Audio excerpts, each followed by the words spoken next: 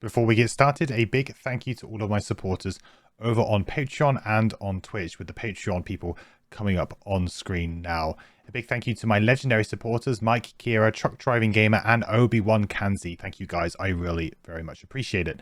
If you would like to help support me and the channel, then you can head over to twitch.tv/mandatoryquest and drop a sub over there. Or you can go over to patreon.com/mandatoryquest and become a Patreon member for some early access to some videos and some behind the scenes stuff.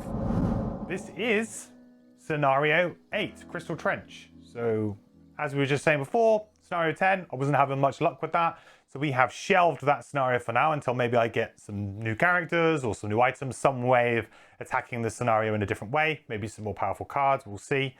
But we're going to go and do this, which is, we unlocked this a while ago, and we decided to go and do like the lurker missions, but this is the unfettered missions. So we've kind of gone down this route now. So this is the first scenario going down that chain, if you like. We need to do a road event to start off with. And then we will get Fortella out and we will start doing all that good stuff. So let's get a road event going. Still in summer, just about.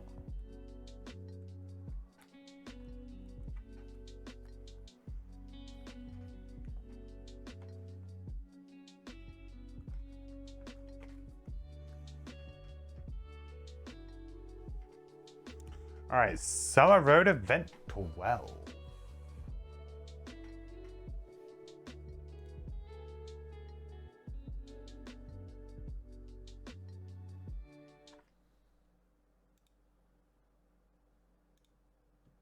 It's a long one. People in Frosthaven tend to be the solitary type, struggling to get by in a world of ice. Imagine your surprise then to see a group of 10 people standing around a donkey on the road. A particularly intoxicated Inox stumbles up to you. It's the drink donkey. He looks back over his shoulder, half to indicate the donkey and half to confirm the donkey is in fact still there. It's the best donkey outside of Frosthaven.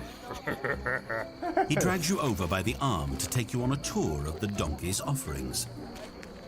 He points to a barrel hanging off the donkey. On this side, he's got a barrel of ice wine. He shows you a matching one on the other side of the donkey. And on this side, he's got juniper ale. The front side He points just in case you weren't sure. is where you put in the donkey food. And the back side... He leans in close, slurring.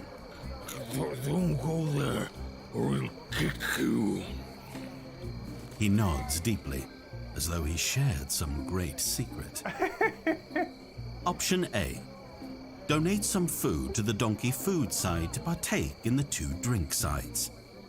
Option B. Lead these drunks back to the safety of Frosthaven. Alright guys. Option A or option B? Option A, donate some food to the donkey food side to partake in the 2 drink sides. Or option B, lead the drunks back to the safety of Frosthaven. The vote is up. You like this one? I like all the ones with like funny voice acting. I think they're pretty good. Deck, thank you so much for the resub, the Prime. Thank you, my man. The quest continues. Good to have you back. Really appreciate the support. You using your Amazon Prime sub here every month for the last several months. Appreciate it, man. Welcome back. Hope you're doing well. Hope you're having a great week so far. Is that a rhetoric poll? Of course we drink. Well, I don't know. You guys might be teetotal. I'm not going to presume. I'm not going to presume. Don't even remember what this one does. I mean, I feel like there's probably... Neither of these 2 options are probably amazing. I feel like both of them are probably going to have... Like, I mean, leading them all the way back to Frosthaven is like quite a detour. I would imagine we'd end up, you know, either like having to lose a card or something, maybe. Of course you guys went option 1. Of course you guys went option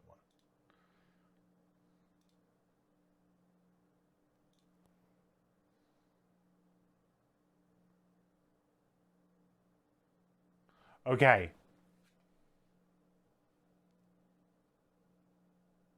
What? Why wasn't there any audio?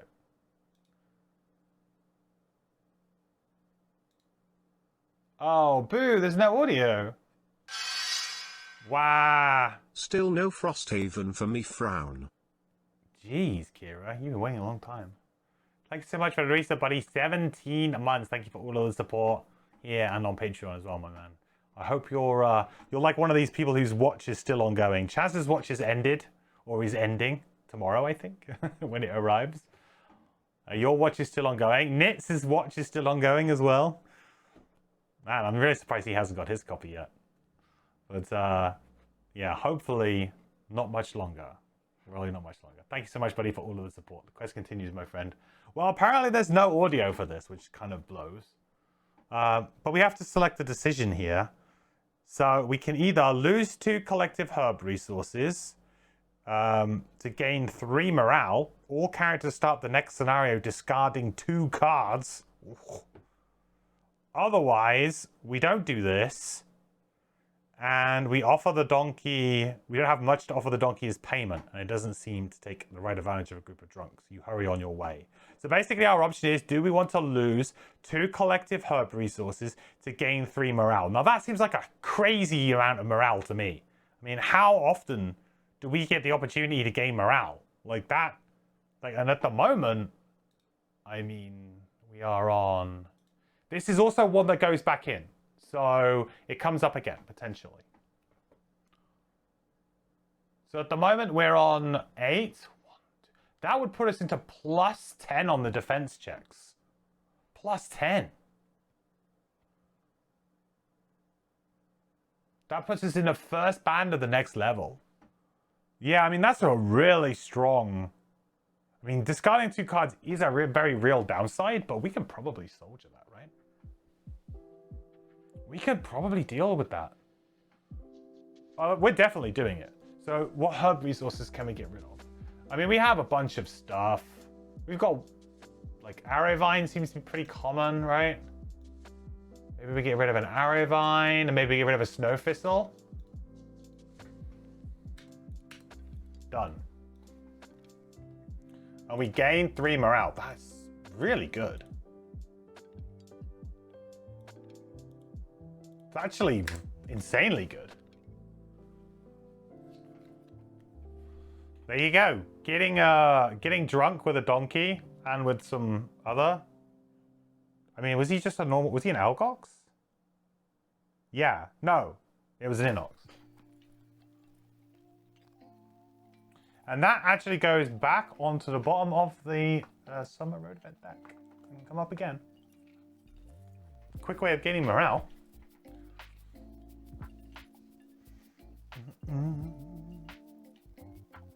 You have 3 other items arriving this week, 2 already, and 1 hopefully tomorrow from pre-orders, Kickstarter, or Etsy purchases. Ooh, nice.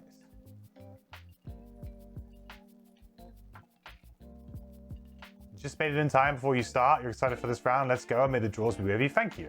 Asosi. You'll have to tell me how to pronounce your name properly. Asiosi? Asiosi. I'm so bad with names. Apologize. Hey, hello, Thor.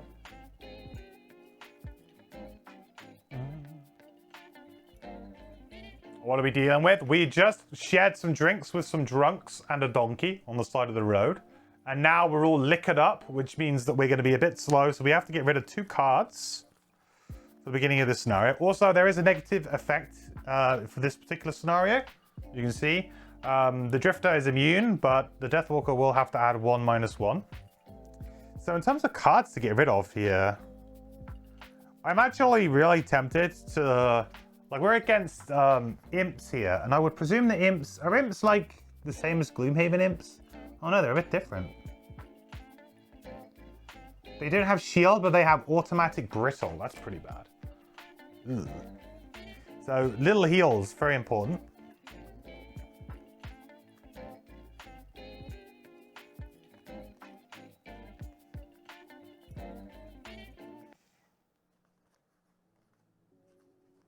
We will discard, I think, Gift of the Prey.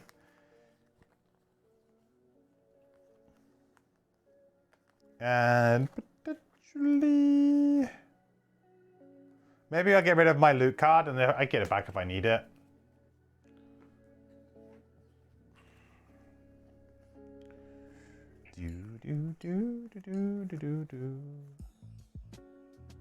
Black Barrage. We're not going to use that for the first round, I would think. I think I might try and force Call to the Abyss. I know I say that every time and it doesn't go very well, but this scenario looks like it might actually be a fairly good Call to the Abyss scenario. Or not, who knows. Probably in my ways, probably not. Maybe Lingering Rot? Yeah. Oh, Shadow Step, for sure. Okay, right. Well, that's the road event resolved, so let's go over to the actual scenario stuff. Scenario 8. Crystal Trench. It's a great pleasure to tell you that you found a shop with Frosthaven in stock. Package is heading to you right now. That is awesome, gangster. That's like finding like gold dust or something. That's awesome, dude. Congratulations. I hope you, did you get it for a good price? Or did you have to kind of suck it up a little bit?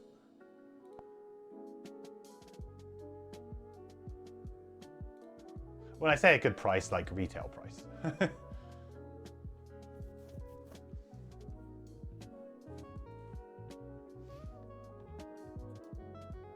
Excuse me, it's kind of random tangent, but given my love for terrain manipulation with Crackheart, you think I'm going to end up liking Snowflake? Much more do you think going in? Quite possibly, yeah. I felt like the thing with Snowflake is it's like, isn't it considered to be like the most basic class? Or one of, if not, you know. Like my only concern is that maybe I'd have more fun playing the more complicated characters in Frosthaven, that's all. Or it would be better for me to learn the more complicated characters and play them out, right? But maybe not. Okay, here we go. You travel east from Frosthaven, passing over the frozen wastes and into the Whitefire Wood, hoping to sort out the mystery of the wandering mechanical beings reported by Satha's scouts. You've heard of such contraptions before, but no one in the north seems capable of building such things. There's no place for delicate machinery up here. Not where the air peels your heat away and frost can lock your weapon tight in its scabbard. Surely, the scouts must have been mistaken. But machines aside, there are other sorts of creatures that do thrive in this climate, and one of them just dashed across your trail. Wild hounds. You've been so occupied by your thoughts that you didn't notice them until just now, and there's movement all around you. An entire pack is stalking you, and now they're closing in like a vice. Your position is terrible. It's too narrow in this forest for a close fight, and there is hardly enough light to see by. You need to get out of here. So you run. Run! The trail is thick with roots and stones and fallen trees. Still, you run, and the wolves give chase, much more adept at moving through these woods than your group. Their shadows flicker between the thick brush, and their snarls are close. Suddenly, there's daylight. You break out of the forest and into the open, the trees giving way to ice and snow. However, this escape wasn't quite what you'd hoped for. On either side of you stand great walls of ice and rock, and behind you, the pack of beasts. It's an alley, a perfect place to funnel prey. Uh-oh. And you just ran right into it. Uh-oh.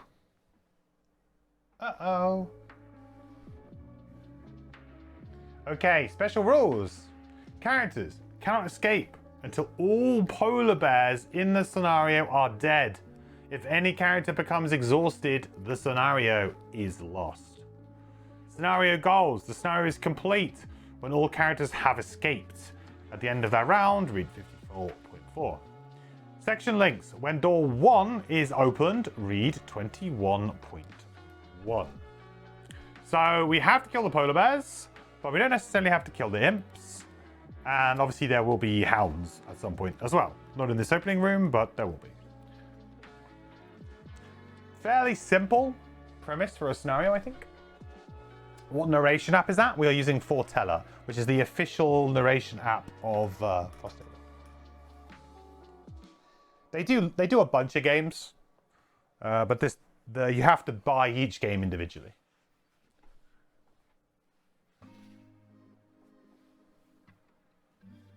Feels refreshing to see enemies that don't have 24 HP and 3 shield. Yeah, a little bit different. These enemies look like they're pretty scary. So the polar bears are immune to stun and immobilize, huh? This is interesting. This is something that I talked about a little bit in like when I was thinking about doing a rebalance difficulty mod for Gloomhaven. So for Gloomhaven Digital, talked a little bit, and we never got around to doing it, but we talked about how we would maybe rebalance the game's difficulty completely to make it more difficult, because you couldn't just use stun and kill on any enemy at any health and it didn't really matter. And the idea was to make certain enemies, regular enemies, immune to conditions, because immunity to conditions is generally either a special scenario rule or it is for a boss. Like bosses are kind of, they get it. So I think it's interesting adding it to normal enemies to make them a little bit more interesting. It does feel a little bit hard to immobilize a polar bear. Stunning a polar bear as well, it's a big thing. So that would be pretty hard. Battle goals. And that does seem like a great price.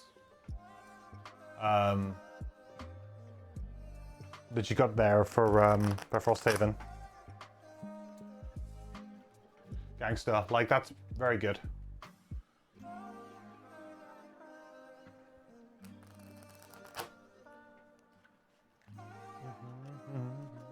Polar bear rule seems more mechanical than thematic. Yeah, maybe, yeah. I mean, when we open the door, maybe that'll get explained in more detail. Maybe because the polar bears are just unrelenting. You can't outrun them. They just won't give up. Now we can start in any of these hexes. We can start all the way up to here. So we can do this one, this one, this one, this one, or this one. Can't do this one. I think probably this is the way to go. Right, let's do 3 battle goals for our Drifter, Executioner, Workhorse, and Pedestrian.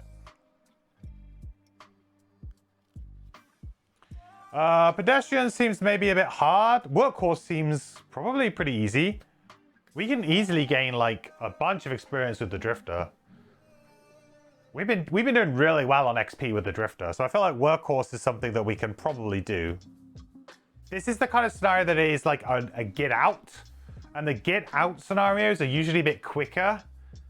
So maybe this would be a bit harder to do, but Executioner seems easy with the imps. I guess so, yeah, the imps have only got 4 health, right?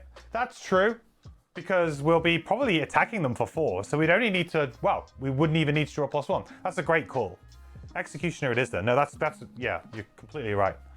With only having 4 health, we're going to be attacking for 4 every time, so. Great call. We'll do that.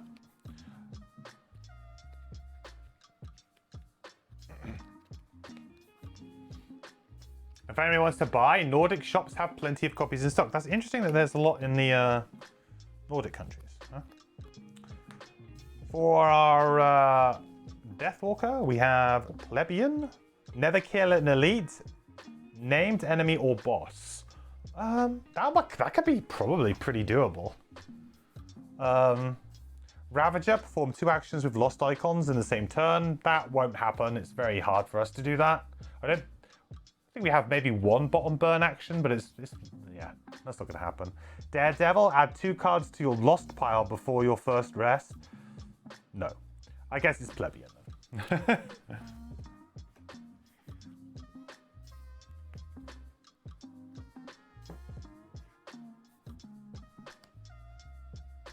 Okay, easy. Okay. So we're good to go. I think what we want to do is we just want to set up, really, we're in no rush. I know it says to try and get out, but this is actually a really decent amount of space for us to be able to, you know, play our actives and not really worry too much. So what I might do is I might do a bit of a stamina potion play on my Deathwalker here.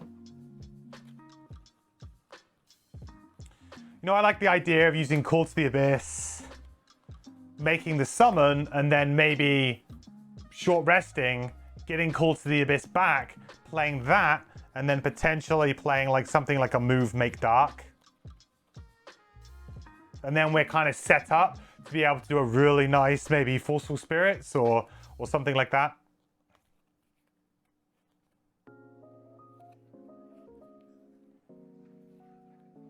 Yeah, so I think we'll do this. 96 on the Deathwalker. And for the Drifter, it's going to be the usual continuous health crushing weight, I think. The standard first turn play. Could try and use the plus movement one, to be honest. Sustained momentum might be quite good in a scenario like this. Also, Shockwave would be excellent because it was just going to basically kill... It'll kill everything. Shockwave's going to be so good.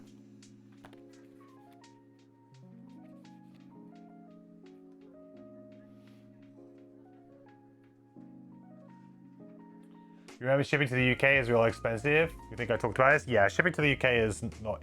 Shipping to and from the UK is expensive because, of course, we're no longer in the EU. Like, there's like taxes and charges involved with importing, exporting, and yeah, it's a bit of a mess.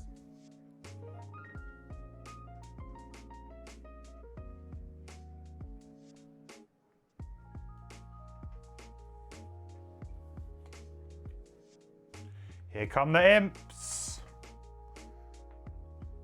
So they have got 4 flying.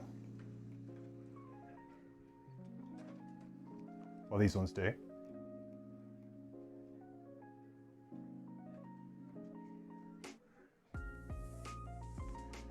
Do.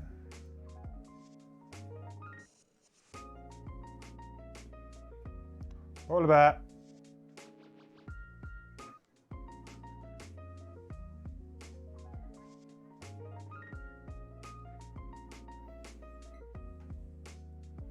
Boom.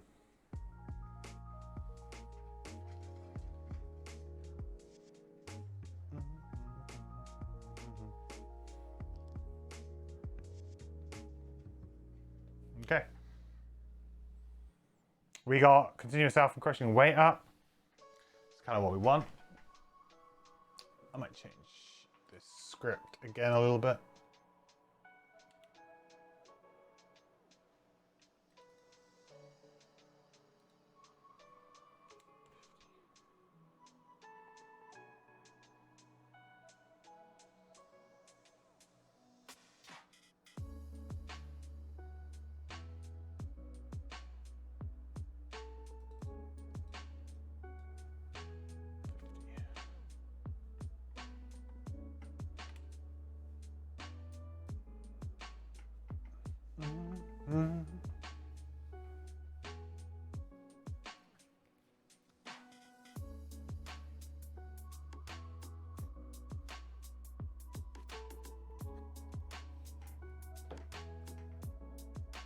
They're gonna rotate. Sorry, I've had to like redo the script that rotates the camera a little bit.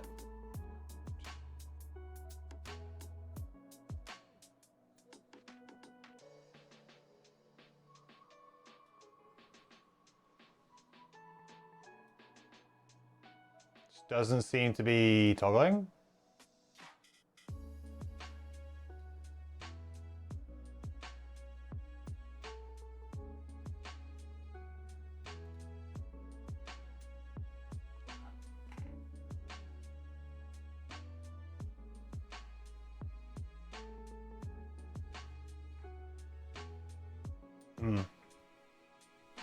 I'll keep an eye on it. Let me know if it seems to like get stuck for a long period of time. Okay, continuous health crushing weight. We got them up. Deathwalker, we are going to place a shadow. And then we are going to make summon. Summon time.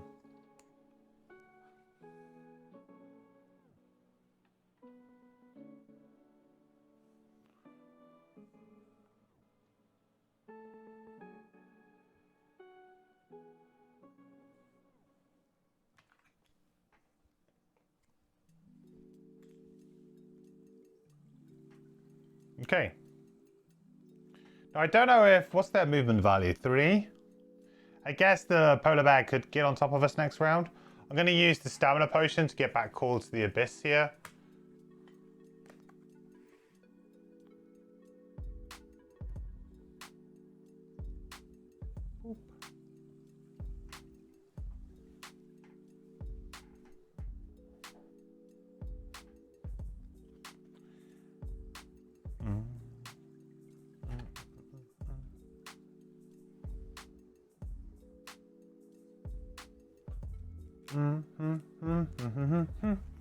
Okay, so this round, we have to be a little bit careful because they can probably all get us.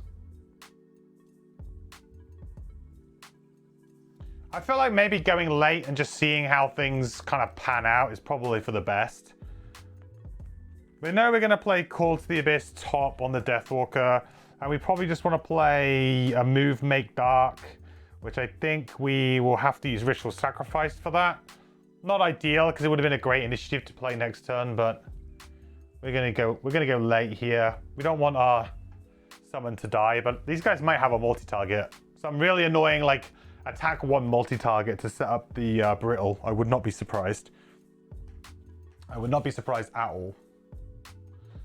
For the Drifter,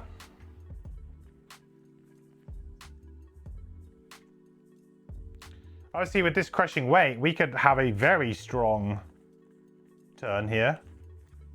I feel like Fierce Barrage could be really, really nice. But we'd have to go late. Yeah, we don't really have a very great late initiative here.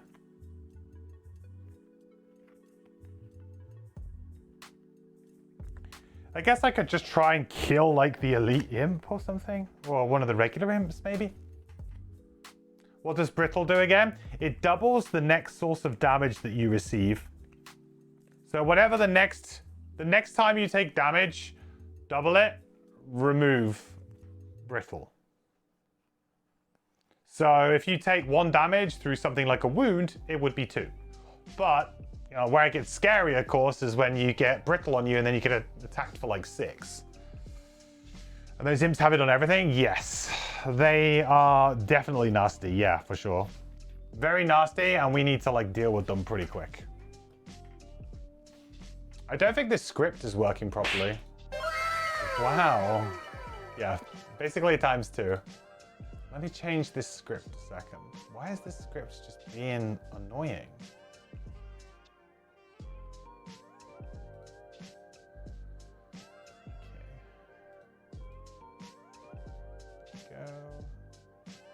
We'll put this in for...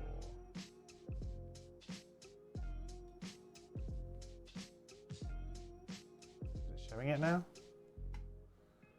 No. Oh, now it is, huh?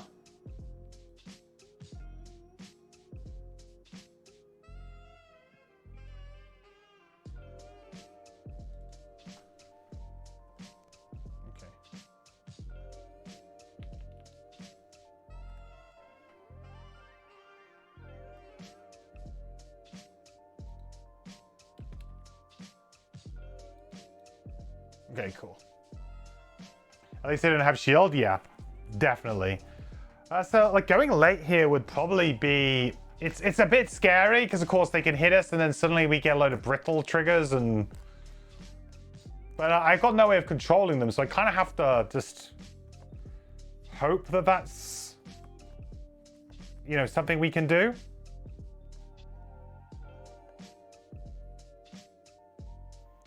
Alternatively... we kind of go in and we shield up and we go for like a big hit. on the elite and the bear.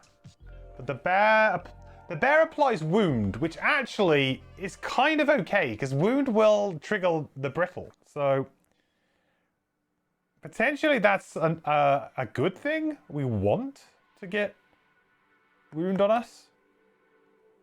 So the brittle only ever triggers for 1. It's kind of spicy.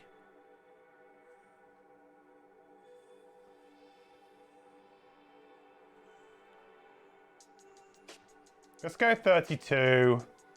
I don't love it. I kind of want the imps to move forward.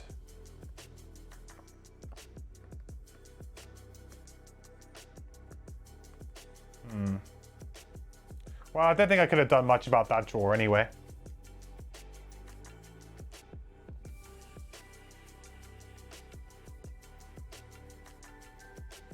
So he's going to do a disadvantaged attack against the Drifter for 3 with wound.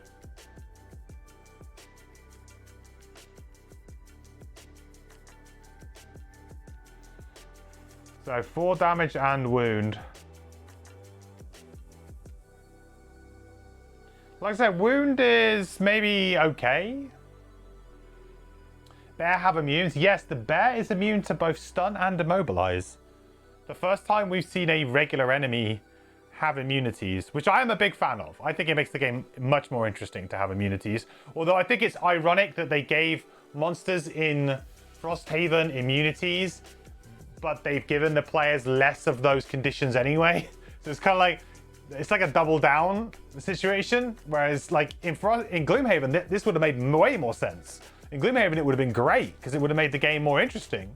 But in Frosthaven, it's like, well, you've kind of like double nerfed it anyway. So yeah, it feels like they've kind of like gone that extra step. It's like you can't be immobilized. Okay. I mean, I do have a weighted net, which I can't use on these guys, I guess. Okay, well that hurt. What are these guys doing? Moving 1.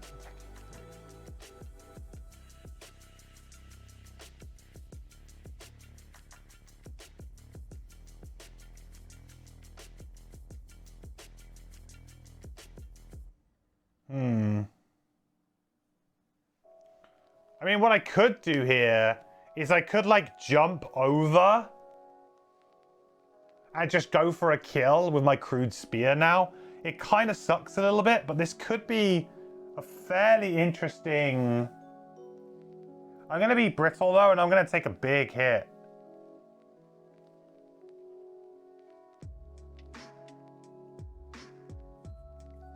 Or I just sit here, shield up, fierce barrage, I only take 1 hit. Yeah, that's probably better.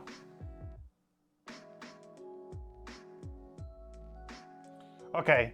Yeah, unfortunately, I think it doesn't really work out in my favor to go after these guys quite yet. What I'll probably do is I'll probably...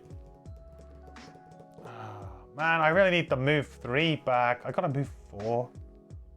Maybe I'll come back to these guys. Okay. So, first thing we'll do on our Drifter then is we'll move 3 and shield, but we'll actually just stay where we are. But we do have a shield for this round. Nerfing the nerfs? Yeah, exactly. It does feel like maybe a bit of a doubling down. So we'll attack the bear for 4 here. And gain an XP.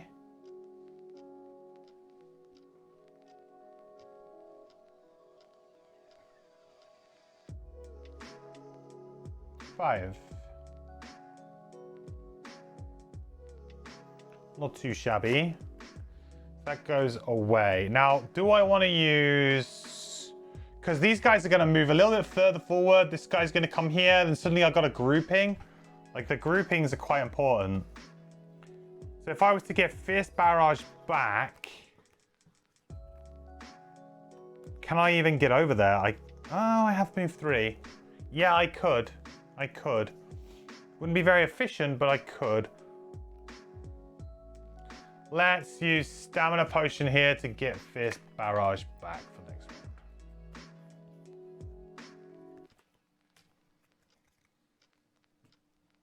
A little bit worried that I'm going to end up using a fair few charges quite quickly, but hopefully we can regroup them. Okay, here we go. Scary snow imps then. So they have got range 3. So we're going to go 1, 2, 3. Or I could move it here. Here, 1, 2, 3. Or here. 1, 2, 3. I don't think it really matters, to be honest. I think it's probably better here. Yeah. Actually, no, it's not. 1, 2. I think it's the same. It's actually the same. It's literally the same. Let's not worry about it. Okay, so he's going to be attacking me for 4 with disadvantage on the drifter. -1. +1, so -1. So it's going to be attack of 3. 1, 2, 3. And bristle. Pretty scary. Next is going to be number 3. And they're only moving 1. Number 5, 1.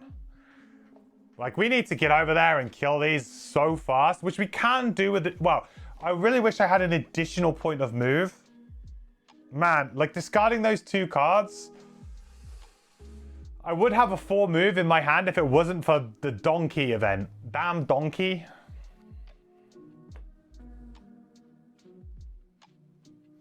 Okay, so Shadow Beast is going to attack the polar bear for 3.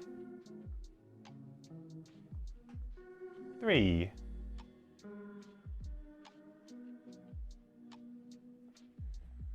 Okay. Then we're going to play Call to the Abyss as our active. And I'm going to use... to be fair, I could use Ritual Sacrifice to try and get a kill in this way. 1, 2. And make dark.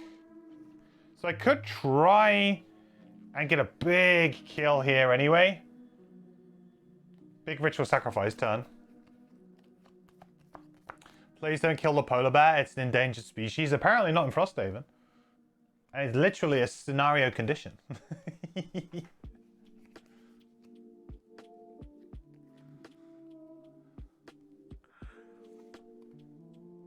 Okay. That is everybody done. Good job, everybody.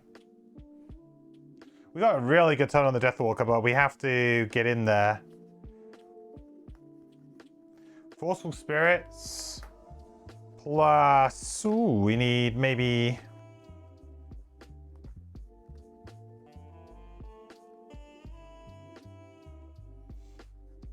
Oh man, I could have a ridiculous turn here. Oh no, I can't. I need the ring. I need to move. I need to move. It's fine.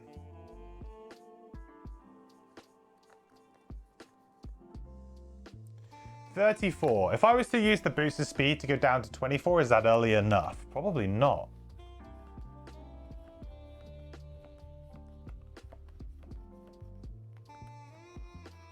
Nah, probably not.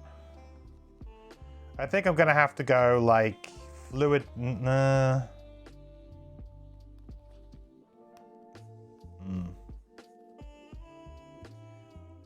Is 24 going to be early enough? Against imps, I feel like maybe not, but...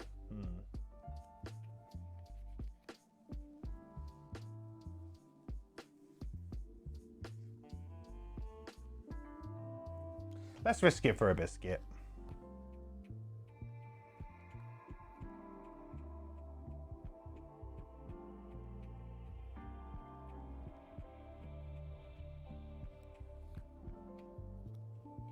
So we'll use this as a move 4. This could be an amazing turn if we manage to go before the snow imps. And we got that 24 in our back pocket. Like this could be like the kind of turn that I've been dreaming of with the Deathwalker for a little while.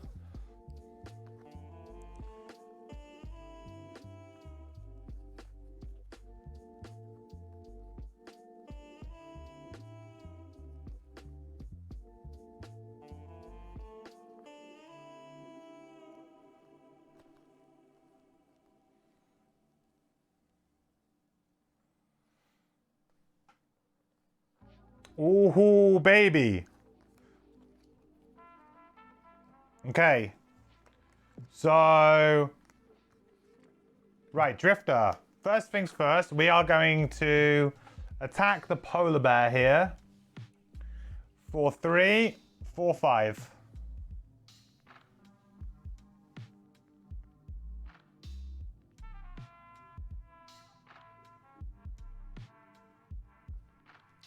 Four.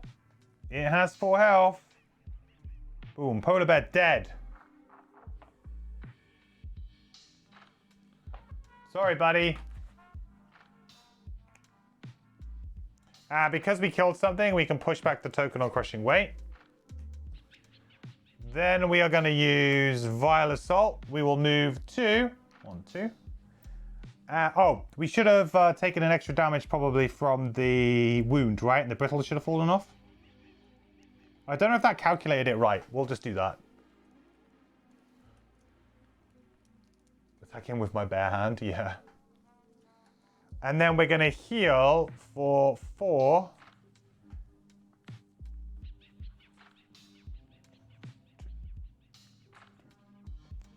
Lose that wound. Oh, gain that XP.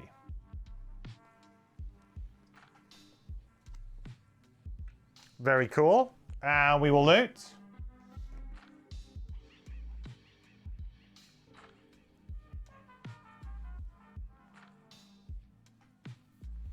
One coin. Oh, lovely. That's what I always wanted.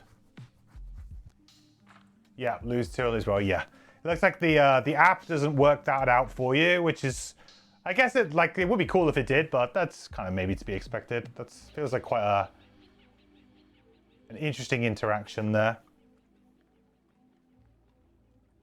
I guess I could also just heal for another 3, but maybe not worth it at this point in time. So that's the Drifter done. So now it's going to be on to our Shadow Beast, who's going to go 1, 2, and is going to try and attack this elite. Now I can mark it if I want, and I may as well at this point in time. So I will mark it using Call to the Abyss. First time I've had to use that for a little while. +1. So that's going to do 4 damage to the Snow Imp. And then with my Deathwalker, we are going to go... So I can move up to 4 here. I think I'm going to go to here. It would be good if I could leave like one of these for maybe the Drifter to kill, right? To try and just get Executioner done nice and early. Also, my thing says to never kill an elite enemy, which is really awkward because I'm about to try and kill an elite enemy. I guess I got to go for the regulars. Sorry, Drifter, you'll have to find another opportunity.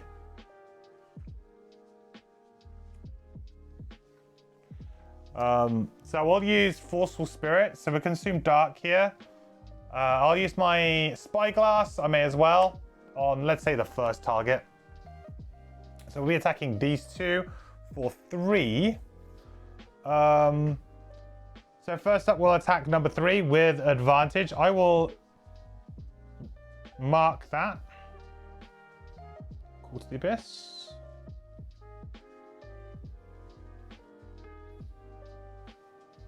So advantage. +1, baby. +2. But dead. And because I call to the Abyss, it drops a token either in its space or in an adjacent space. I might actually make it adjacent here. Let's push it on a little bit longer. Then a regular draw on this guy, and I will mark this one now. So number... Oh, sorry. Number 3 was the one I attacked, right? Whoops. Did I attack the wrong one? I think I did. That was number 5. This one's dead. Now number 5.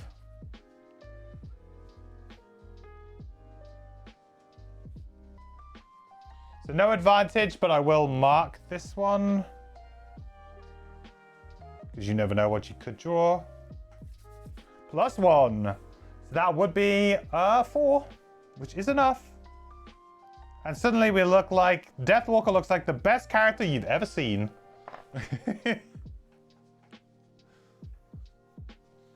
Did I forget the loot tokens? I did, yeah. Sorry, I was just resolving the attack, but you're right. These guys should have loot tokens too. I mean, I could, I guess, maybe. I mean, I don't know. I feel like I want to keep pushing them towards the door, so I'm happy with that for now. That also gets us an XP, so that's not... We need to make sure we don't forget that. Okay, great. So that's the Deathwalker's turn. So next is going to be the Snow Imp. Snow Imp is going to focus the summon, which is good for us. So that means it's going to drop back. Whoop. And it's going to attack the summon for 3. Because I don't really mind if the summon dies here. It gets it back into my discard pile. I've made 2 shadows anyway. So this is all kind of pretty good for me right now. So let's see what they draw. Miss. All right, well, I guess our summon lives to fight another day. But we do get brittle. Oh no, we get brittle on our 1 health character. Imps are called to the Abyss's best friend. Yeah, it seems that way. Yeah, for sure. Low health enemies, swarming low health enemies are definitely their friend. Blah, blah, Frosthaven is hard, wipes a room in 3 turns. Well, this is the example like the last scenario. It was an example where my party's not very well suited. This scenario, my very high damage output per round will definitely come in handy here.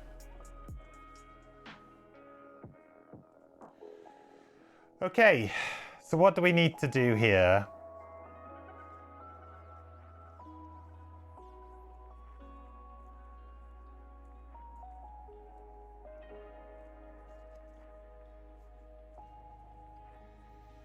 Really, I just need to move now.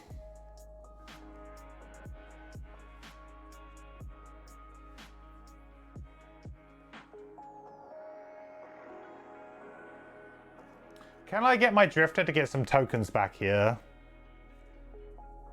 Yes. I need to let my Drifter, I think, try and get...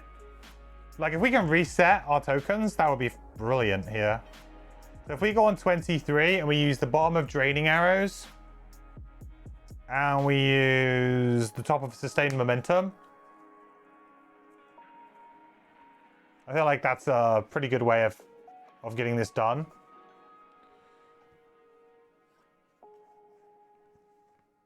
And then realistically, we can just do whatever we want.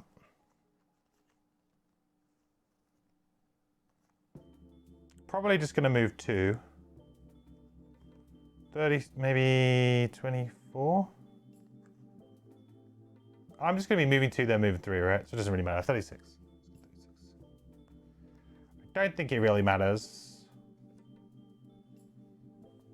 All right, Drifter.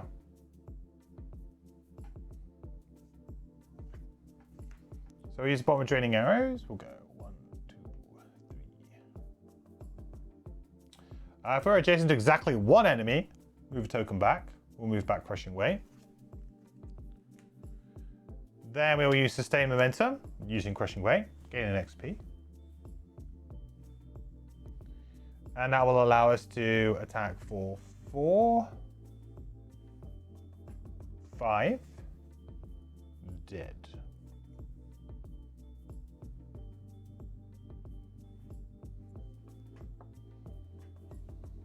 I could have maybe, you know, tried to get another shadow there, but to be honest, 2 shadows, that's pretty good.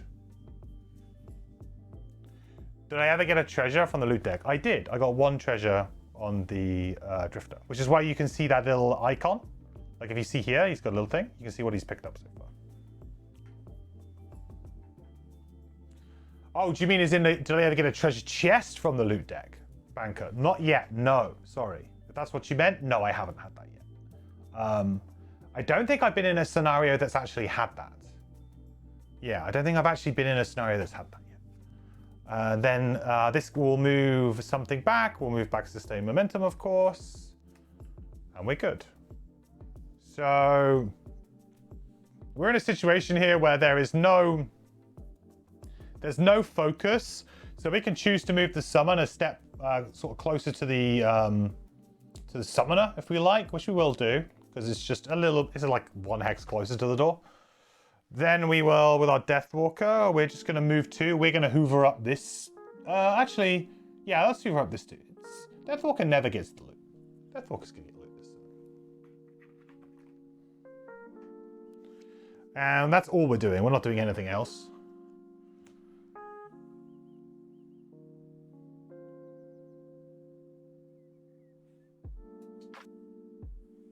Gimme. Loot. And arrow vine. Okay, well, we got that arrow vine back that we spent. The weird thing about this, like, it's funny, like, when a scenario like this, thematically, it's like we're running away from the wolves, right? Oh no, we've been trapped and we're trying to escape. But I actually have, like, as many turns as I want now to get to the end of this room. Like, it's not, like, I'm in no time crunch whatsoever to get to this room. I've got 2 cards on my Deathwalker. I've got 3 cards on my Drifter. So I've got 1 turn on each character.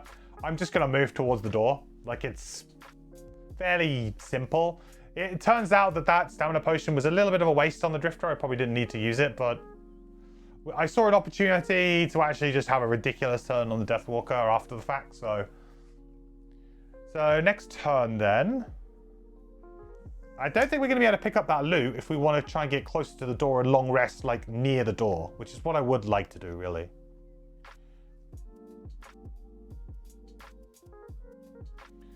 $20 on the Deathwalker, and honestly, I think it's just a move 2 on the Drifter. That's not great. Well, I guess it is what it is.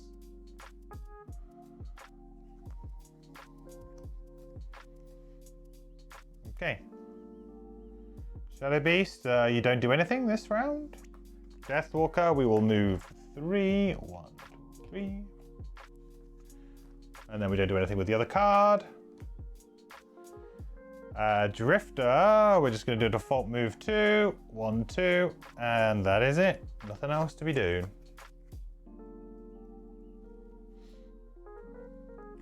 Need a loot token.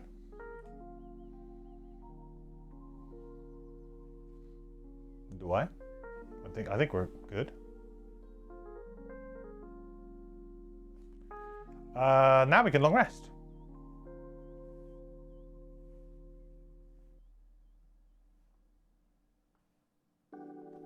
Okay, so Shadow Beast is going to move closer to the summoner.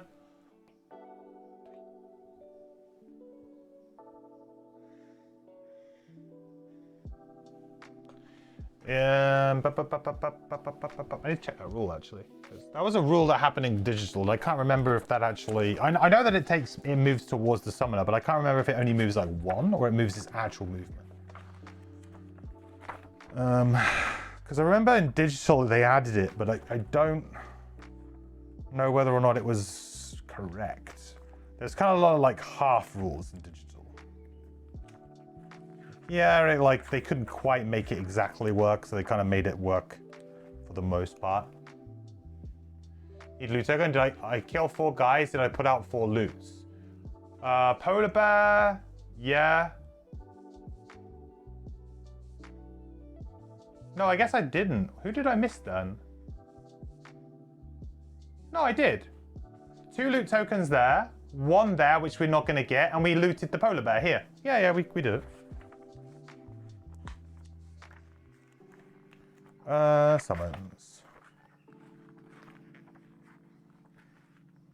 Summons.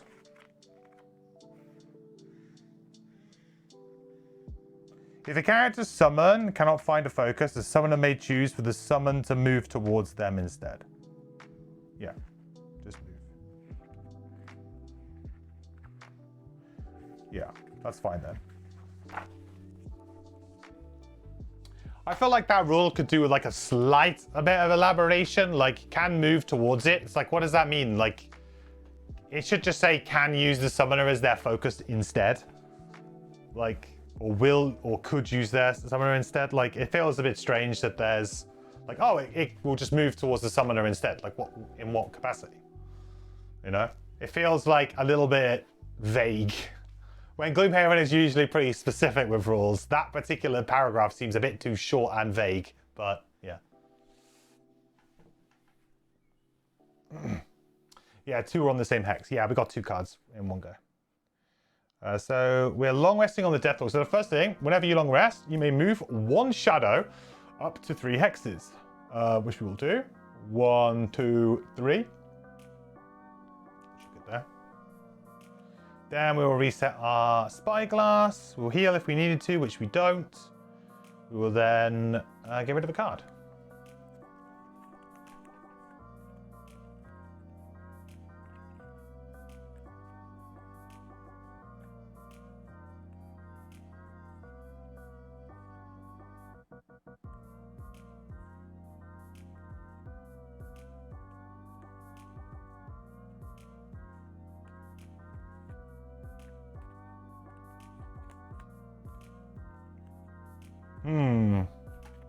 Some interesting ones to maybe get rid of here.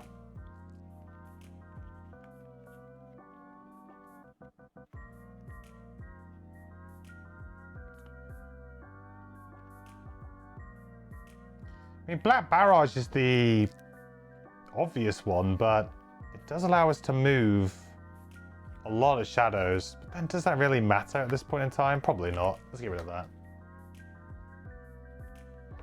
We're going to be moving like really fast through the scenario, so I feel like that's not going to work really.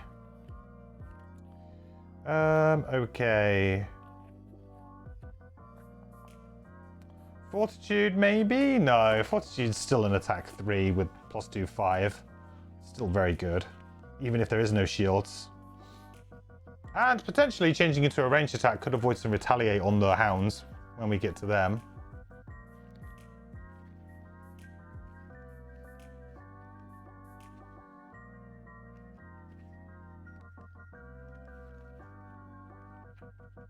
Am I mad in thinking that I should get rid of Prudent Preparation? I mean, the thing is, it doesn't move. I think I get rid of Prudent Preparation. Let's get rid of this. I just don't think, like, there's not going to be a time when we're not going to want to move as part of an action. I guess it means that I could heal the Deathwalker in a pinch, but just don't get hurt. It's fine.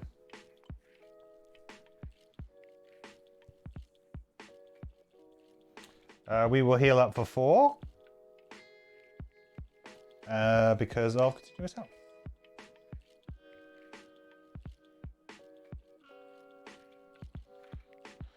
Excellent.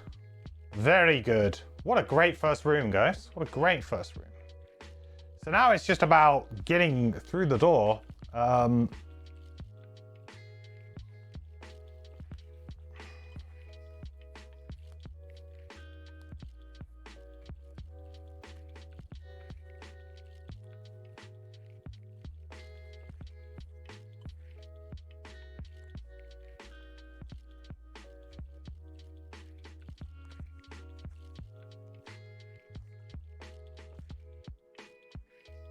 Should I try and get Shockwave up? I feel like that would be really good. But then I'd have to open the door. I mean, I could just open the door early, play Shockwave, and see what happens. Yeah, let's do that. Let's play a little bit risky here. We had such a great first room. I think we can press our advantage. So if we go really early, and I'll play Shockwave top, because Shockwave is going to be super good against the imps. It's going to be really good against the retaliate of the hounds as well. Just keep doing extra damage. They give like models and things like that as well. So it's just pure damage. It always works well going through that retaliate. And then I think we just play Gift of the Prayers and move 4. That gives us the option to move out of the door if we need to. And then we just want to go after, really, after 17, with a decent amount of movement that could potentially set up Dark and have like a decent-ish top attack.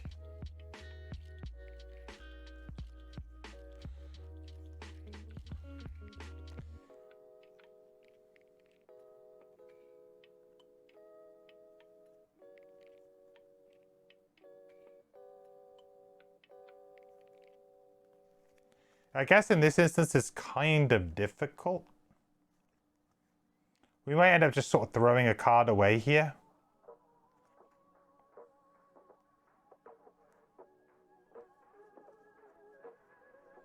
I mean, I guess I could do like Fluid Night. Oh, I could like go for a really crazy Restless Spirits bottom, Fluid Night top play. That'd be sick. And I'd make the dark as well in the process.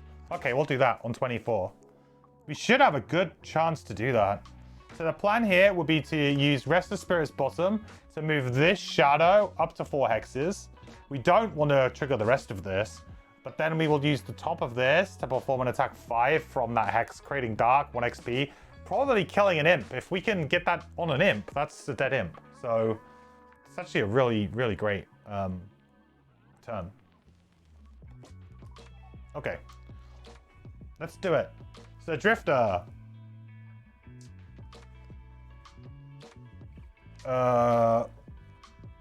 Move 4. 1, 2, 3. We need to read 21.1.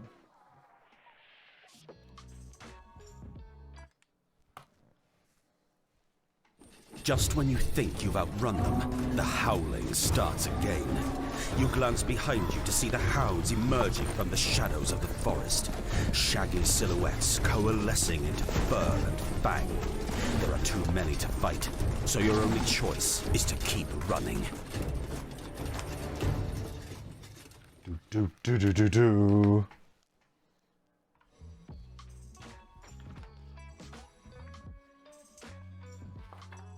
Run, Forest, run!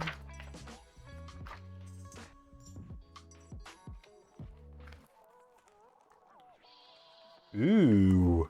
Ooh. Only 1 imp in this one, but 2 polar bears. Right, I need to find this tile. What is it? 7B. 5, 6, 7.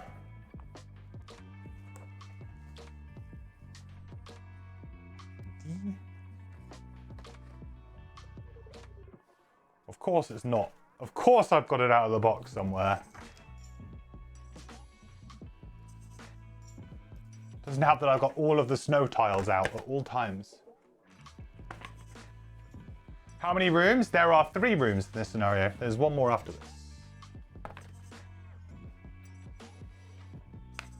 There it is.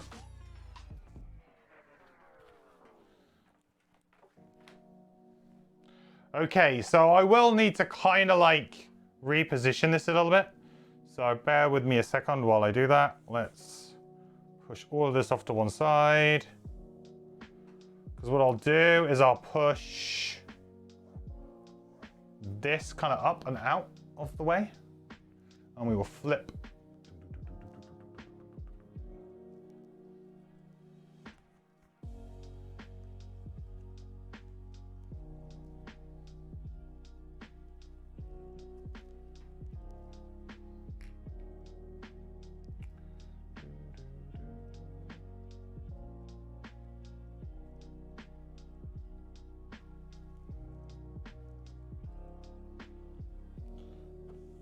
Nice pressure on these incredibly warped tiles. Bear with me, you see what I did there? I didn't actually mean to do that, but I'll take credit for it. It's fine.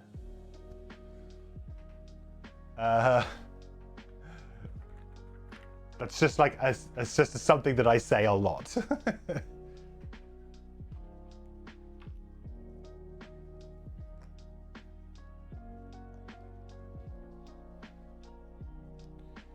Right, we need some snow rocks.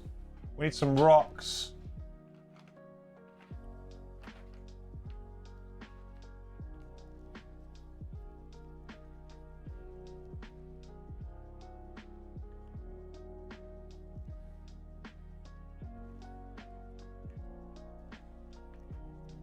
Hee hee hee.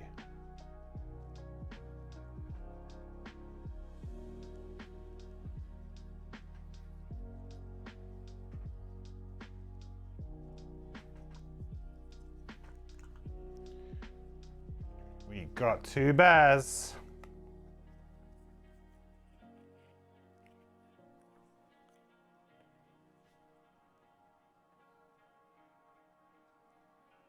Bears can be kind of scary.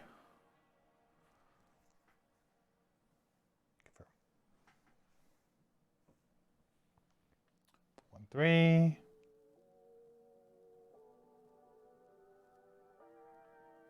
Right. You guys see them okay? Yeah, you can. That's good. Nice. I'll probably like just get rid of this tile in a bit when we get there anyway. We're going to be close to getting rid of this one soon.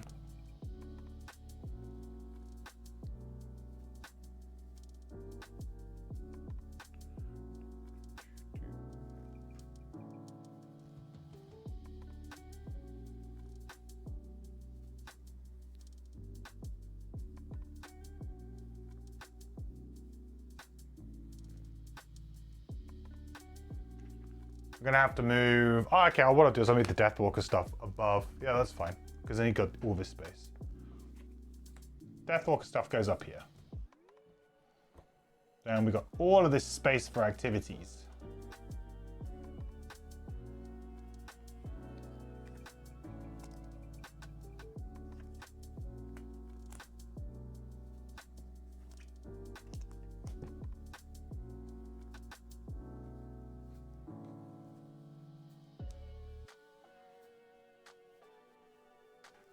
How's that?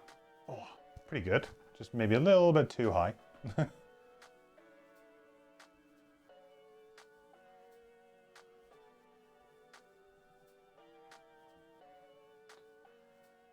it's a little bit too high. No hounds either on the first tile. Yeah, this is kind of weird. All right, special rules on this one. At the start of each round, spawn 1 hound and any empty starting hex. Oh no, so that's behind us? Okay, maybe I can't get rid of the tile then. Okay, I can't get rid of the tile. I'm gonna have to like administer them from off screen. That's kind of awkward, but they're there. But at the start of each round, so we're mid-round right now, so we don't need to do that quite yet. It's normal for 2 characters, elite each second, spawning for 3 characters, or elite always for 4 characters. Okay. When door 2 is open, read 12.1. I mean, like, the hounds can move pretty fast, but we could probably outmaneuver them here. That doesn't seem like it's going to be too scary. So I need to add hounds here.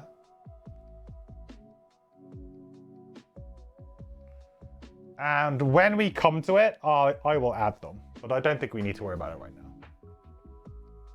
But I have unlimited loot tokens. Think positive.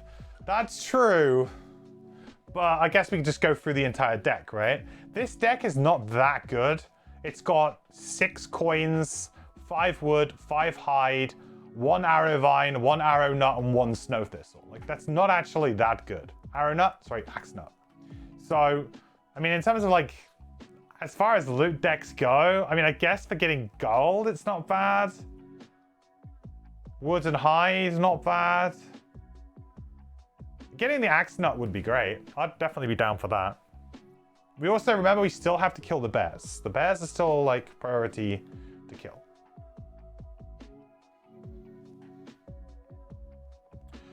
Okay, so the drifter is on the door. And we have 1 movement left. What are these guys doing? So they are doing nothing.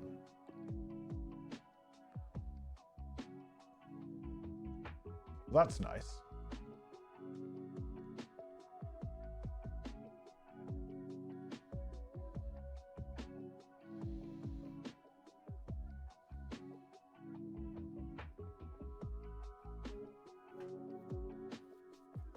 I mean, I was just going to play Shockwave, wasn't I? So, I mean, I got 1 more move. I guess I could move up 1 hex. I mean, I may as well. I'm going to have to move in this direction.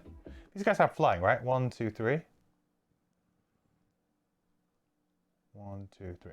All right, we don't move. We stay where we are. And now we play Shockwave.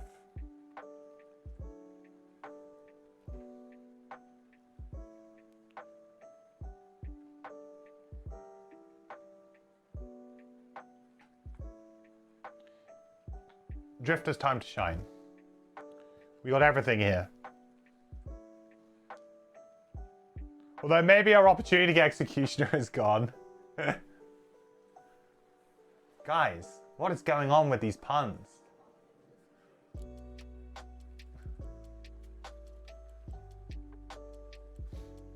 Despite a lack of crowd control available, there seems to be a lot of enemy summoning in this game. I guess this is more like... Yeah, maybe a little bit, but... I don't think we... What was the enemy that we had that's summoned that was kind of annoying? The one that summons the wave throwers. Wave throwers. We had those, right? Wave throwers. They summoned the leeches. But those enemies aren't actually that annoying. But they're annoying like like they can be annoying, but they are very easy to avoid. I actually think that they're really interesting enemy design. I like them a lot. They're kind of like the reverse of artillery. Like artillery are enemies that you need to get close to and kill quite quickly, and they'll just hit you from far away. Whereas leeches or eels, sorry, were like you just don't want to get near to them at all until the very moment you want to try and get them.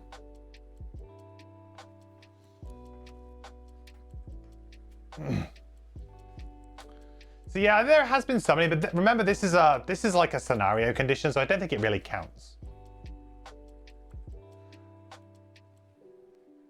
Okay, so that is the Drifter's gone. We're all set up. Shadow's gonna go 1, 2. Can't get any closer than that, Mr. Shadow Beast. Deathwalkers go. I think we were going to move this one, right?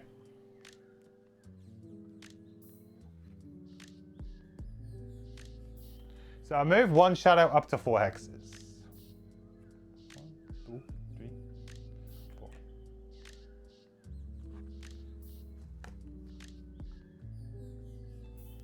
Then we'll do an attack 5, performing the attack from here, and we may as well do it on number 3. And I will mark. So we're going to attack for 5 here on the Deathwalker. 10?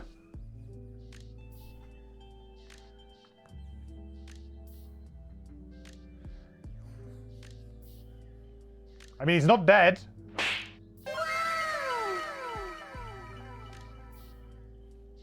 Technically not dead. But okay. Yeah, I guess meat's back on the menu, boys. The polar bear meat, that is. Getting an XP. Thank you very much.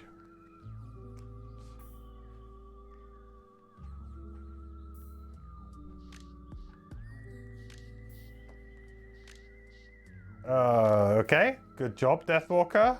Polar bear. We're all good. 1, 2, 3. And can't do anything.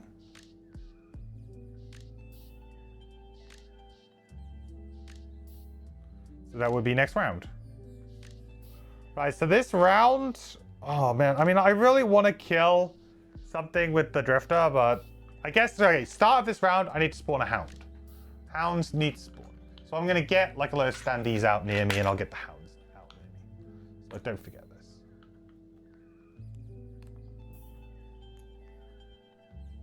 And because they spawn, they do get to act.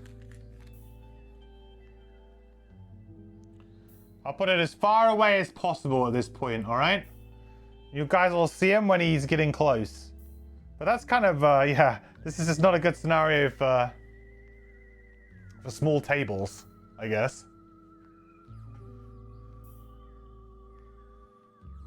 So what am I going to do on my Deathwalker? I mean, ideally, I would love them to do some more damage here and for me to get another... If I could get like another shadow or 2 shadows, that would be awesome. It's definitely a Forceful Spirits kind of turn, huh? Yeah, definitely. We go like 34.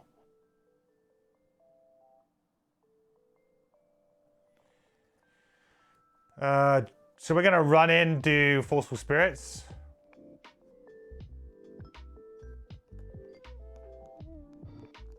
Elite Snow Imps. How can we... Like, how can I kill it in a single attack?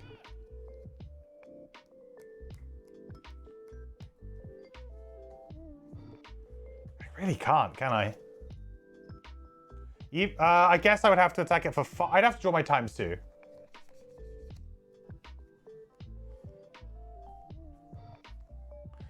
Never say never, I guess.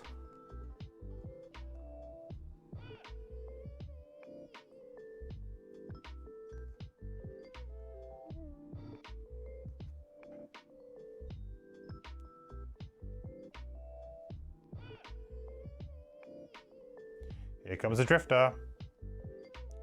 Oh, yeah, I've done this. No, don't apply. Ah, it's annoying when it does this. I just need to remember to not do it myself. Okay. Ooh, strengthen all at range 2. Muddle all at range 2. Yeah. It's kind of gross. All right, first up, draining arrows. 1, 2. Because we're adjacent to exactly one enemy, we will get a charge back on continuous health. Then we're going to use Fortitude to attack for 3. We're going to use the crude spear to reach over and try and hit our imp. Our imp friend. So it's going to be an attack of 5 with gaining an XP. And we're kind of just hoping for a really good flip. No. 1, 2, 3, 4, 5. Oh, it scared me for a second there. Don, thank you so much for the follow. Welcome to the quest. Appreciate it. Welcome in. Good to have you here with us. Then Shockwave's going to trigger. Boom. And I guess we'll do it like... Oh, actually, I should have moved slightly differently there, huh? I've blocked my Shadow Beast, actually. That's a little bit awkward. Oh, hang on. Has this guy only got 2 health? Oh, he does only have 2 health.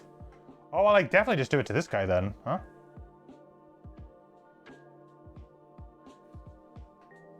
Boop.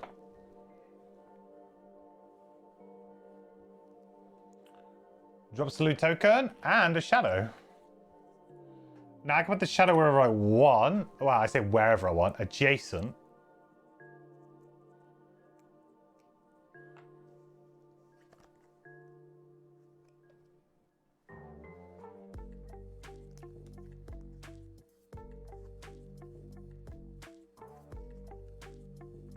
We'll put it here.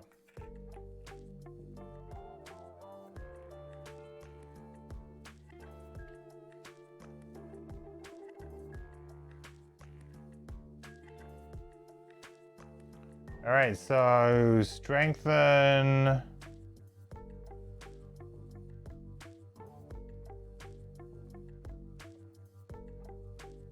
Muddle. And that is the Snow Imps go. Shadow Beast. 1, 2, 3. Can't do anything, unfortunately. Bum, bum, bum, bum, bum, bum. So Deathwalkers go. We're going to move 4. Oh no, I can't get range. I've messed up.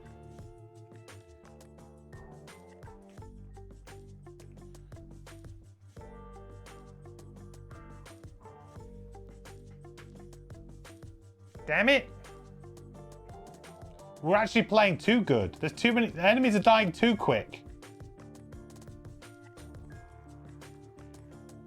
I guess I could have shockwaved here.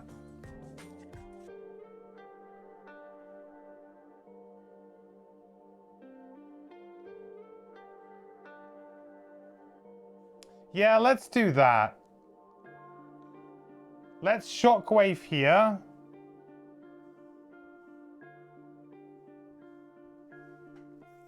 And I'll pretend that this guy's here. I was on 2 health, so Deathwalker's going to draw a card. And if that's enough, +0, it dies. Mainly because I'm playing Forceful Spirits, mainly because I want to consume the dark and just get an experience point. So we kind of ended up getting the same result, except we didn't waste that dark and get an XP point, or potentially get an experience point. But it kind of ended up being the same thing. Isn't the hex from Call to the Abyss exactly on the hex target dies? Nope. Place 1 shadow in or adjacent to the hex it occupied. It's actually really good for just moving the tokens just that slight amount. Like, I don't think you actually want to put it in a lot of the time. You actually want to put it adjacent a lot of the time. But this is the way that I can just keep moving. Like, I can move it just a little bit closer to the next room. Okay, sorry. No, like, thematically, it makes sense that the shadow is where it is. You'd be surprised. A lot of people have asked that question because it does, like, thematically, you kind of read the card and you go, I killed something, it drops a shadow. Great, I understand. But yeah, it does do that. But you can place it adjacent is like the extra little thing. It's quite a common, thing to think. So Deathwalker has gone. So now we got Mr. Polar Bear. So it's going to attack the Drifter. We'll put it here so we can double stack some loot. Who doesn't like double stacked loot? We'll use a charge of crude hide armor. It's strengthened, so the disadvantage, advantage just cancel each other out. So just flip a card. 0. So we take 5 and a wound. That is no joke. Bears are always pretty scary. And finally, the Hound that you can't see is going to move too.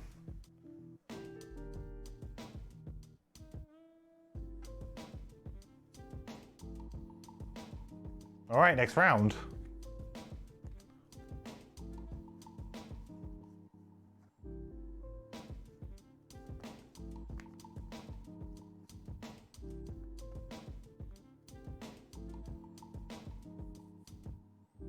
I feel like it's just going to be the Deathwalker show. It's actually just going to be the Deathwalker show. It's insane.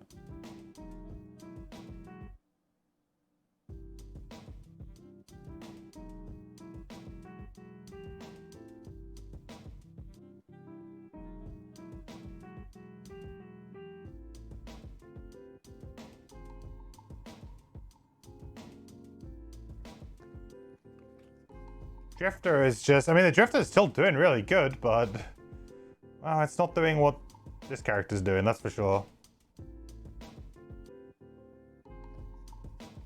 Ooh, Hounds. Actually moving. Let's put another one out. Move 3. The Immobilize is pretty brutal. If they actually land that at certain points, this could be a bit of a problem. We'll put him there, so then they're going to go...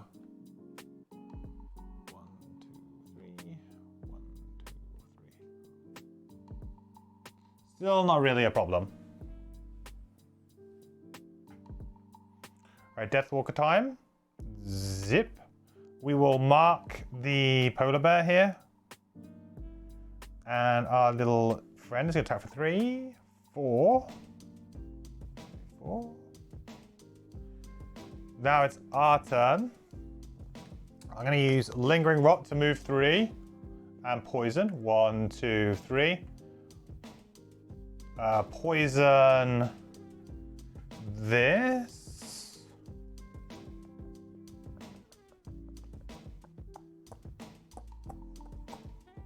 Am I going to be able to kill it? Yeah, there's a good chance I can kill it. I might use advantage here. So we'll poison the bear. Do I poison the bear or do I poison the imp? Well, the imp's only on 3. I'll poison the bear.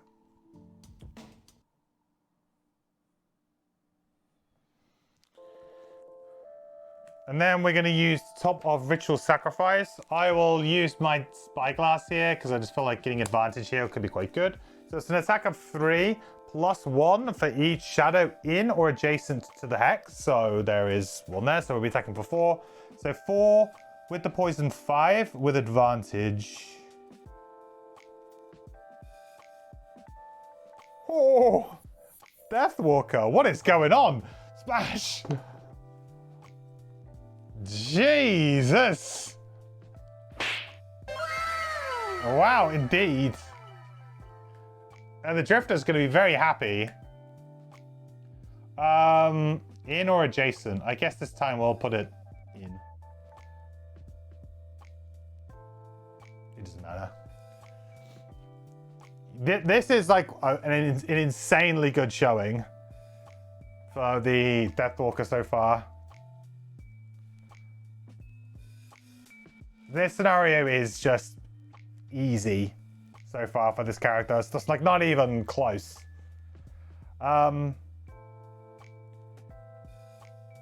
Good night, sweet polar bear. Now onto the Drifter. So the Drifter, we were doing these. So we're gonna move 2, heal 2 self. So move 1, give ourselves a nice heal 4 with continuous health.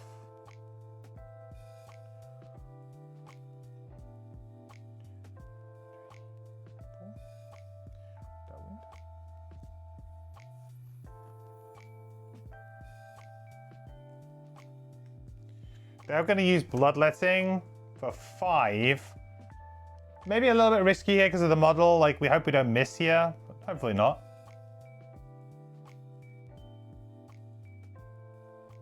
Oh, dead? Which one? What is going on?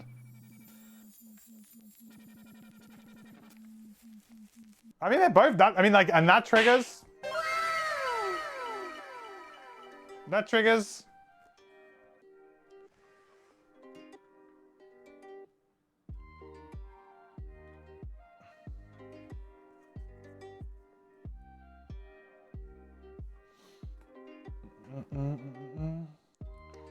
The Deathwalker saved the day. Had to save all your shadow creation for second part because the room disappears. Oh, in the scenario 10? Yeah.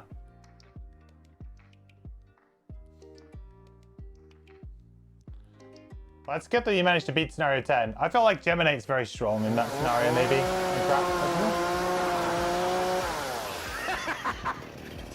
Now that's a lot of damage! That's a lot of damage. And then we get to loot, of course. 2 lovely loot tokens. 2 beautiful loot tokens.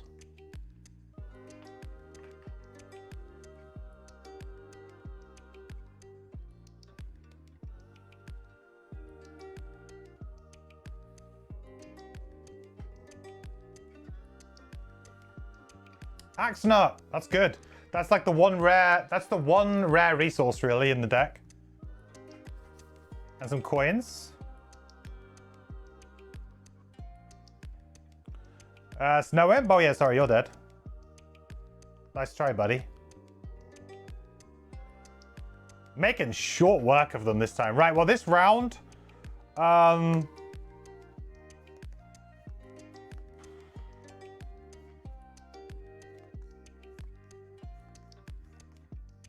I got 1 turn left on my Deathwalker before I need to long rest. I've got, similarly, 1 turn left on my Drifter.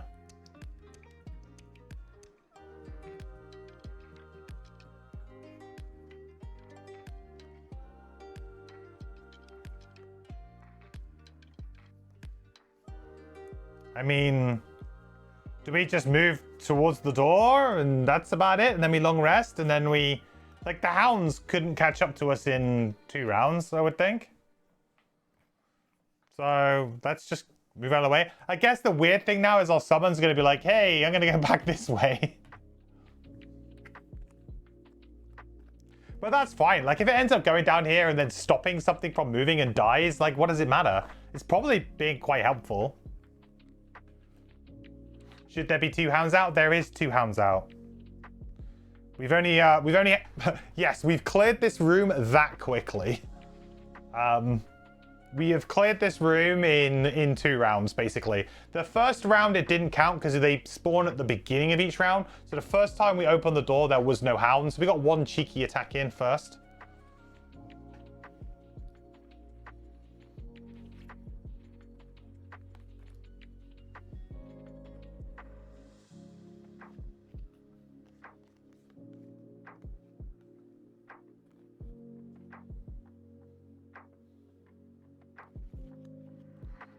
So now we get another one.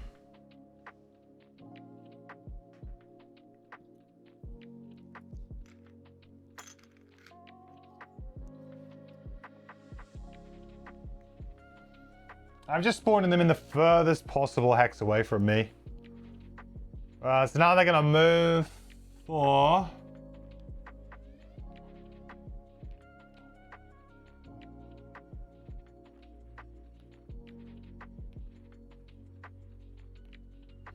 You can see one. Oh my word. You can see 2. They're coming.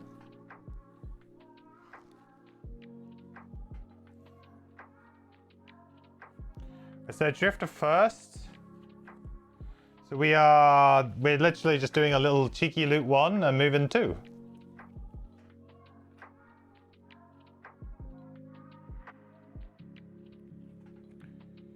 Coins. And then a default move 2.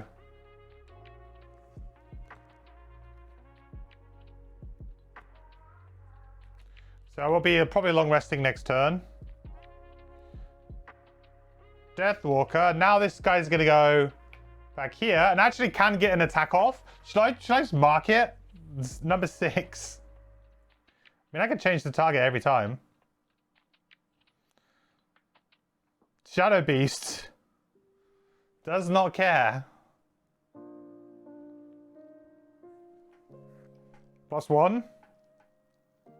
4 damage. Oh, it has retaliate though. No! No, the retaliate.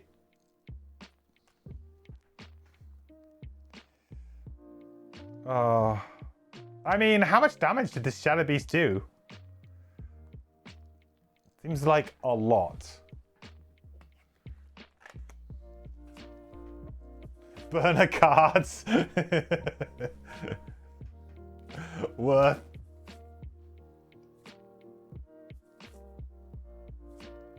Hey guys, so I can't watch, just here in chat. How is it going? It's going good. Very good. We're winning. You're probably not listening to me though. Are you winning, son?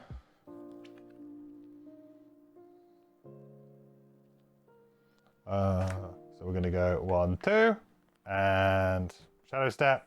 Can't really do anything with. Great if we had a shadow a bit further forward. Okay, so that is that. So now we can long rest.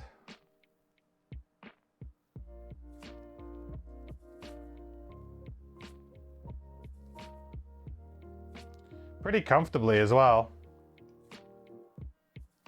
With our feet up.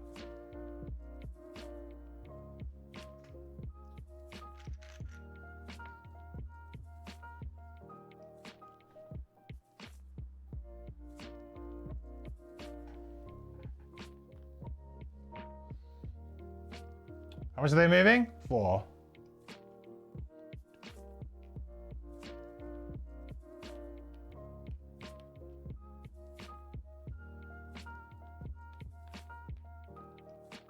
The hounds are coming.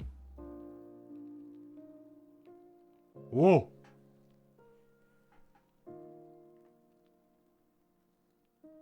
Oh no. I have time to long rest. Yep.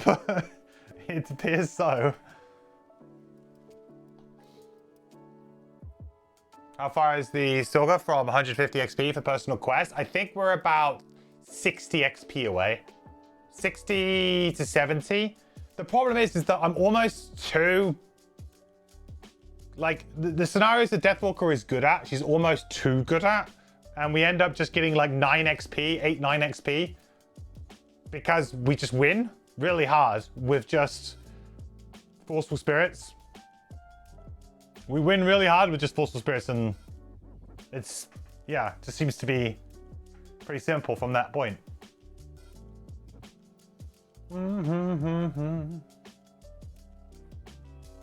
Does Retaliate pierce shield? Yes, it does. Which is why it can be very, very good. Or very bad for you. Which depends on which way you want to see it. It's one of the reasons why Flame Demons are absolutely hated.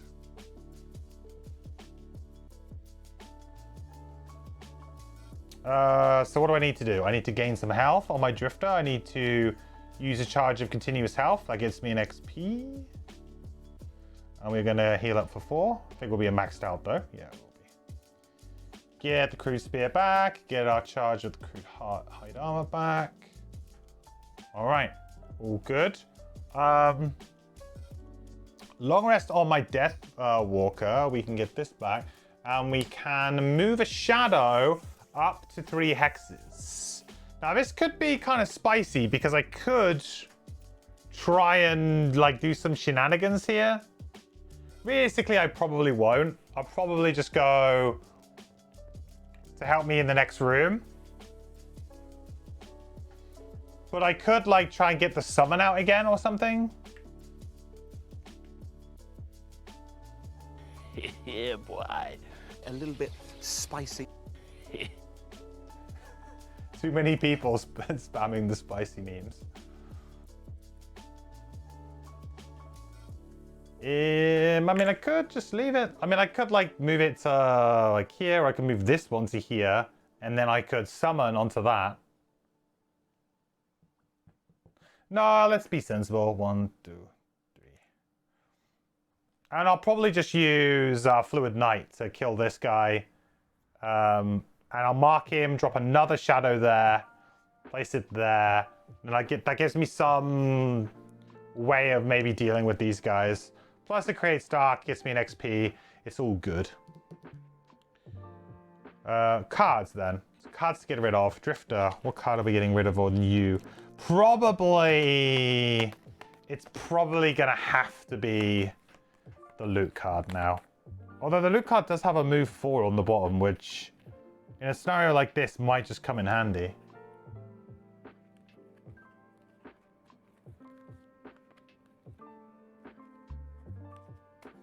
I guess sustain momentum. I mean, it's only an attack 2 and it moves a token back, and we're pretty much like, we're fine. We're actually fine. We got so many charges on our abilities right now. Like, usually at this point in time, I'm like, oh god, what are we gonna do? What's the milestone? Could we do the milestone maybe? This could be a really good scenario to try and do the milestone. End the scenario with your character tokens on the last slots of 4 persistent abilities. In which case I probably would need sustained momentum. Yes, I would. Because that seems like pretty doable.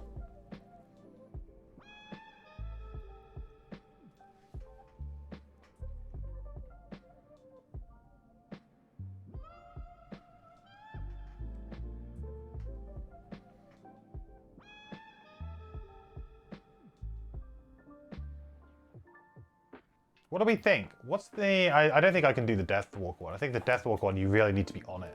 Like, thinking about it. Remove 7 shadows in 1 round. Place or remove at least 1 shadow each round. That's, like, again, another one that's kind of hard to keep on top of.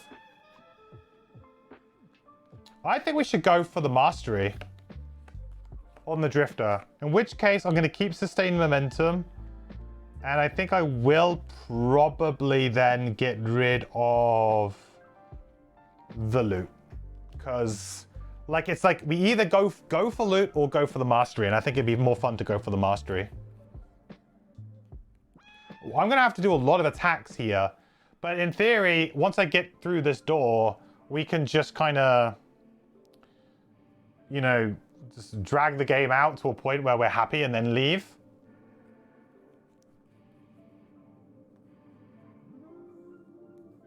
Okay, I'm really happy about that. Let us try. Is mastery even worth it? Yeah, you get a perk, right? Is it a perk?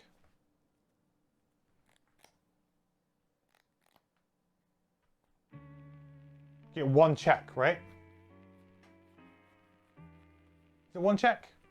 I can't remember. They changed the rewards a few times. It used to be just like a flat amount of gold, which was boring. That's it. Screw it then. I think it's not bad though. It's more of like a badge of honor though. Like to say you've done a mastery, I think is like kind of cool. You know?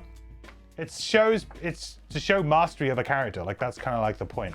It's like a little bit difficult, but if you manage to do it in a scenario, it's like, hey, you piloted the character like really, really well.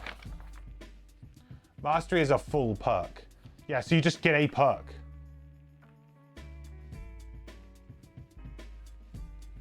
So presumably you can't choose a 2 though, right?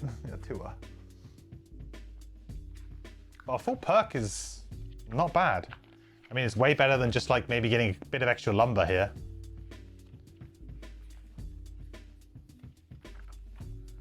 Yeah. Bit of a badge, but also +1 perk is very good. Yeah, +1 perk is great. And the Drifters seems pretty, you know, I mean, it's maybe a little bit hard to do because we'll have to manage our tokens a bit more. I'm gonna have to keep my eye on it, but I think we can definitely go for it. We can definitely go for it. Deathwalker, that's going to be a little bit more interesting.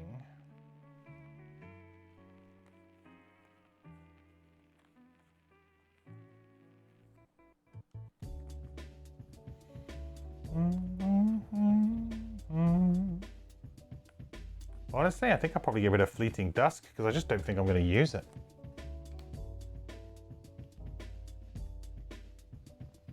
Oh, maybe not actually. Maybe I could. Be kind of cool to use it. Just wondering how I get like more XP. I would love to end this scenario with the Deathwalker on like 12 XP. Like I would be so happy with something like that. What a great result. But it's going to be really difficult to do that.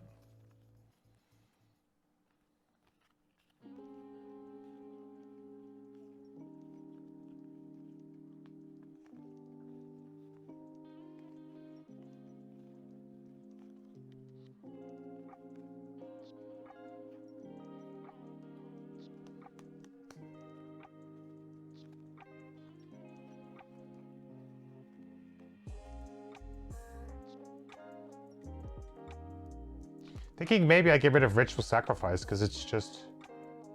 Oh no, but I could gain like 4 XP with that and that. Oh wow, no, that's really good.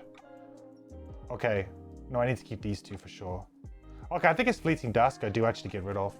I think it's the least amount of XP gain. It's either that or it's the Shadow Beast. Shadow Beast is 1.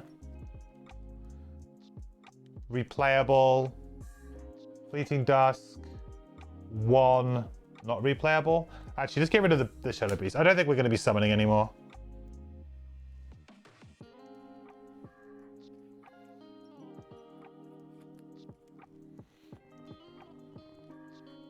Okay.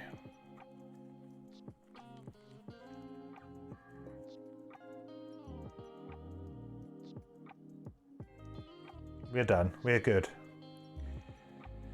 Okay, so realistically then, I kind of need to get sustained momentum out, don't I, really?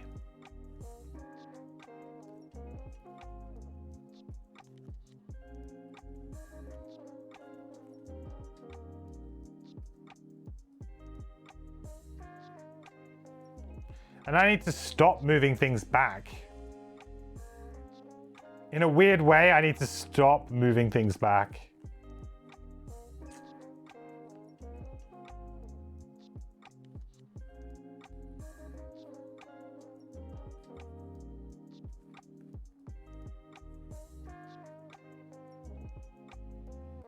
Okay. I think I have a little bit of a plan. I'm gonna have to like sit here though in danger. But I think I can do something here which would be quite good. I can get rid of a charge of crushing weight. Do I want to open the door? Or do I want to just kind of chill a little bit on my Deathwalker? Maybe chill a little bit.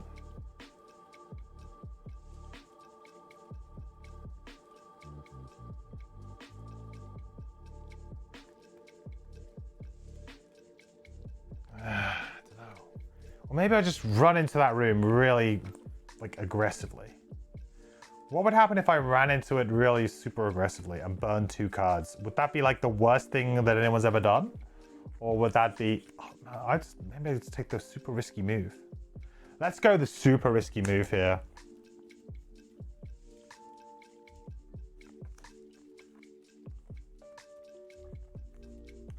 Because I just think like it'll essentially give me so much flexibility.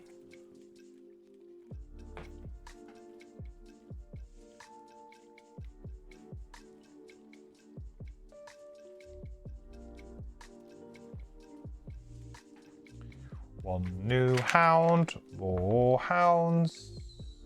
Oh, they're only moving 2 this time. That's kind of good. If I kill all the hounds, could I burn 7 shadows? I do have, yes, I do have 1 card that would allow me to essentially like consume as many shadows as I can within a range, right? I think it's within range 3. So there is a way to do it.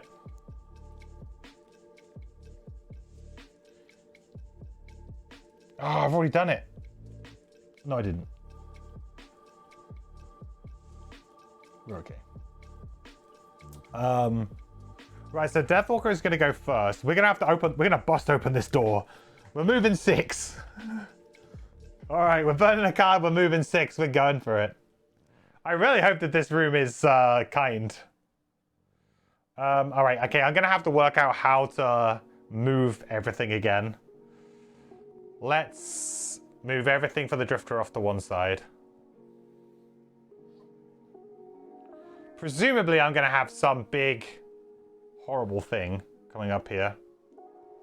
I'll move you over here.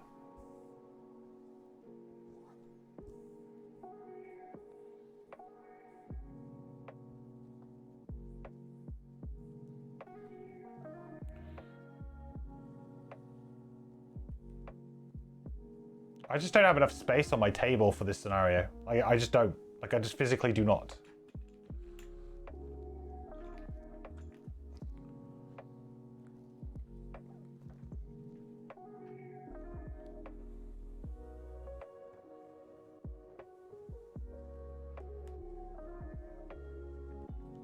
How's that looking? Too bad.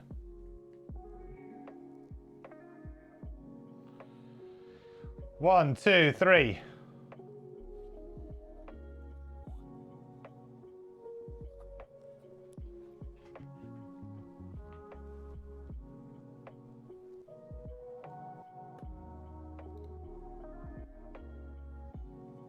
Huh?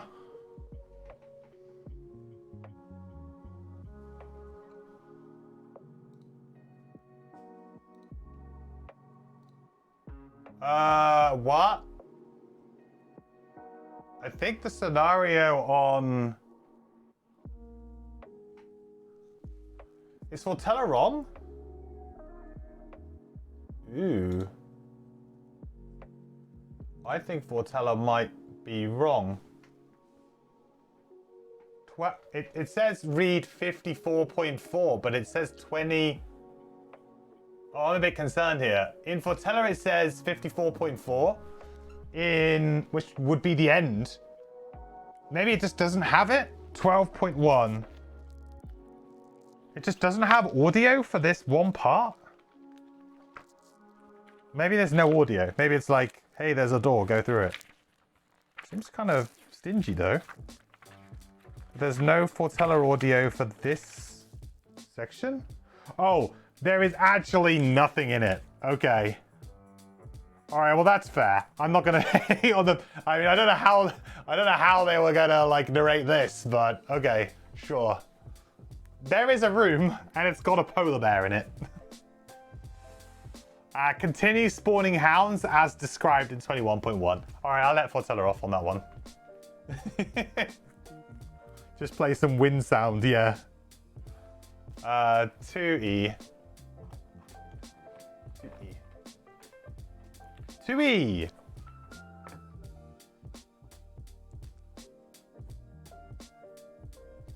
Ta-da!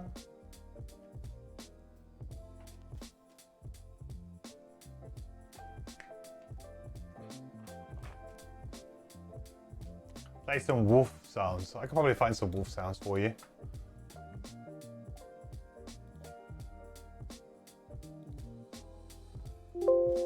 What is going on with my computer? Oh, I'm... The section book was holding down the control button. Wolf sounds. Wolf sounds. Wolf sounds scary. Wolf sounds at night. Wolf sounds howling. Let's go wolf sounds scary. 1 hour. This is gonna get me like copyright striked, isn't it?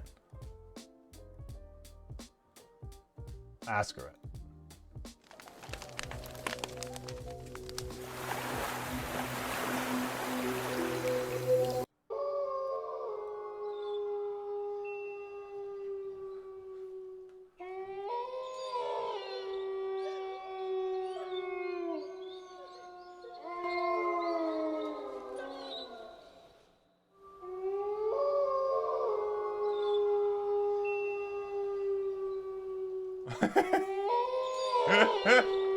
This is horrific.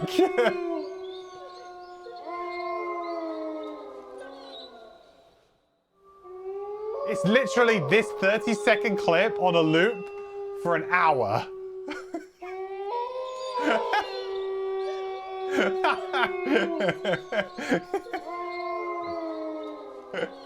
Look, there's the loop again. Why would someone listen to this for an hour? This video has 7.8 million views. What is going on? It's got 7.8 million views and it's 30 seconds of the same sound looped for an hour. And it's so obviously looped. It's not even well looped. Oh my, like, I know sometimes I lose faith, you know? As someone who, like, makes videos on the internet, it's like, I can put so much effort into this, and I'm trying really hard, and then some guy puts up a 30-second loop of a wolf sound and gets 7.8 million views. I will probably now copy strike my video so that he gets all of the ad revenue from my video. Oh, man. What a wild life. What a wild time.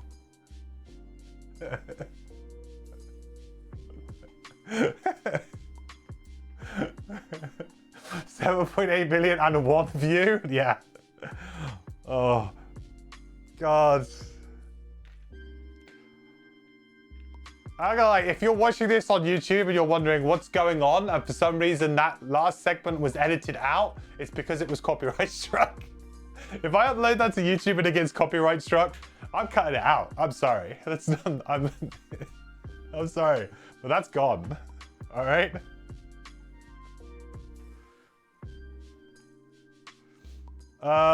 Okay.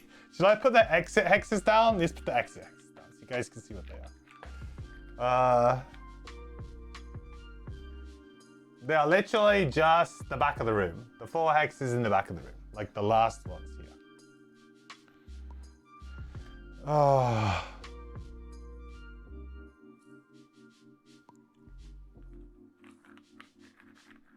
To be fair, you watched that for about 3.5 billion times. I think he's missing a trick, because if he actually just kept it the 30-second length, you know, what's that? That's like an extra, I don't know how many million views, but you know, people would have to keep replaying the video so you'd have more views. I think he's missed a trick.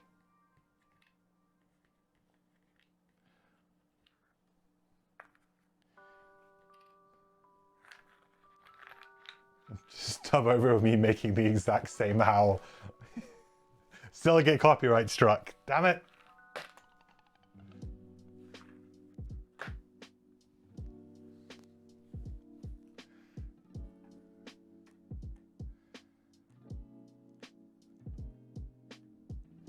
Right, where was I? That was 3, wasn't it? That was 3 movement. Right, let's put the bear in. It's only a regular bear as well.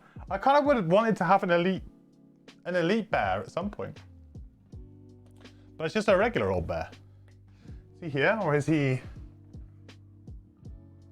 No, he's like the closest to the door. 4.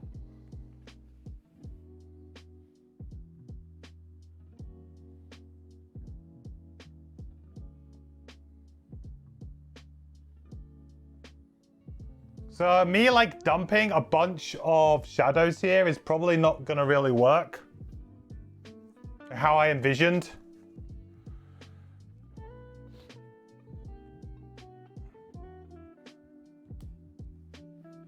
Let me move some things here because we're gonna try and do this for sure. Right, what can you guys see and can't see? Okay, you've got like most. Actually, to be fair, I could probably move this a little bit more this way. There you go. Just means the sideways camera might be a bit like, what the hell is going on? Oh no, that's fine. Yeah, that's pretty good.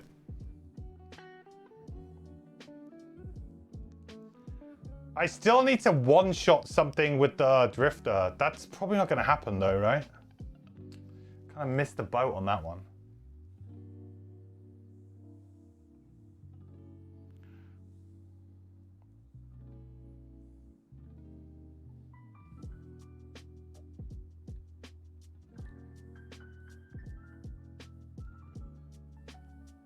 Right, can you see all of that?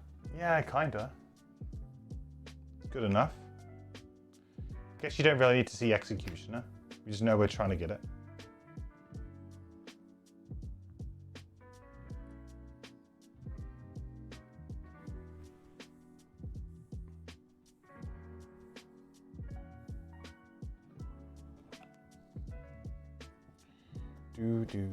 Do.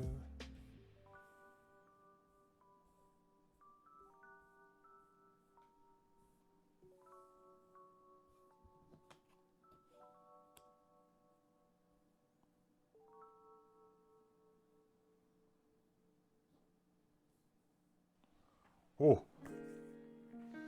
I got really good luck for this scenario.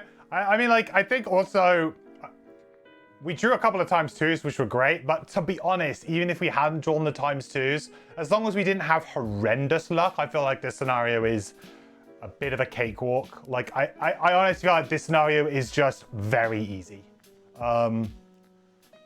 There's... The polar bears are kind of a little bit scary, but they're not that bad, really. Like 12 health is not a lot for my characters. So, I mean, maybe my characters are well suited for this one, but also I just don't that much of a problem. Okay, so I'm going to go for, what are we trying to go for? Like 7 in a single? 7. So I'm about to put another one down. And then I'm also, my other card I'm playing is Eclipse. So I'm going to put 3. I'm going to have 5 down. That means I need to kill 2 things without losing the shadows. And it all needs to be within range 3 of me. That's fun.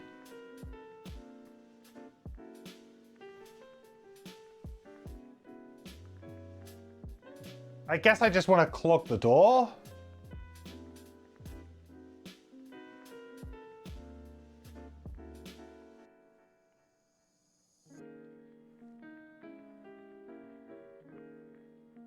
I could move back here, right?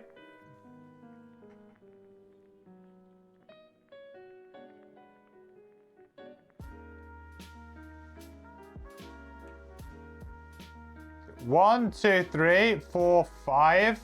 Place a shadow on my hex.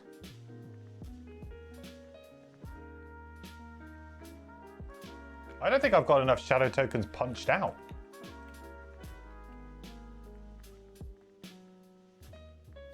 Then we play Eclipse, create Dark, and we create 3 shadows in hexes around. I don't have enough shadow tokens punched out.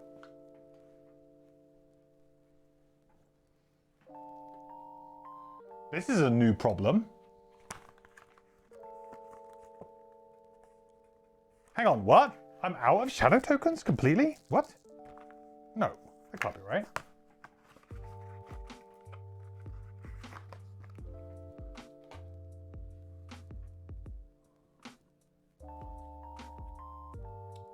How many do they give you in the box? I've got one that's chilling back here. 1, 2, 3, 4. They only give you 5?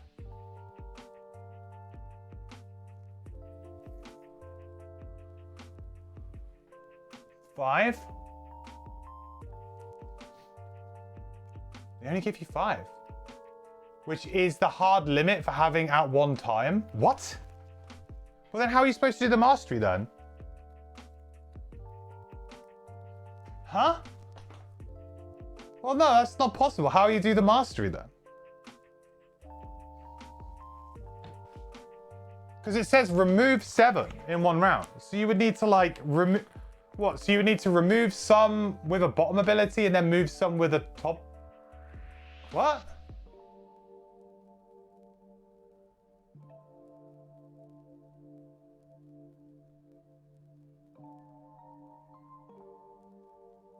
I need to generate and consume 2 in addition to having the max of 5. Can I choose to take ones from... I think I can, right?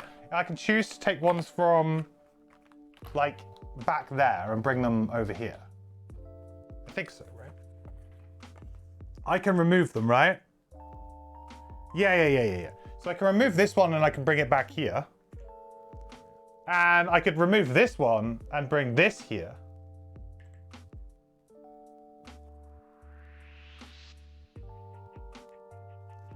Like so.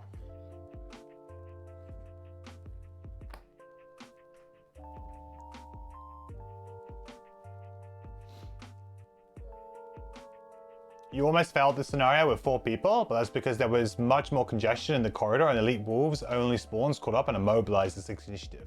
Yeah, I think Eagle, if you get caught by the hounds, then yeah, the scenario becomes a lot harder for sure.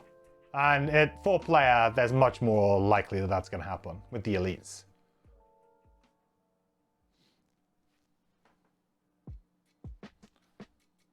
So I need to generate and consume 2 in addition to having the max of 5. Oh, I see what you mean. So what? I'm still trying to figure this out. This is really confusing me. So what you're saying is I would use the bottom of Fluid Night to maybe remove 2. Then we would need like enemies to die. I like how? Did I just kind of like go for this and I actually physically can't do it because I don't have the right cards? I didn't even, like, I've not got to this point, so I forgot that 5 was the hard limit. Fluid Night, then Eclipse, and Ritual Sacrifice. Fluid Night, then Eclipse. Oh, I see. So I shouldn't have played Eclipse on the previous turn, is that what you're saying? Because I should remove a bunch, play a bunch. Okay, yeah. So I would need to not have played Eclipse that previous round.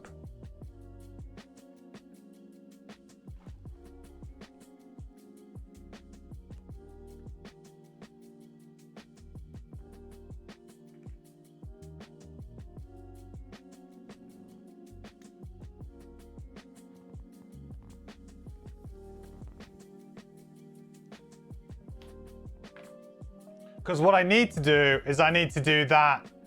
I need to tank a bunch of damage to get them out, then consume.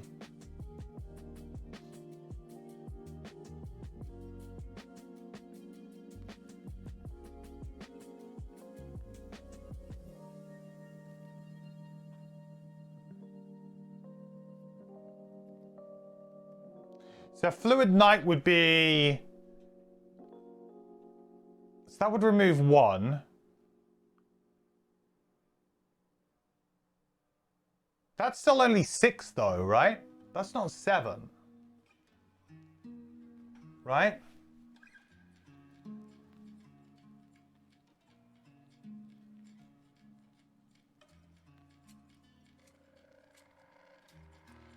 Eat 5 with the range pit. Yeah, I don't have that, you see. That's the card that I don't have.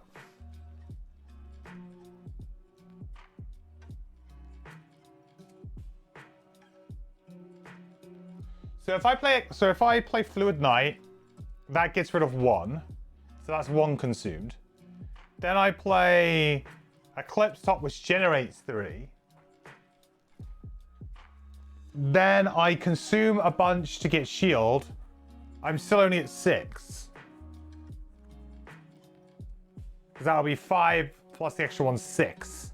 So I'm still only at 6. I can't get to 7 then without another item or something.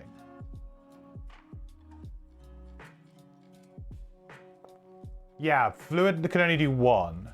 So I can't do any more than 6 then. In that case then, I don't go for the mastery, but I still do what I was doing because I'm just trying to get as much XP as possible. So if I can't go for the mastery because I haven't got the right cards, that's fine. But we'll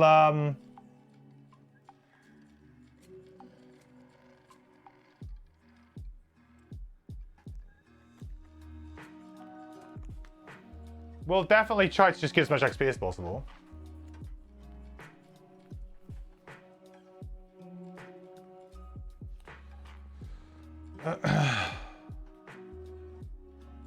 Just go for the retirement? Yeah.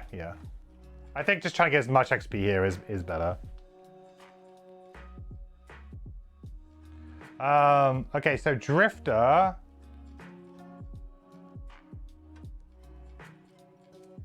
What am I doing here? I think I was going to use like a default attack too, maybe, in a move.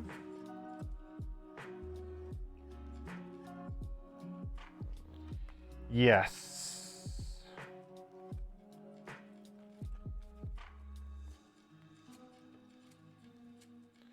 So I think I was just going to use Crude Spear to use a charge of Crushing Weight here. And we were going to use Draining Arrows. So we're going to attack this guy for 4. 3. Using the Crude Spear. Then I'm going to play Sustained Momentum Bomb. So we're still on it. We're still on for this one. We're still on for this one. I've got too much stuff going on here now. Slide underneath there. There you go. We've got too much going on.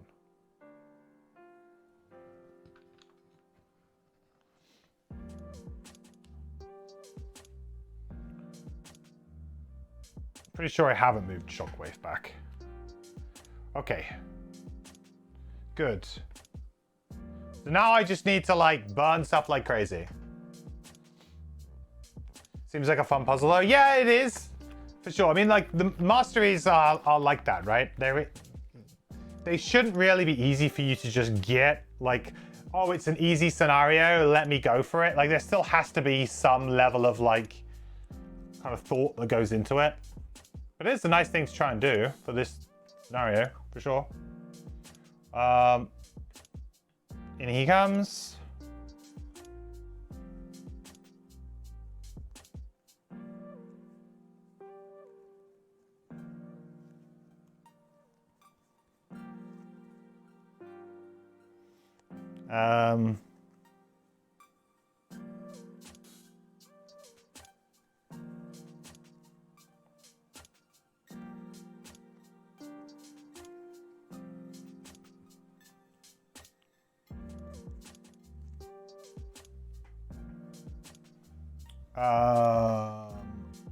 What numbers are these guys?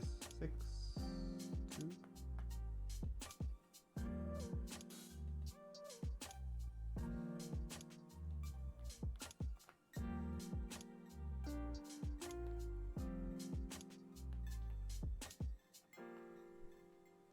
All right, so disadvantage attack against the Drifter.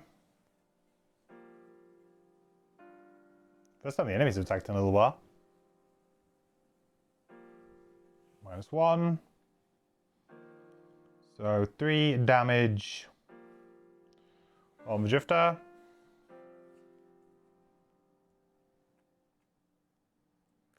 Okay, that's cool.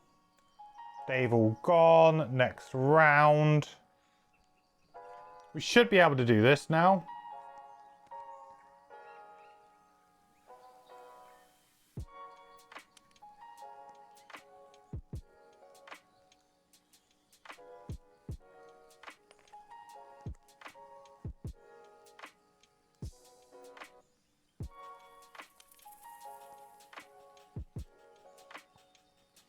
Do I just go for the Restless Spirits top on the polar bear? I think I probably do.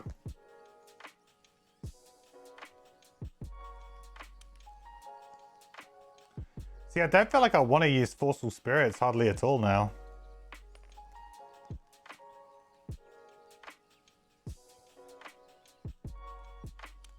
Death Walker tank. Tank Walker.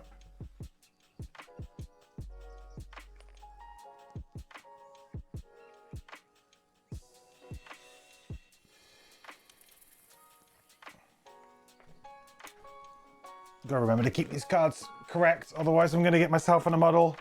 Right, yeah, we'll just move 2 with Forceful Spirits, or move 1, and then we'll use Restless Spirits to attack for 6, a curse, and an XP.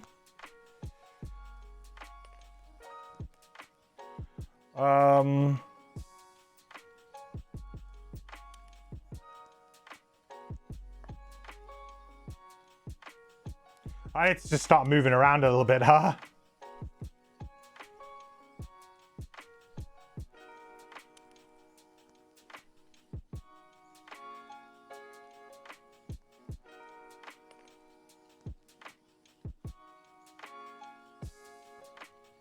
The thing is Shockwave's going to be really hard to do, huh? I'm going to have to go super late for that. Oh, Fierce Barrage, actually, huh? Yeah, that would work really well. 65, yeah, that's, okay.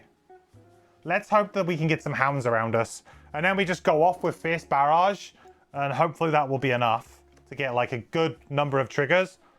Fierce Barrage will really accelerate us very quickly. The annoying thing is I'm going to have to move, like, I'm going to have to play at least 6 rounds to get this move one.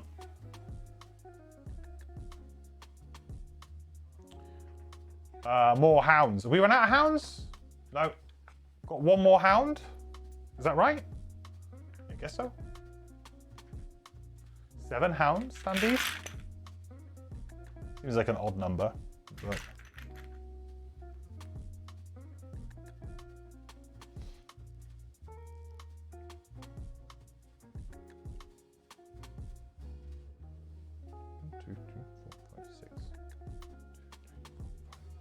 Hang on, where's the other hound?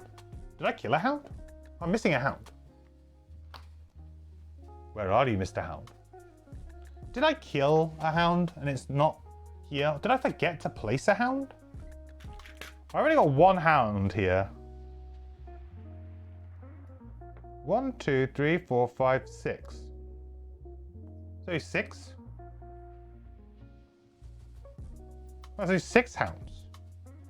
Is it me, or was there like way more than 6 hounds in Gloomhaven? Or am I going mad? Was there only like 6?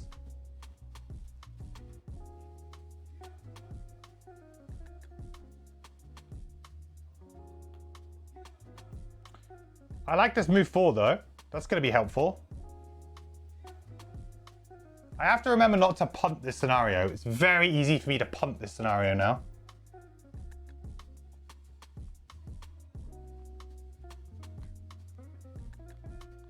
So attack for 5 with disadvantage. Like, I could just, you know, get myself killed. 6? Like this? Uh-oh.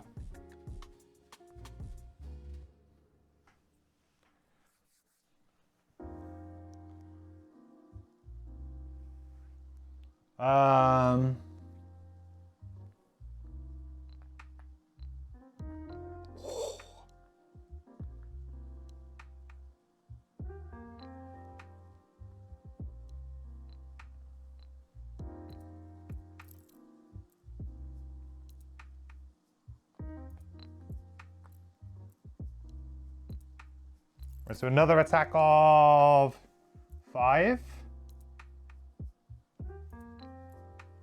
5.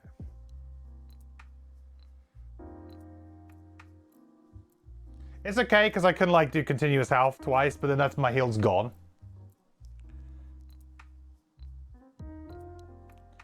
So Deathwalker is going to move for 2 using just Forceful Spirits, or I could teleport to a Hex, I suppose. I wanted to. And we're going to use Restless Spirit. So we're going to consume this to gain an XP, and we're going to attack for 6 on the Polar Bear.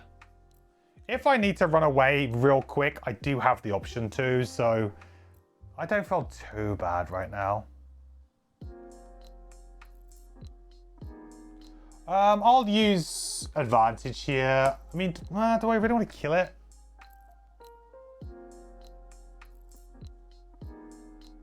Yeah, I guess I can still kill it. Like, it's not going to make that much of a difference. We'll do advantage.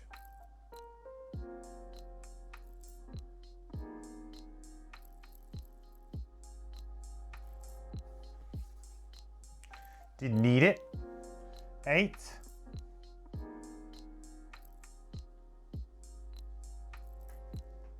And the curse.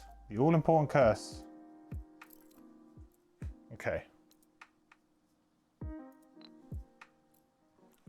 Oh, I guess I've marked him. Actually, do I want to mark him? I think I leave this guy marked. Because he's going to die in a second. And that'll give me another one back. So we're going to be attacked for 4 and wound on the Deathwalker. 3.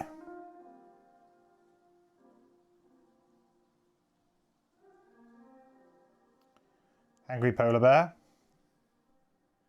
Right, Drifters go. So Drifters gotta put some work in here. So Fierce Barrage. So let's work this out. So we're gonna consume 2 charges of Crushing Weight.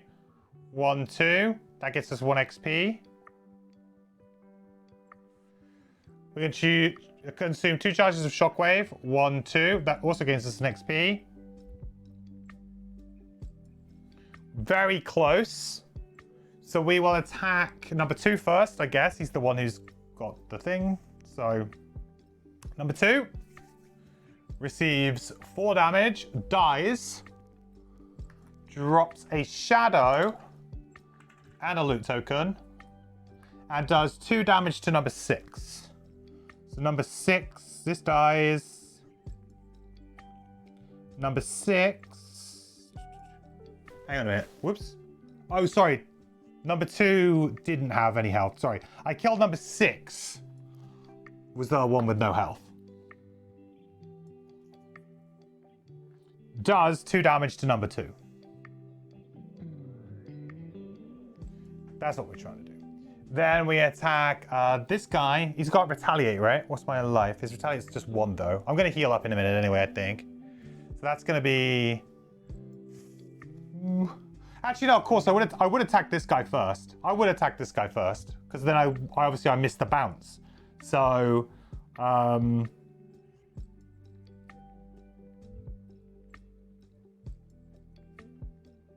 but then he dies.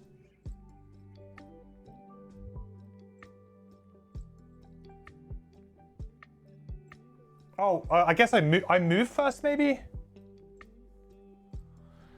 Oh boy, I've confused myself now. Let's reset that back a minute. Who was that? That was number 6. He was on 2 health.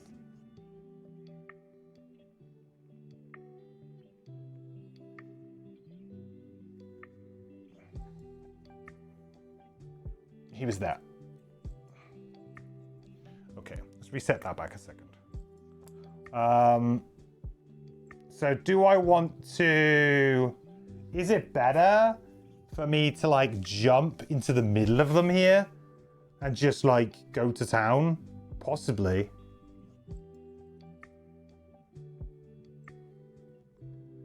Because I'm kind of going to be attacked regardless in the next couple of rounds anyway. Was number 2 full HP? Yes. Sorry, yeah, he should be number full HP right now. Because we're resetting everything. So I've spent my charges though, so we know where we're at with those. I've only got 1 more charge of Crushing Weight though, so... like, that I can spend. It's awkward because I'm gonna have to get a token back on Crushing Weight at least to make that match up.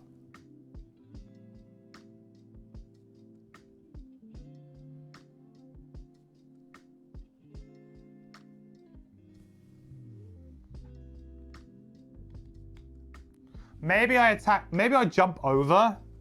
Okay, maybe I use this, because I'm gonna need to move on blood. So I use Bloodlane Bottom as a move 2, but I use my winged shoes to jump over here. That gains me another XP from that. Yeah, this is the line, I think. It looks a bit scary because I'm jumping into where people are, but I think like this is probably the better way of doing it. So then I'm attacking here, and I'm actually going to attack. I think I attack number 4 here with that first attack. So that first attack that I flipped, what was it? It was 0, right? So it was 4 damage to number 4.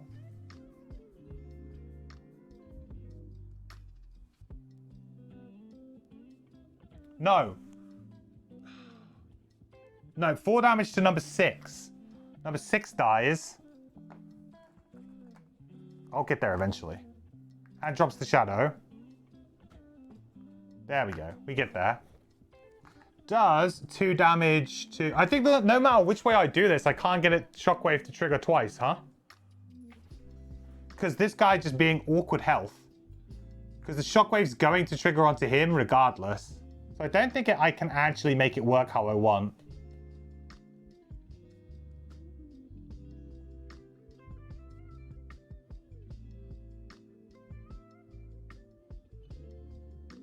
Yeah, I can't make it work. I'm gonna have to go back a charge on Shockwave and lose an XP. Bummer. I was so confident that I'd work that out, but I hadn't. So we'll walk it back a little bit.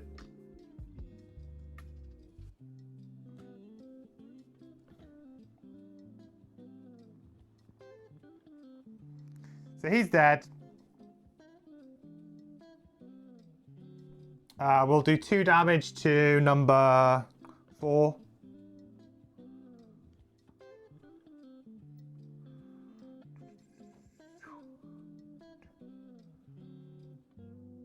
And then we do our other 4 damage attack against number 2, I guess.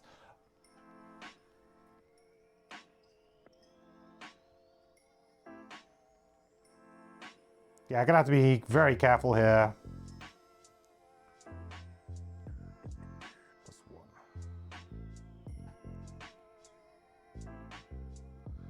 5. I take a retaliate damage. Fine. Then I'm going to use Amulet of Life to heal up for 3. Then I'm going to use Renewing Potion to get back the Amulet of Life and probably get back the Crude Hide Armor here. Just keep myself alive. And use the Amulet of Life. Gain an XP. And heal another 3. There. I think that works out. So we couldn't quite do exactly what I wanted to do, but I did it. I think I did it. So yeah, we're still in an awkward place here. Now I need to decide what I want to do with my move. I think I'll probably will just kind of scoot back here.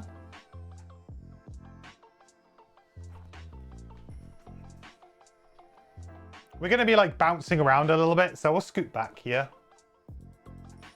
Okay, that's all done. Whew. Getting this mastery is tough, huh? It's a real puzzle.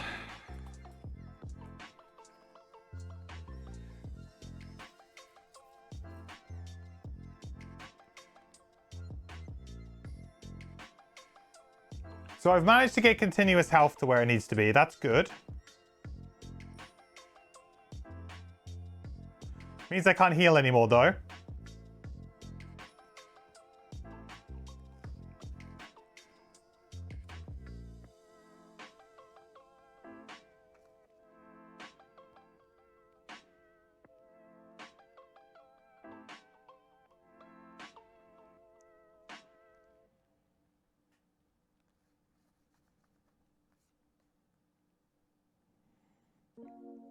I could use Gift of the Prey here and Fortitude to just move on the next turn. Seems pretty reasonable. Probably be short resting in a minute.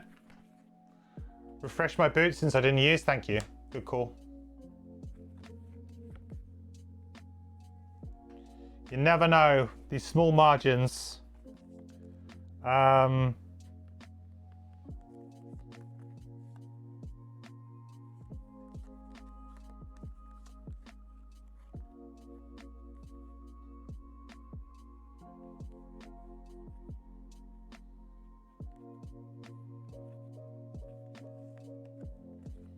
So I think I can get to kill the polar bear here.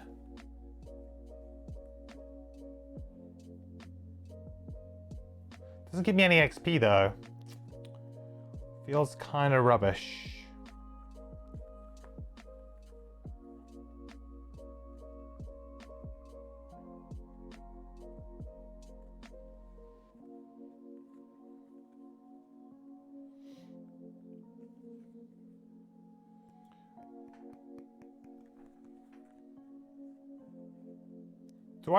Do I actually just tank on the Deathwalker for this one? This next round?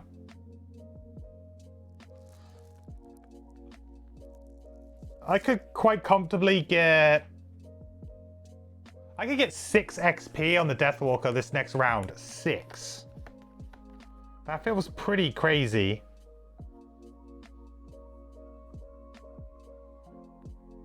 I'm going for it.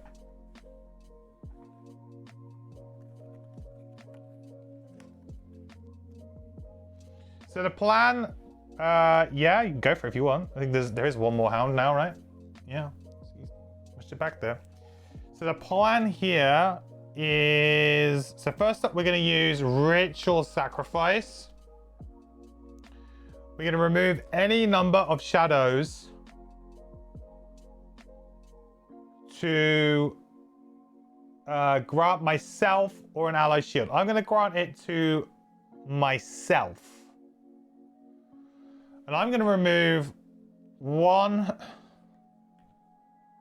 2, 3, 4. To give myself 4 shield, dark,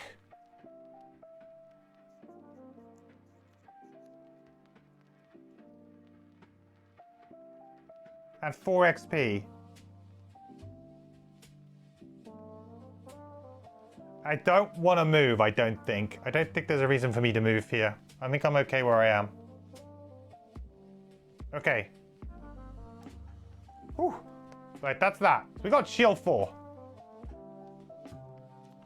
Next step is to use Lingering Rot.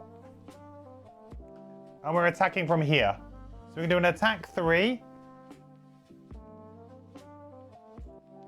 Remove the Hex. And we'll get 2 XP for that as well. So,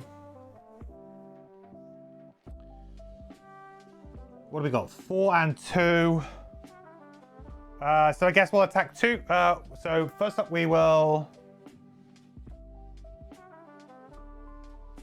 remove this afterwards, right? Yeah. So we'll mark number 2. I may as well use my muscle potion here, I guess. Unless am I trying to let my drifter have a go here on something? This is the only concern, is that my drifter is not going to be able to do this because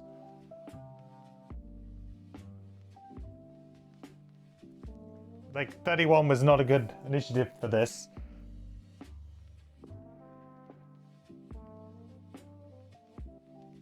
Let's not use the muscle potion. So we're going to attack number 2 and we'll mark it. 3, so that is dead. Oh, so it's not dead. It's on 1 health and a poison. And then number 4, is it? Number 4.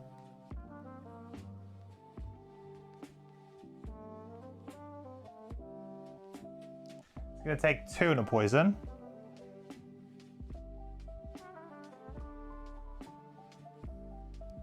I'll mark this one. Sorry, that was marked. So we remove this. This is burned. We gain 2 XP. Nice. Now we have all of the shadows back. And importantly, we managed to get over that magic 10 number. The bear's gonna lock my items. That's okay, because I don't think I really care about the items at this point in time. Like, I'm actually just trying to survive. So I like, not survive, but just try and min-max XP and stuff. So I don't think I really care. Because actually having strengthen is not that great. Like, I don't want to kill things because I kind of want the drifter to be able to attack things. I need that to happen.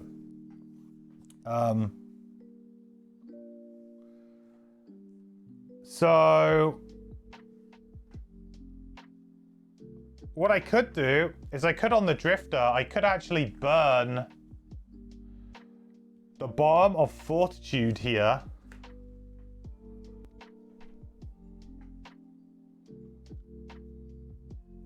To allow me to put Crushing Weight back 2 hexes.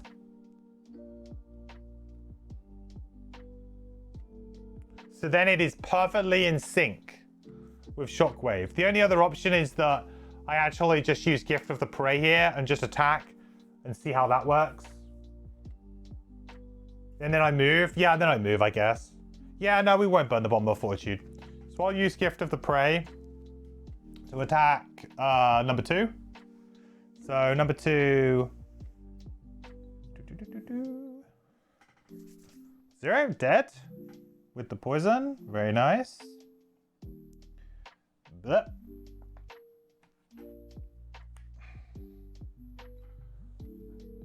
Drops a shadow. And because we killed an enemy, we can move back a token back on Crushing Weight. And then we'll just use this as a move 2. And honestly, I'll probably just go like boop boop. I think I want them to group up a little bit. I might long rest next turn, actually. Yeah, I'll probably long rest next turn. Oh, actually, no, I can't long rest because of continuous health. That's fine, we'll go there. I'm just trying to look for opportunities, you know, to get the shockwave. Okay, so Polar Bear is going to attack Deathwalker for 3. But we currently have shield 4. So 3, nothing. Then move 1, then attack 3 again. So that will be attack 4 into shield 4, nothing. So no damage. We're already wounded, but we are now impaired. Meaning we can't use items next round. Okay. Let's do this all in order, I guess. No, it doesn't really matter.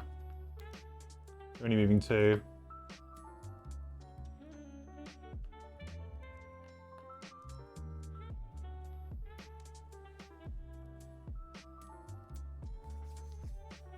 Okay.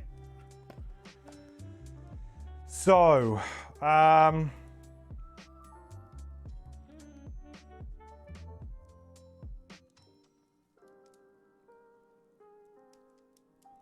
Deathwalker's going to try and land the killing blow now on this polar bear. 24. We will use the Bomb of Fleeting Dusk to place a shadow, and then we'll use Fluid Night to consume the shadow. Get an XP, hopefully. Attack for 5. That seems pretty good. Drifter is on a short rest. This is going okay, but I'm still a little bit like... Trying to get this mastery is going to be really hard. Without healing and without dying, I might get to a point with my Drifter where I just need to bounce and just escape. And the good news is that I'm always going to have at least a +2 move, and I've got my boots, my wing shoes. So realistically, it couldn't get too bad. I've always got a little escape. How many cards left for the Drifter? I'm just about to get rid of 1, and then I will have 5.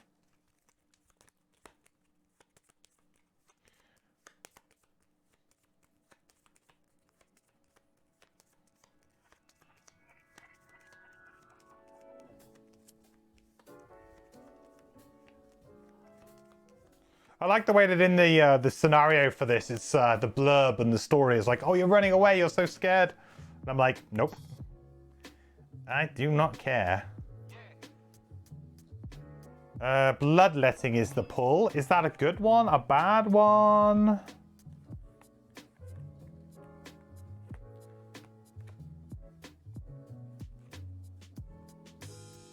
I kind of think that that one's okay to get rid of. I'm trying to kill one more enemy with Gift of the Prey to get Crushing Weight back. And then I'm like, one Fierce Barrage, bang, bang. And then one standard attack or something, and then we're gone. And we've got it, pretty much.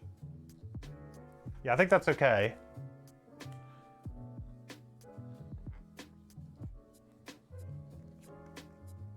I've also got Vile Assault in hand, so if we get to a point where we're like, we could in theory like try and set up a Vile Assault double hit, see if that works. So we've got options. It's going to be difficult. It is going to be difficult. It's going to depend a lot on what these wolves do. If the hounds decide to like, no, we're going to go really slow and we're only going to move a little bit, I can't really afford to push down towards them. Rather than I've only got 3 more move abilities, so I'm going to have to stay where I am maybe for one turn. And we'll see how we go from there. But like, yeah, I need to use Gift of the Prey. How much health does number 4 have? I mean, there's a good chance of killing that one.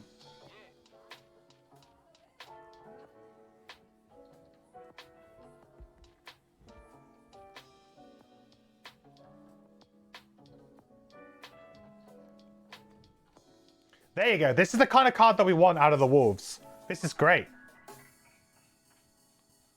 All right. Got to spawn that extra wolf back again at the start.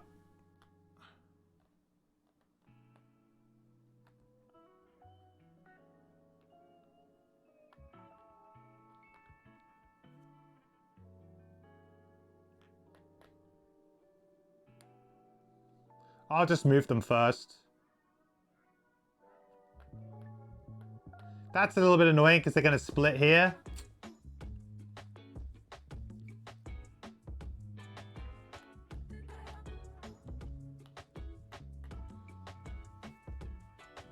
Very annoying, actually.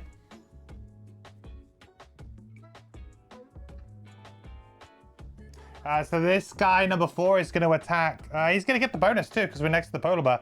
So he's going to attack for 5 with disadvantage. There's that curse, baby.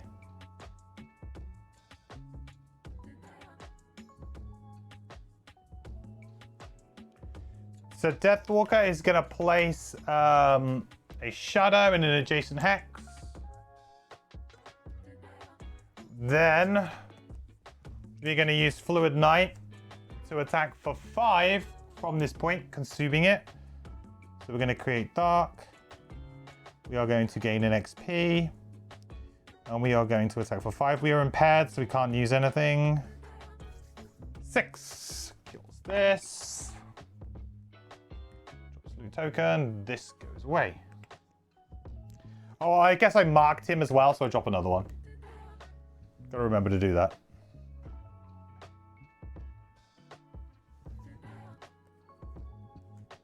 Okay. The Mastery Staff seems like it would be even harder with co-op. Maybe. I mean, certain ones would, because they might require you personally to do something like incredible that the other people may have some level of influence on. But a lot of the masteries, I mean, at least these ones for these characters, seem to be fairly inwardly focused. I mean, you're right with the Drifter. Like, for example, I'm using Shockwave. I guess I could have something that wasn't Shockwave. Shockwave is probably not the best one to try and do this on because you have less control over when it triggers. Whereas, you know, Continuous Health, Crushing Weight, the move one, I have a lot of control over that. So maybe you'd want to use a different one to Shockwave in that example. But in terms of like consuming and using 7 shadows, that's all within my own control, right? That's all me. I could maybe get a little bit of help from some allies killing something that's been marked with Call to the Abyss, I guess, but it's not going to be like it's relatively within my ability. I'm not sure about the other characters. Maybe the Banner Spear might have a lot of formations, so maybe you'd need allies for that.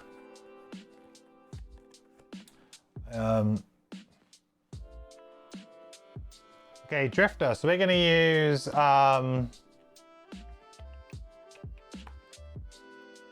should I move one back here? I think I might move back one here to get that loot. Maybe? Maybe?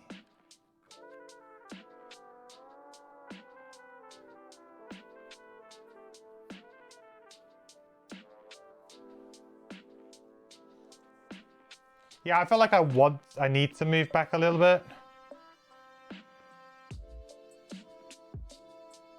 So we'll move back 1, and then we'll use top of Gift of the Prey. So this is default move 2 action. Then we'll use, so that will use one of these, gives us an XP. So remember that. Then we will use Gift of the Prey top. So we're going to be attacking for 3, and we will do that on number 4. Bit of a speculative one, so it's 3 with the poison 4. We need to draw +1. Didn't get it.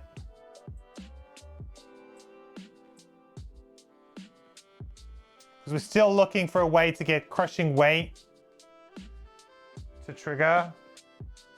Well, to go back 1. That was kind of unlucky, really.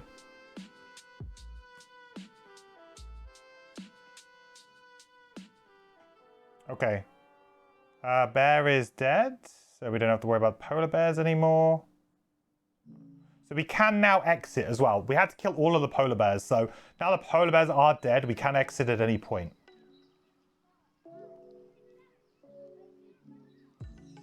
So Deathwalker is on a short rest, really. And this is where the Drifter needs to be able to try and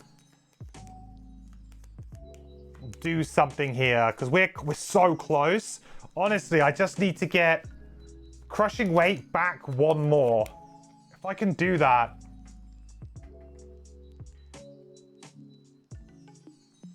It's going to be so hard, though.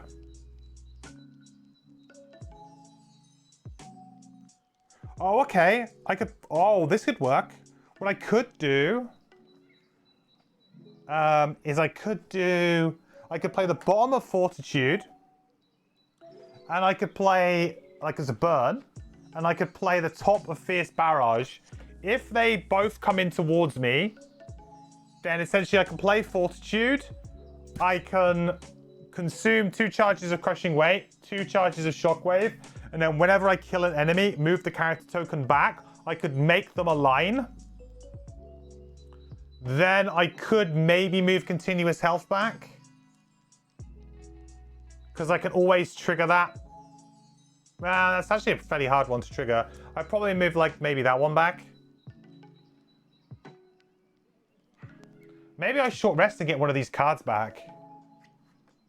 If I short rest and get Gift of the Prey back, then I'm basically there.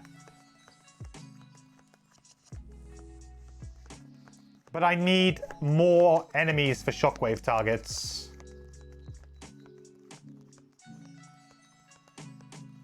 I can't long rest. This is kind of cool. Like, it's a really interesting puzzle. I can't move.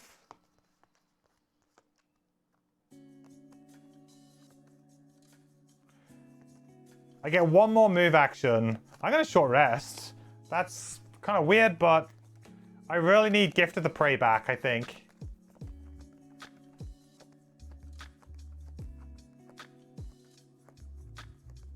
That's good. Don't want to kill it. Fierce Barrage isn't needed. Shockwave will kill number 4. Yeah, I guess so, yeah. But remember, I gotta get... It's all about getting the... Like, I'm going to set myself up for hopefully, like, a double trigger that will move them both into the final that final space. And then it's a case of just move, move. And we're out, and we're done. And we've done it. All right, I'd have to take a point of damage, unfortunately, because that was the one card that I needed. So we can discard the other. No more draining arrows.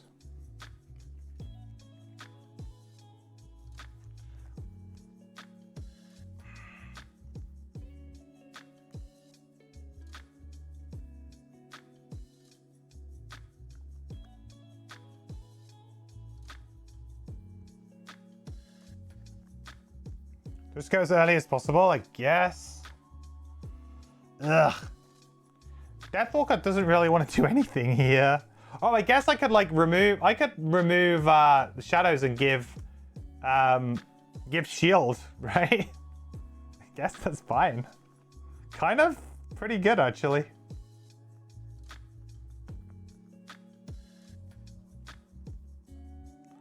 Yeah, I can just do that.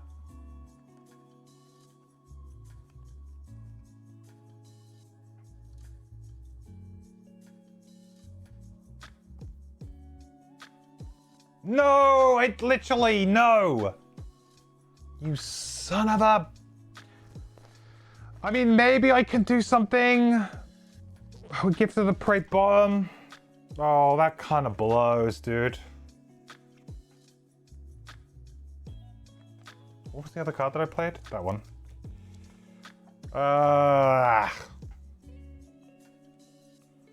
We might still be okay.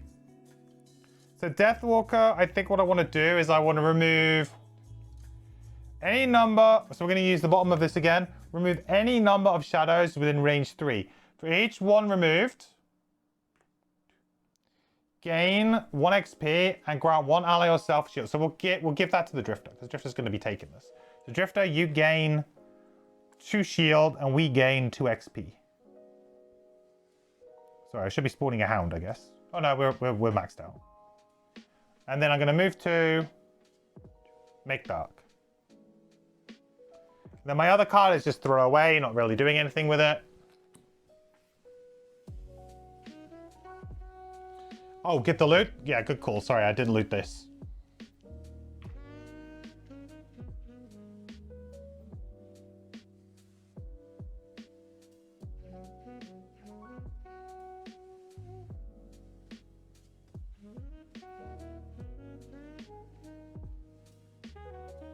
Cool.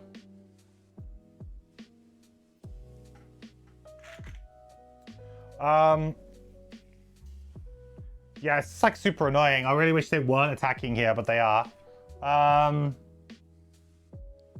So I wish I was going before them. Moving 4.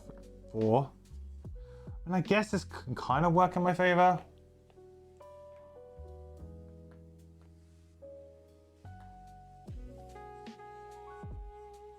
What do I want this guy here? Sure. So he's now attacking for 3 with disadvantage. And we have shield 2. 3 disadvantage and we have shield 2. 1. And then on to number 5. Okay. He is going to attack for 3 with the shield. No disadvantage. Miss. All right. That's fine.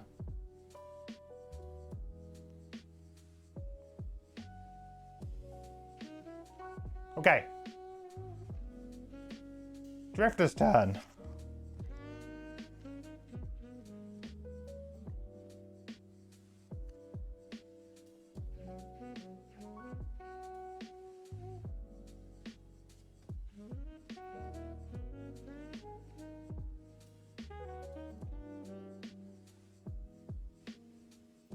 Okay. I think I used Vile Assault as a default attack 2 here. So the 2 cards that I've played are Gift of the Prey and Vile Assault. Now my plan here is to use Vile Assault as a default attack 2. That will push Crushing Weight and Shockwave. We will attack number 5. Then the Shockwave will kill number 4, which will then trigger the bottom of Gift of the Prey, which is if I killed an enemy this round, move the character token back on one of my persistent abilities. So then I can move Crushing Weight back 1. So then we're in sync, right? Then we're in sync.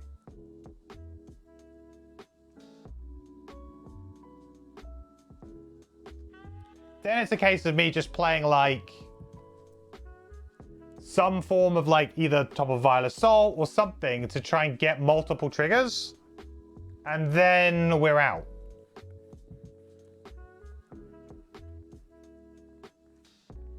I could also move on this turn using this as well. Yeah, potentially get myself to like here. Or like here. It's going to be down to the wire, chat. It's so close. I'm also worried that I'm punting the scenario here. But I think I'm just going to have to say, like, if we don't do the mastery, like, I'm just going to get out. Like, I'm not going to, like, if it comes down to, like, the last turn. Well, let's do the default attack too anyway. We take retaliate damage as well, which blows. And we can't heal because of continuous health. So number 5, we're going to attack here for 4, I think.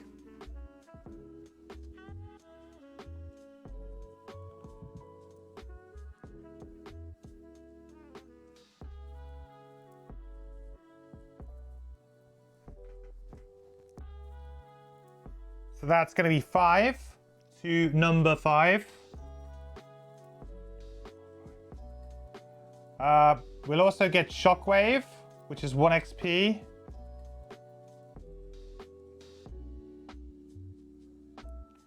And we will, so we Shockwave into number 4, which kills it. We take 1 point of damage from Retaliate.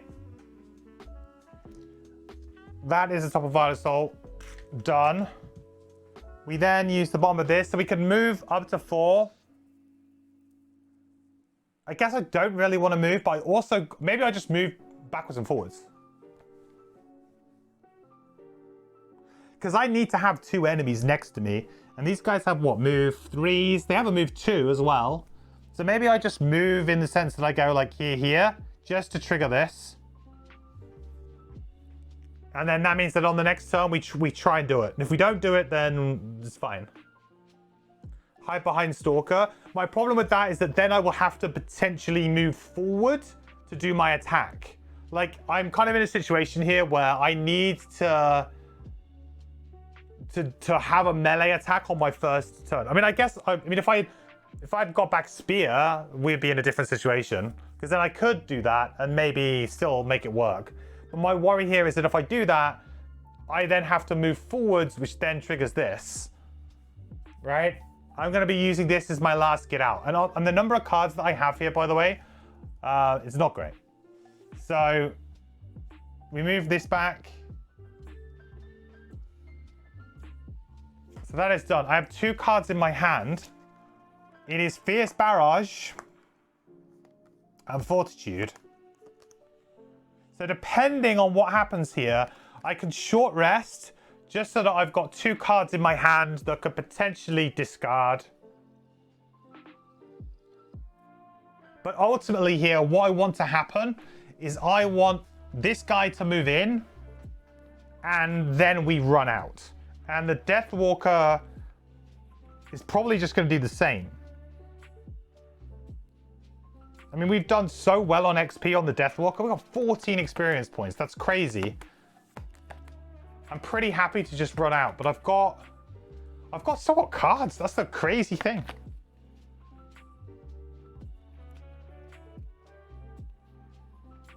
Move model card would be nice here. Yeah, that would be super good. My initiative is not great here. Like in terms of it's like it's early, but it's not like really early. And I want to go late here. My latest initiative that I have is 40 now.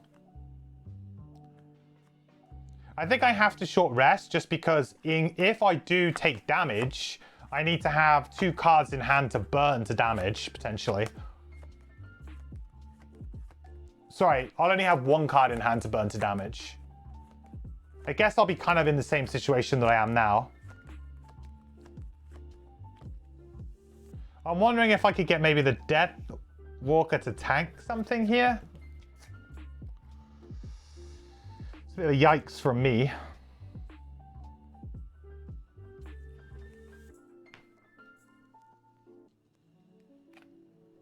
You're calling it? Move Muddle on early initiative for the Hounds. I would love that. Should have just attacked number 4 then, so you don't take Retaliate, right? And Shockwave 5. Yeah, I suppose.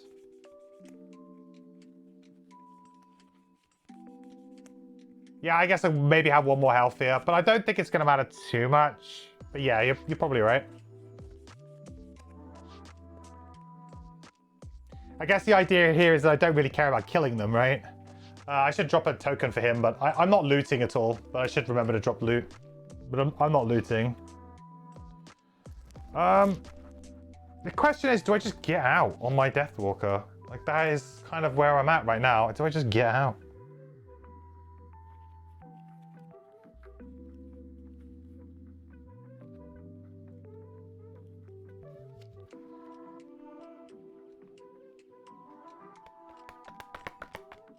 I can't really do anything with them. Dark's up though, huh? Guess I could get 1 more XP with Forceful Spirits, maybe?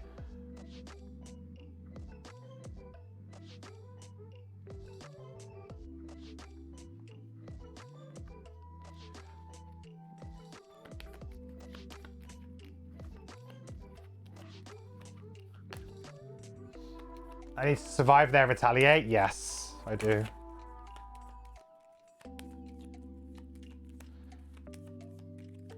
What I'll do is I'll go on a super early initiative, maybe with my Deathwalker.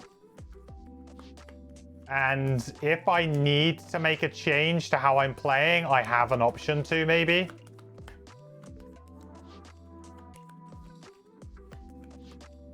I'd like to not have to do that, though.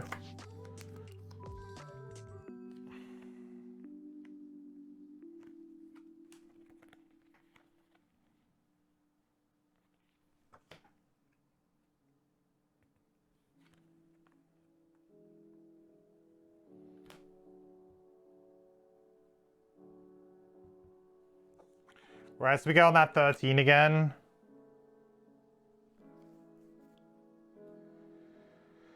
So I could short rest here and just leave a card in my discard. Or I could leave 2 cards in my I could leave 2 cards in my discard and just discard them if I take lethal damage. I think that it's basically the same difference here. I'm basically dead or not dead here, depending on what happens. We either do it or we don't do it. So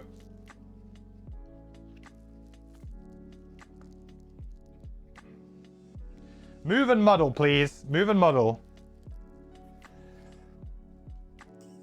I mean, it's...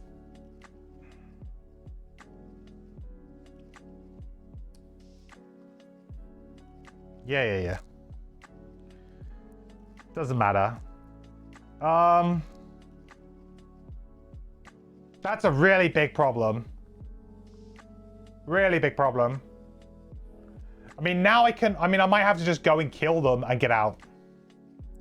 That kind of blows.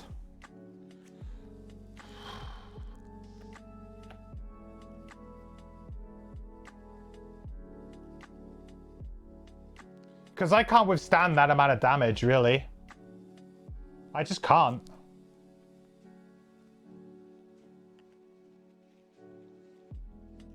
I could delay a round, maybe, but that's really bad.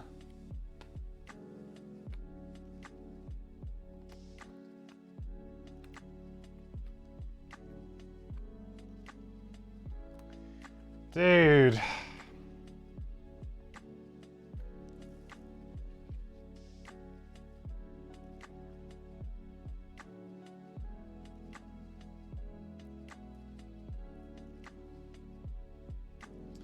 Yeah.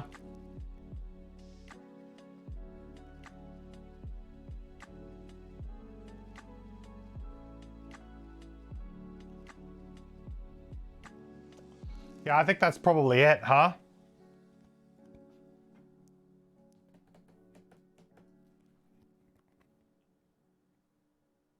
I mean, I think I might actually even just lose the scenario here because this is a really bad draw.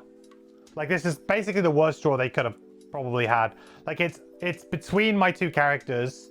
Like, if they'd gone late, I could have just said, okay, it wasn't to be, let's get out. But they've awkwardly drawn, like, before the Drifter, and there's nothing I can do about it, and they're going to affect the Drifter. And I've got 2 cards in, play, and I've got 2 cards in my discard. I can only really tank 1 hit here. And I'm going to tank 2, and that'll be it. I'll be dead. I'm on 4 health, so I won't survive.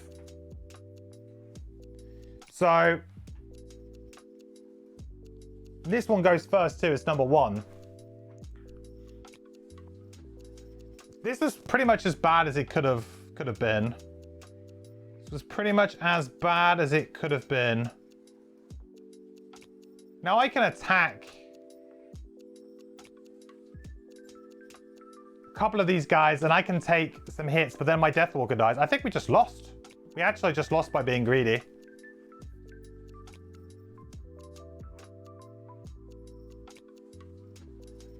Pray for the null? No, we lost. I don't even think if one of them draws the null, I don't think it matters. I honestly don't think it matters. I think we just lost.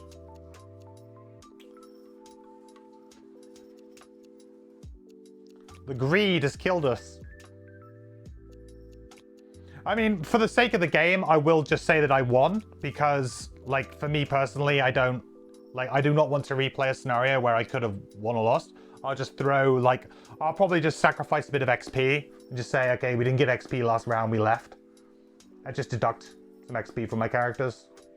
Because it's just not worth my time to replay a scenario like this.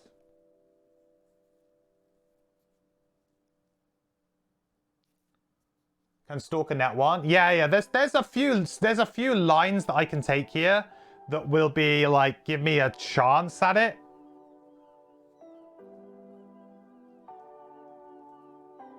And, like, if I can burn 1 card with my Deathwalker and 1 card with my... But then I have to have a move forward to get her out, and I don't have that. Like, she cannot get out. She is not able to move more than 2. So there's no route here in which I can... Like, because I would need to move, like, to here to net this one. So I just don't think it works. I can only be in that very specific hex that I'm in right now.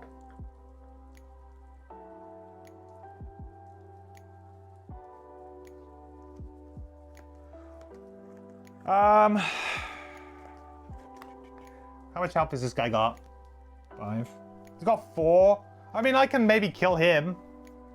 And then that would drop a shadow. Then I can give a shield to the Drifter and I can get out. And then we just see what happens.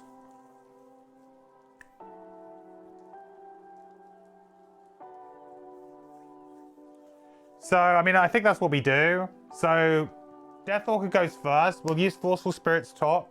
We'll consume Dark to attack for 3. We'll use our Muscle Potion to give ourselves advantage. So we're attacking for 3 plus an XP.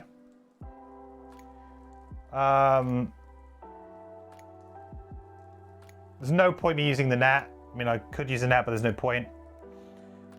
So he's got 4 health, and we're attacking for 3 with advantage. Okay, that's pretty good. So he dies, drops loot, and drops a shadow.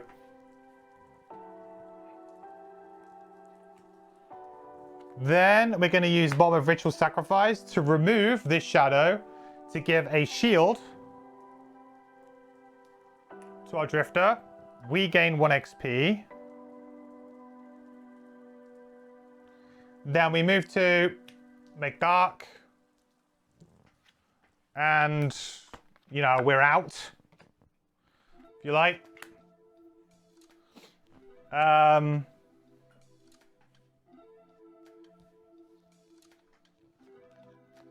Frosthaven, clearly not happy on me trying for the mastery. Yeah, I mean, like, it's one of those. Like, at some point you go, like, full greed. I just don't particularly like replaying scenarios where, like, I lost by a single turn because I full greeded it. Like, it's... You know, I'll just sacrifice some of my gains because I was like, I should have just done it. Like, for me, when you're playing a board game like this, there's no reason except for me just, you know, flogging myself for it. Saying I shouldn't have done it. It's upsetting. I mean, there's still a chance here, right? We still have a very small chance, but we have a chance. All right.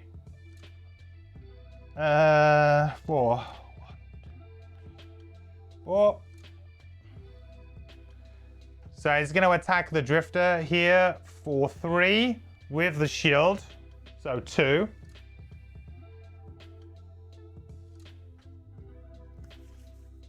One. Okay. Remember, we've got 2 cards we can burn, so this is actually looking not so bad. These guys are going to move, but they're not going to get anywhere near us. Them. So this is the last one.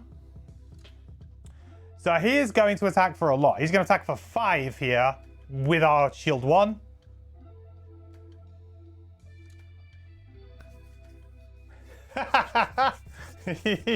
Well, I mean, it could have been anything, really. It had to be anything, like, it doesn't matter if it's the crit, right? This is like... Well, we burned 2 cards in our discard. To avoid that, I think we might have just done it, right? Are we on 3 health? Are we going to be on 1 health at the end of this? I think we've just done it. I guess we needed to kill this, and then the shield was pretty big. That 1 health that we saved with the shield is actually massive, because we're going to end with 1 health, I think. So we got Fierce Barrage, so we're going to attack for 2. So 4 on both of them. Now, do we not want to draw a ×2 here? Or are they both on full health? 1 and 3. They're both on full health. We did it. So... It doesn't matter, right? So we attack number 1 for 4.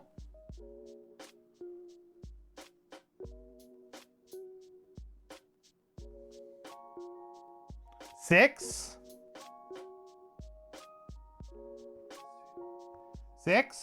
We take 1 retaliate damage. Then Shockwave does 2 damage to number 3.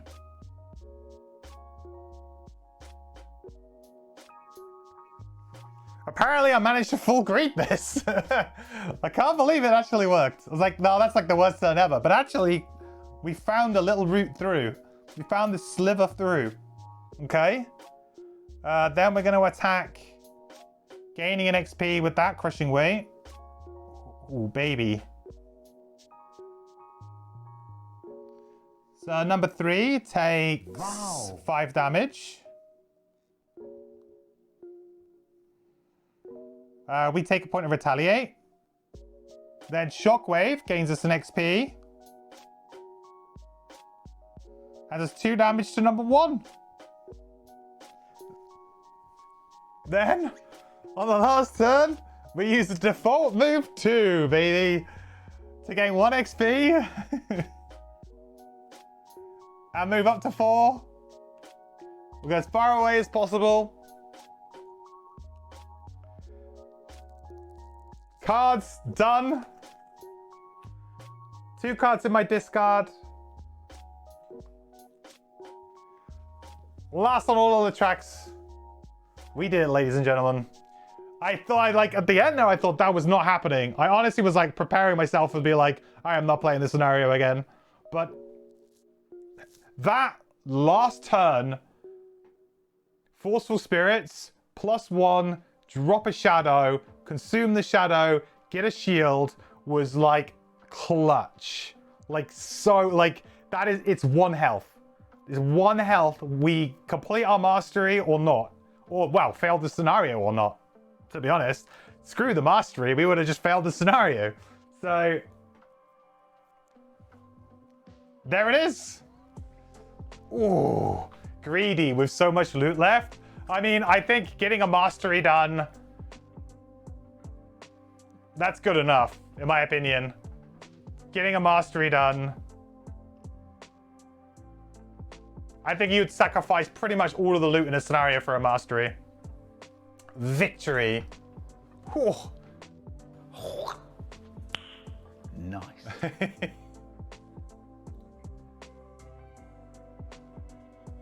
All right, here we go. The pack is far behind you now, their snarls and barks fading far into the distance. And so, See you later, losers. you let yourself slow to a march. The cold, for once, comes Did I as a complete the reprieve. goals? I completed one You let goal. it wash over and steal the away the Death Walker, heat I think. of battle, evaporating your sweat and taking the sting from your wounds. For a long time after that, you march. The valley extends onward into the icy expanse of the north, finally opening into a vast field crowded with towering, icy spikes. It looks almost like another forest, huge frozen pillars all gathered together. But these are no kind of tree you've seen.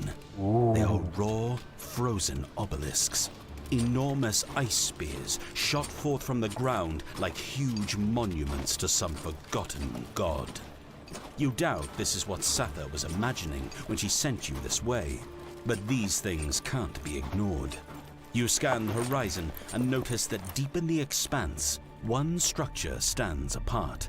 Larger and darker in color than the others, it's less a spike than a spire, and it reigns over the landscape like a lord's keep. You have the choice. You can either march to the massive spire or opt for a closer target. You do notice one not too distant spike that does look a little curious. It is shorter than the rest, but also wider. It might be worth a cursory investigation before venturing too deep into this unknown field. It's not all about having the biggest spike, you know. It's not all about that. Rewards. Gain 1 collective lumber. Gain 2 collective hide. Place map overlay sticker X on the map in location X, C7. New scenarios. Ancient Spire 15, Derelict Elevator 16. Nice, right. I need to make sure that I do some of the we need to get this XP on the Deathwalker sheet stat before I forget. That's huge, right. So we were on 89, we gained 16. Woohoo! Up to 105, baby. That was almost 2 XP's worth of personal quest gain on the Deathwalker for me. I often only end with about 8.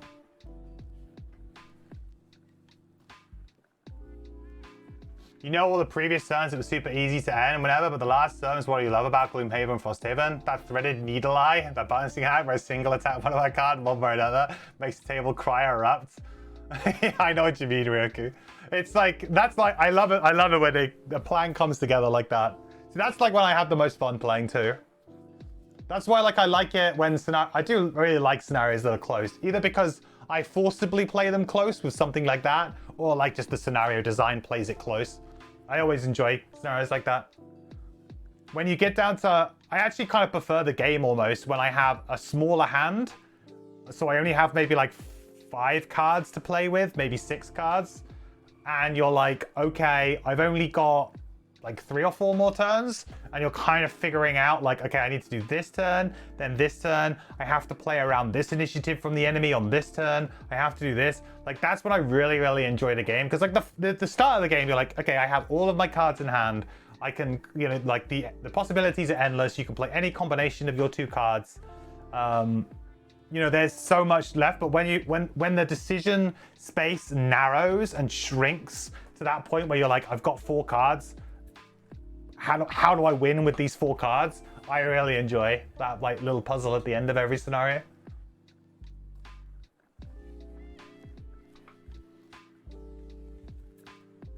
You think that the elevator scenario Isaac played in Alive? Interesting. Mastery there as well on the Drifter. Ooh, that feels good. That feels good. So we get a free perk. Okay, so I can now mark this as success. Ta-da! Because I have marked everything that I needed to. Apply. So I need to put some things in the Frosthaven supply as well. So what did we gain? We gained 1 lumber, I think, and like 2 hide, was it? 1 lumber and 2 hide. Yeah. Nice. And we unlocked 15 and 16. 15 and 16.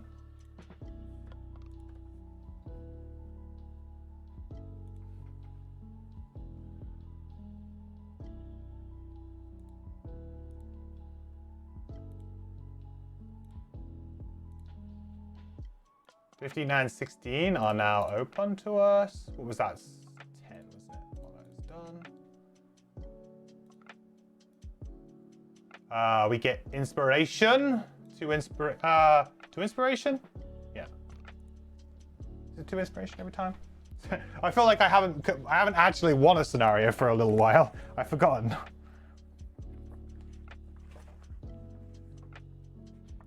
You think the items on the characters are not up to date in the campaign document? Yes, you're probably correct, actually, yeah. I don't think I've updated that for a little while. I'll update that. Because I got a lot of extra potions, didn't I, and things. Lots of small items recently. Come on. Both level up? I think we might do as well. That was a big... We got to... Yeah, we did. We hit level 5 on the Deathwalker comfortably. And the Drifter should have been as well because we were way higher. Yeah, both of them hit level 5 too. So we're going to get another perk there as well. Ooh. Where are you? Inspiration, please. So 4 minus number of characters. Yeah, it's 2. Good. Okay. So, all right, let's have a look and see what perks we're going to get then. So on the Drifter, I think it kind of makes sense to just get rid of the -1. Whoop. Is the mastery down here? Can I select it? Yeah.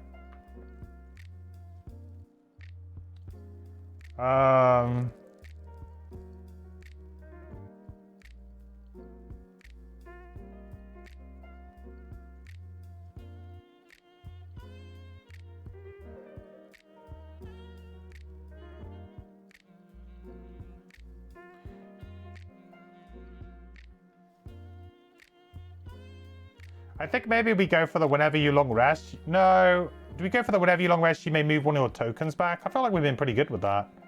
Maybe replace 1+1. I think maybe replacing 2 +0s with 2 rolling PS3s seems really good. Or replacing 2 +0s with 2 push 2s.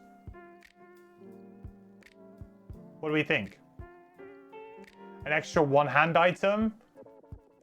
I'm trying to think of like what would be good. Oh, I guess we could get like a shield, right? Might give us a little bit more tank. Rolling PS3 is actually underrated. Yeah, probably.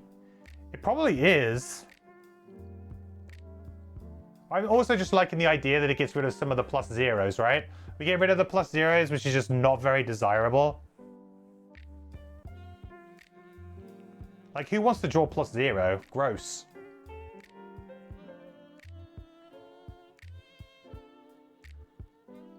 You didn't like it before, but now you love to replace +0 with rolling PS3? Yeah.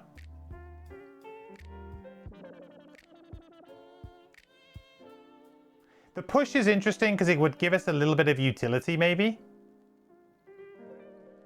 But then the problem with push is that, like, there'll be sometimes when I don't want to use it. Well, there'll be times when I ever don't want to use it. Like, push is one of these things where you really want to, like, there'll be a turn when you want to push. But PS can sometimes just help you out. Especially as we go up to higher levels. Yeah, push is one of those things you want to plan. Yeah, definitely. Whereas Pierce is like, if you flip it, it's like, great.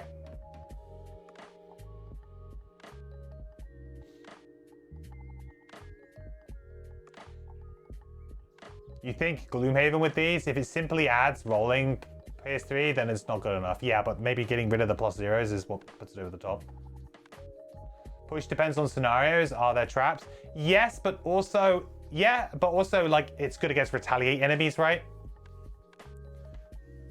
It could help your allies. I think hazardous terrain, like to be honest, there's quite often environmental stuff going on in a lot of things. Plus, if you think about like if you had like if we were playing with the trapper character, then you know push immediately becomes a bit better. I think Pierce is the safe one here. I don't like replacing a +1 with 2 +0s that move our tokens back. It feels incredibly safe. If we're talking about like raw damage output here, then probably replacing the 2 +0s with 2 PS3s is the best. Well, I think we'll do that.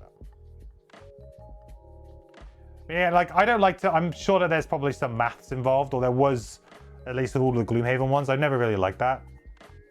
I've never really. I just go with my gut with perks a lot of the time.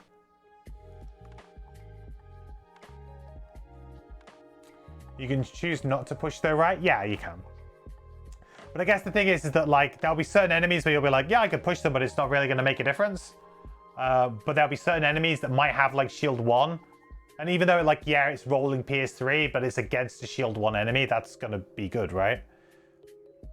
It just means that you actually might go for an attack on a shielded enemy.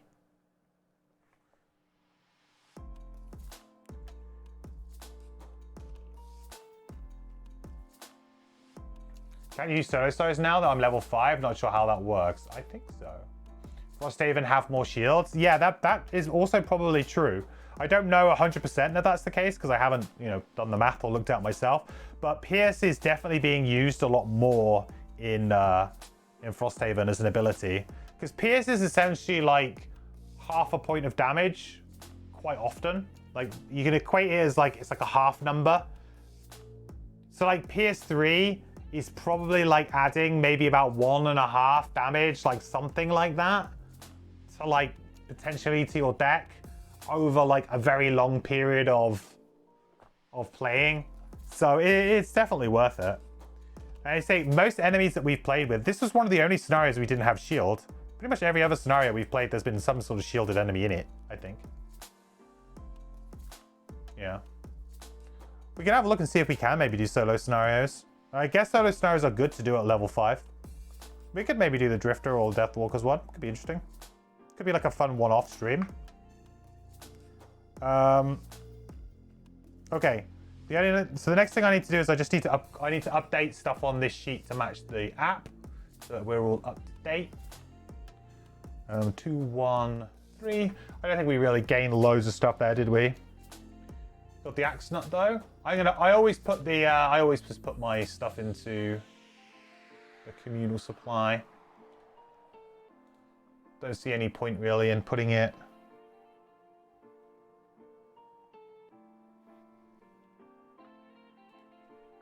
Anywhere else? Wow. To be clear, for herbs, I only put herbs in because this is like there's no, in my opinion, they don't see any reason why you would want to keep herbs unless there's a personal quest or something. Hang on, no, that's wrong.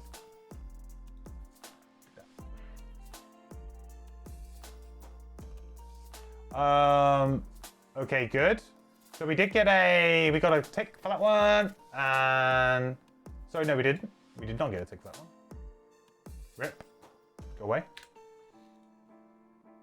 We are now on 228. 228 gold. We are on 60. We got a boatload of gold that scenario, huh?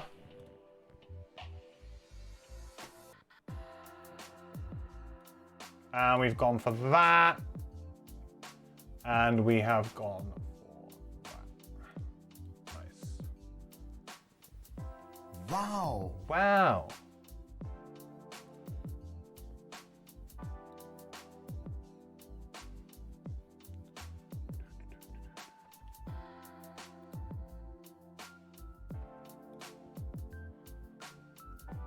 531.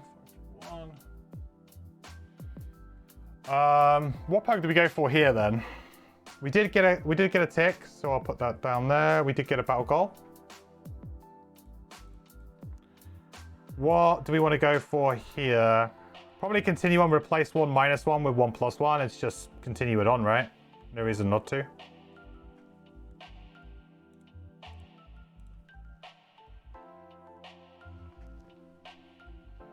Did the walker level up too? Yeah. Yeah. Great. So we've done all that. So now we can go back to Frosthaven and we can do our Frosthaven stuff. I probably should. I know I leveled up there where I probably shouldn't have, but I don't think it matters too much. Just for I may as well do it while I have my spreadsheet up. Technically, I am doing things out of order there. I shouldn't. I'm being naughty. I should only do that during the downtime phase. So do as I say, not as I do. Speaking of which, tomorrow I will have a new video out for you guys, which goes through the entire Outpost phase. I'm very excited about it. I'm very happy about it. I think it's a really cool video, and hopefully you guys really like it. And hopefully it will help clear up some questions about Outpost phase or people who are just starting to play. It's spoiler free. Let me put some of these items in. So that's in. Hang on, I've got the drifter cards here. Let me just quickly put these in on here. Right, what's the last thing I did? Ammunition life, crude spear, crude hard armor, wing shoes, renewing potion. Right, so everything else needs to be added.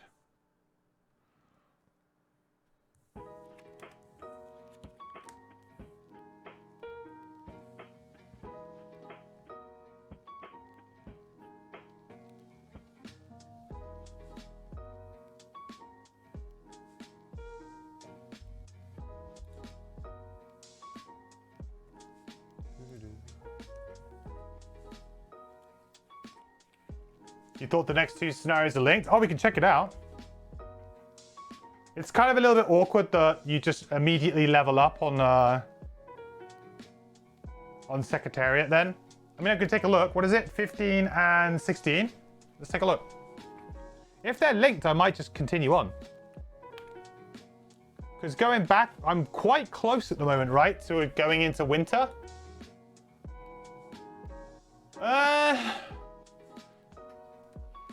Pretty close. Let's get this out and check. Let me, actually, what I'll do first is I'll clear this. I'll clear the decks.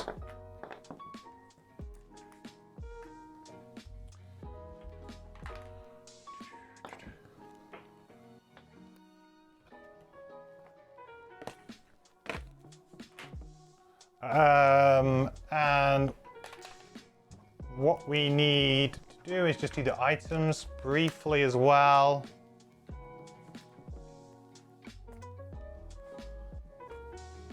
Just to keep that updated on there. Boost speed. Strength potion.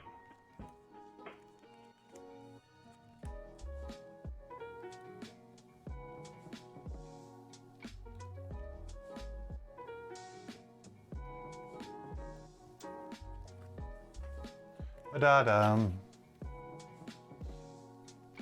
Avoid winter as long as possible. Yeah, I think it is generally the best way. And also, I mean, I guess there might be a reason why you might want to go back again to level up. Like, this is a good situation where actually maybe I don't, because I do get to level up. I did get a bunch of gold. You know, it will give me, you know, it's a nice time to go back. Traditionally in Gloomhaven, I would always say go back because there was never any downside, and resolving city events are generally positive. But I think unless you're going back, maybe it's best to look to see what you could build. Like if you've got enough resources to maybe build something and then maybe build another thing quite quickly afterwards, then maybe it's not so bad.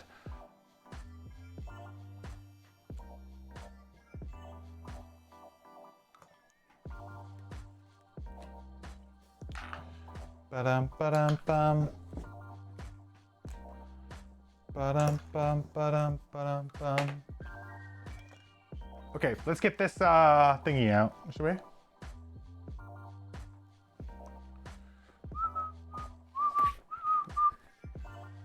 15 and 16.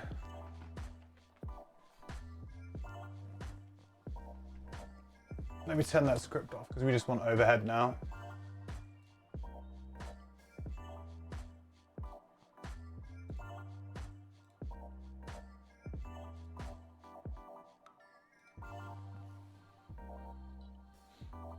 Okay, 15 and 16.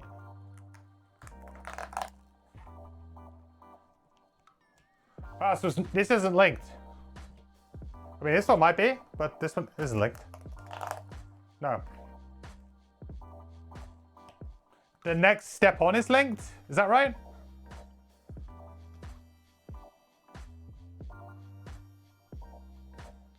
So these ones aren't actually linked to this, because it would show a link there, right?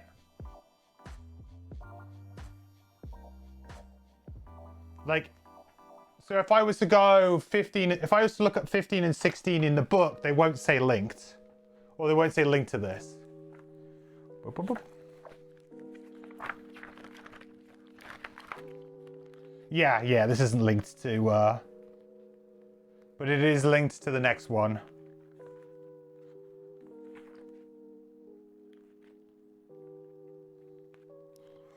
Holy cow, I just sort of looked at number 15. I don't think I'll ever be able to play that on stream. Jesus, it's a giant map. It's so huge. It's like every map tile all at once.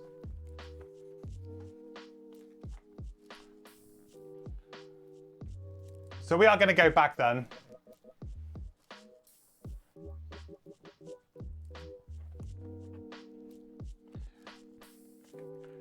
So first things first then, we need to do Passage of Time.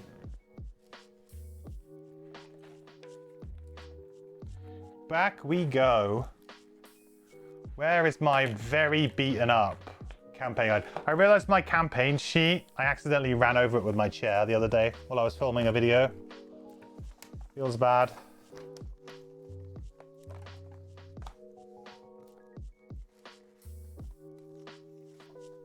You see the chair mark? You probably can't because it's too white. The camera's not going to pick it up. There's a chair mark going along here now. Chair crease. Right over these two stickers.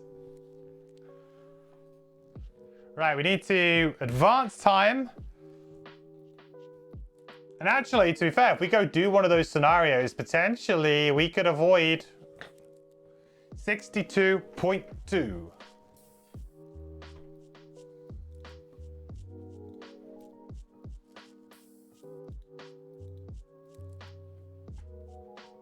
Is it the elevator scenario? I believe the word elevator is in its name. Derelict elevator, yes.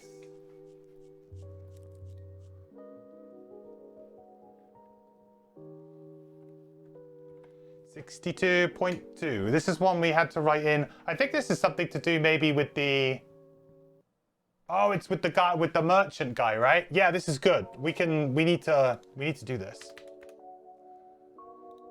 Not in the section book? Oh, because it's an event, right? It came from an Outpost event, I think. Summer Outpost event.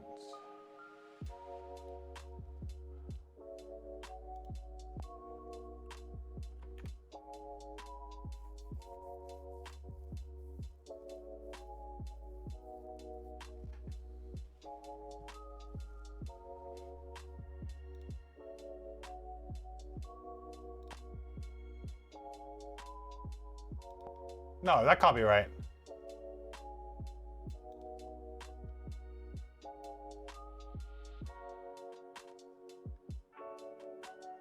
$62.2. Let me go and I'll find it in the section book. Didn't seem to work in the events. I swear it's off of a card, isn't it?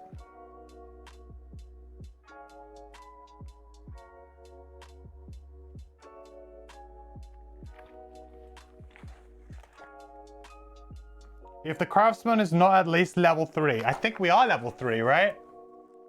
I think I did it. I think I specifically went out and made sure that we did that. Yeah, there you go. Craftsman level 3. So where do I find this then? Where's the foreteller for this? Because it was on a thing. It should be in the section book, right? But it came from an event.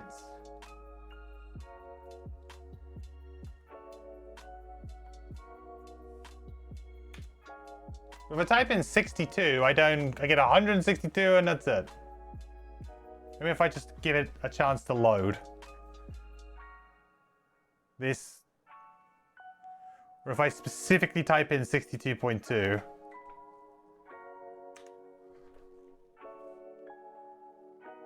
I love foreteller so much. It is so janky. As soon as you want to find something, it does not work. Come on. I mean, it's definitely in the section book.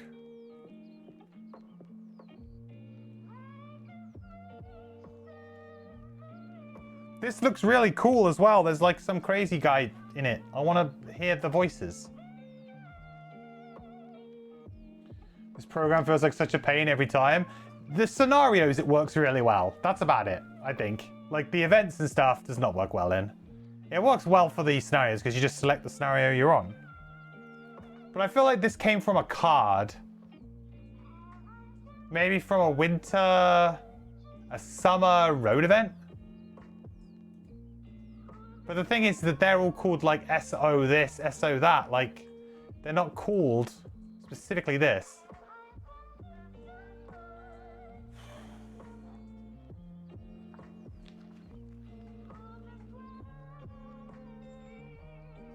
Summer Outpost events.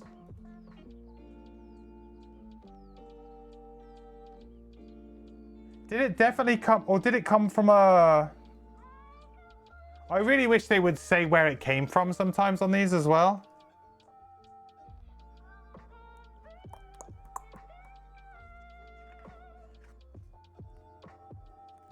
Oh, I think this is a... Oh, this could be the one. This could be big news, chat. I've just seen what it unlocks. This could be big news. I think this might be the one. The one that unlocks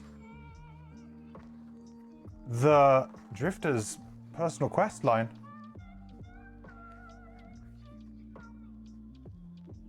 No reading ahead? Oh, come on. I'm trying to find this thing and I'm getting bored. I'm trying to find out what's at. It's just terrible. Right, I'm going to read it. Boo, Fortella, boo. Why can't I just find things on you? Why if I just let it load a second and I just scroll? Sometimes it will like just magically start giving you everything. And other times it will just be like, no, you can only have these very specific things. Like at the moment it's only loaded the first like 3 entries in the section book for me.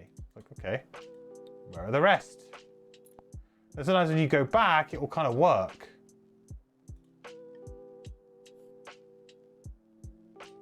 It's like sometimes it chooses to load stuff. Other times it's like, nah.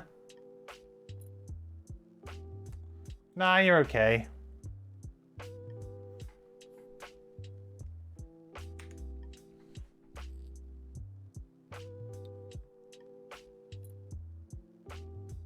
Apparently it has nothing for 62. There is nothing on page 62 in the section book section.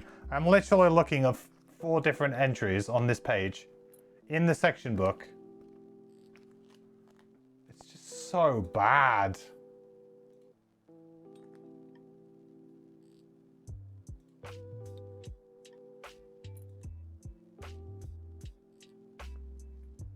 For something that costs, what does it cost? Like 20 bucks or something? This costs as much as a game. And you can't even search and it won't even work properly half the time. Granted, I'm running it on BlueStacks, so I understand that's not necessarily ideal, but I don't think this is an uncommon problem that I'm having. Most people, you guys in chat who are also using it, seem to commonly complain how bad it is. Like, the audio is fantastic. It's just like, just learn how to design an app though, please, for the love of God. Okay. Let's just read it. So if the craftsman is not at least level 3, add 62.2 to the calendar in 3 weeks and stop reading. We have done that. So a high nasal voice reaches you at the back of the crater. Frosthaven's recently rebuilt canteen. Is that what it's called? The crater is Frosthaven's recently rebuilt canteen. Okay. I have it! Ah, I have it! This is Pinter Droman, the Outpost's best and only tinkerer, and he's pushing his way through the smoky gloom to find your group at your usual table.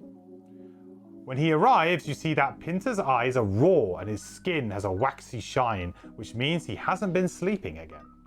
The seawater! I have a way around it! Or rather, Pinter unrolls a scroll of parchment on your table, pushing aside your drink. The parchment shows a diagram of some sort of armoured ball.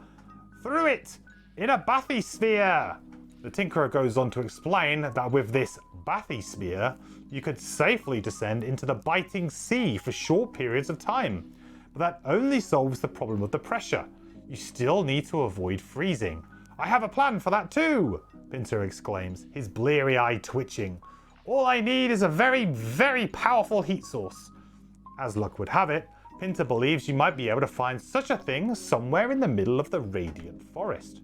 The whole forest is unfrozen, even in the winter, so something must be heating it, Pinter says. I can't be certain what it will look like, but I'm certain it's there, yes, and with your particular skills, finding it should be no problem. Rewards. New scenario, Thawed Wood, number 33. Ooh. And I think, is that the one that we needed for Sacred Soil?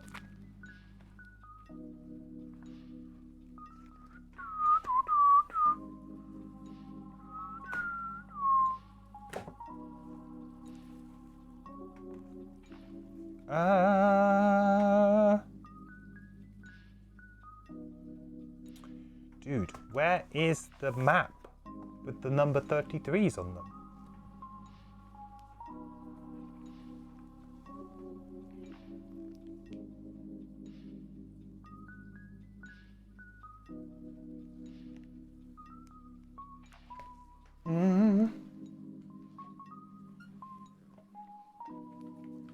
According to Dwarf on the Discord, it should be 32.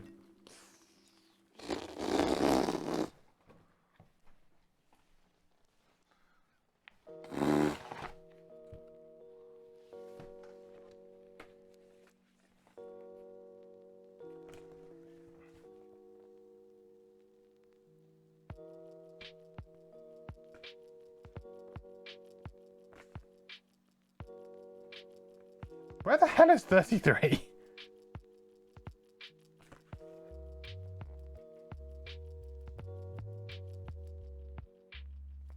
What the? Why can't I find it? What the frick? Am I missing one of these boards? Where are you boards?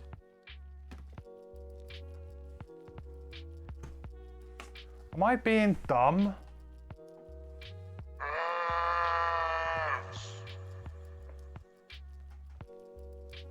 Am I being dumb? It's not in order. It's not like in a logical place. There's 34. 31.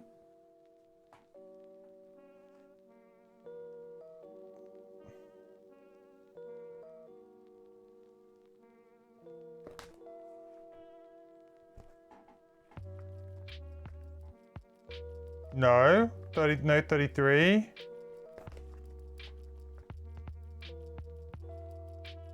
What? Hang on. How many of these are there? 5. 1, 2, 3, 4. I've got all 5 here. Top row. Oh.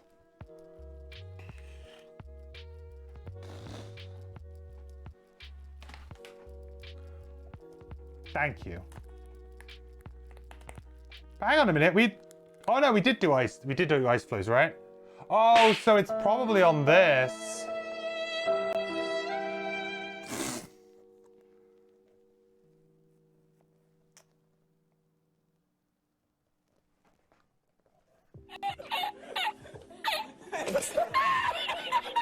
Stop. So this was the one that we got because we did ice flows. So I expect if I went to maybe this scenario, maybe I would have got it in the section book. You think I need to do Frozen Fjord next time? Okay. Then I can finally retire Drifter. Okay. Well, anyway, that's good. That was the passing of time, so we've done that. So now we need to do Outpost event.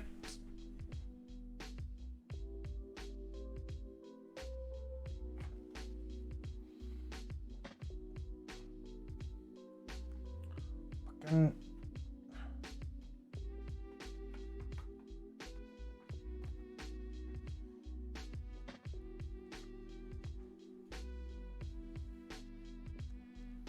Oh, God.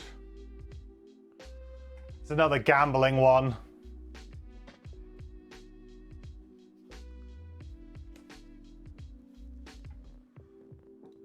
There's a lot of gambling in this game. Not for kids. So 18.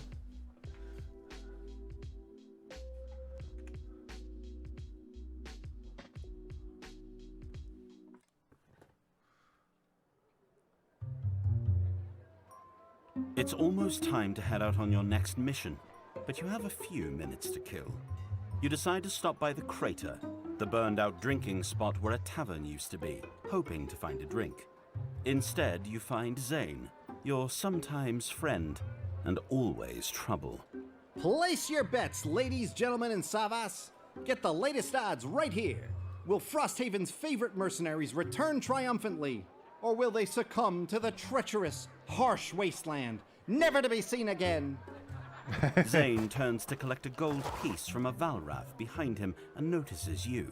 Oh, just a minute, folks. The orchid rushes over to you. Hey there, friends. I didn't see you there. Sometimes we take a little poll on whether you'll make it back. A poll for, money. A thought crosses his face. Say, you wouldn't want to get in on this, would you? You could actually make a lot of money betting on yourself. Option A. Bet some gold on your success. Option B. Bet some resources on your success. All right, polls up, everybody. Are we, option A, betting gold on our success, or option B, betting resources? Bet against my success. I knew that's what you guys would want to do.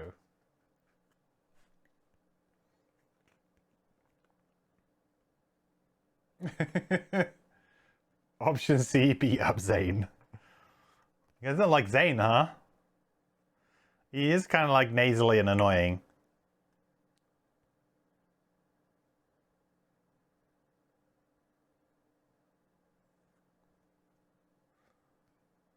I mean, I think I am happy with either of these results, I guess.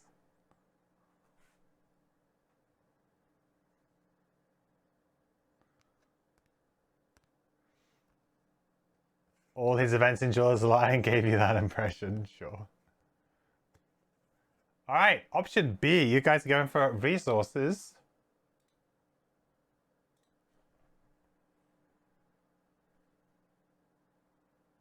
All right.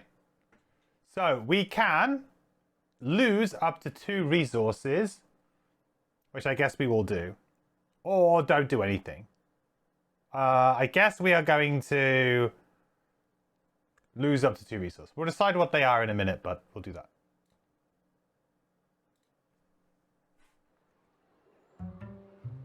B. Huh. Does Satha know you have all this? Well, had, I guess. Pleasure doing business with you. Zane laughs loud enough to scare off a wind demon.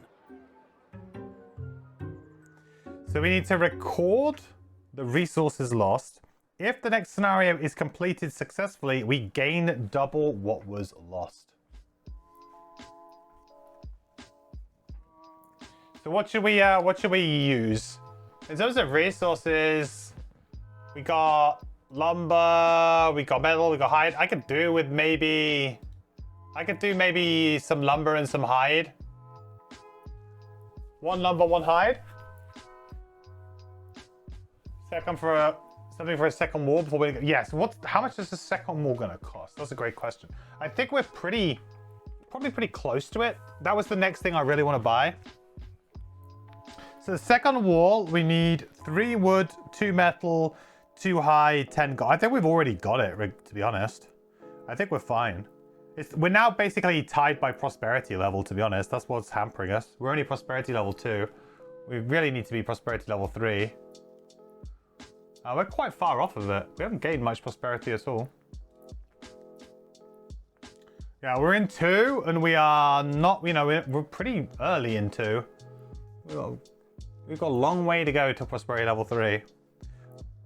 I reckon we do 1 wood and 1 hide. I think that's like pretty, we've also got a lot of that at the moment. So if we lose it, it's not the end of the world. Whereas if we lost metal, that might actually stop us from being able to build something. And that would stop us from being able to build something now, importantly. So I'll make a note of that. Where should I make a note of that? I'll make a note on the back of the campaign sheet. So 1 wood, 1 hide. And we'll lose that from the our general supply.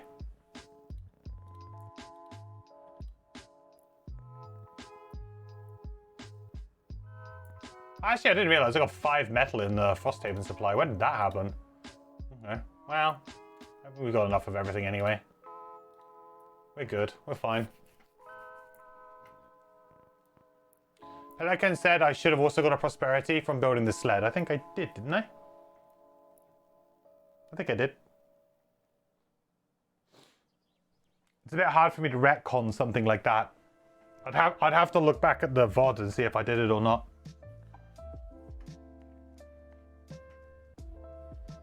I think I did it, but it's hard for me to say yes right now without checking the VOD. Cool. So that is our event. So now we need to go to building operations. Building operations. Would we like to build a... Would we like to pay up to 2 gold? I think we're going to just do these every time. We've got so much gold right now that I think we're just going to do this. So we're going to do 1 of each for sure. Like, it just makes sense to chuck them into the general. So that's going to cost 2, 4, 6. Like, the Drifter is so rich right now that... Sure, why not? So we'll put 1 of each into the Frosthaven supply.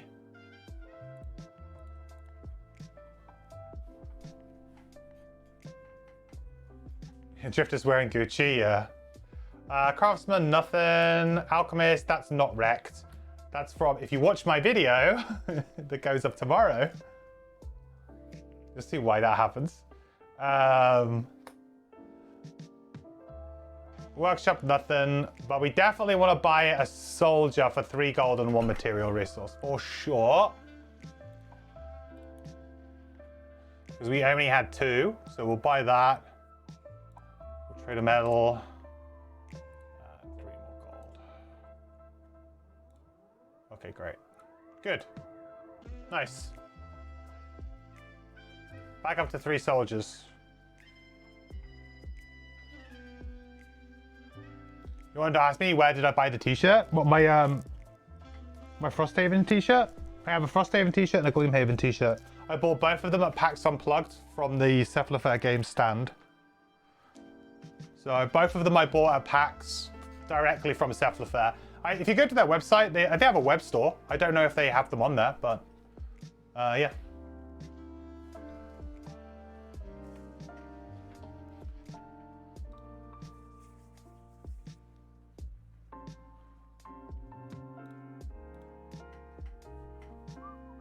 Okay, building operations, done.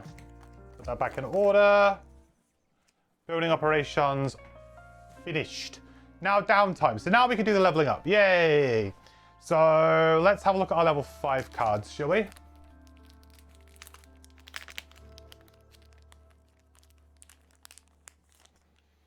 Seeing as we've done everything else, we just need to do the level 5 cards. Let's turn this back on. So we have, for the Drifter, we have Breakthrough, and we have Survivalist. Survivalist is, on your next 6 heals, targeting figures without ward, add ward. Ward is a new condition, which is like the opposite of brittle. It's half damage. So if you have ward, the next time you take damage, you take half. Rounded, is it rounded up or down? I can't remember. Rounded down, I think.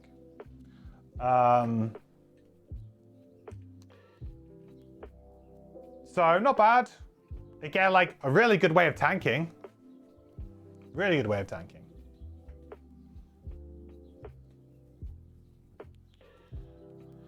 They are on the website, Garrett? Yeah, cool. Yeah, good t-shirt. I recommend it. I love both my Gloomhaven one and my Frosthaven one.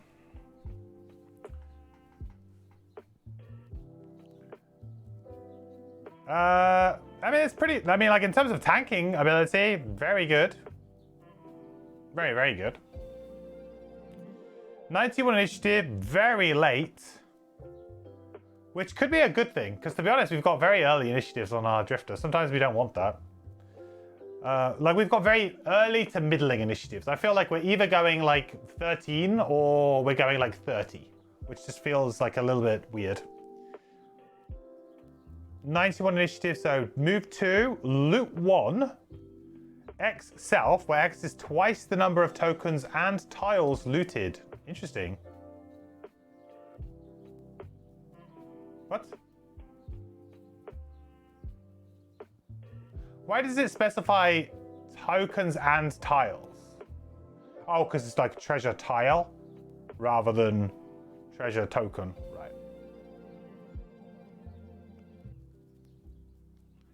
So let's say you can heal, like... Let's say you'll be like collecting 1 or 2 pieces of loot with this. It's not bad, you know.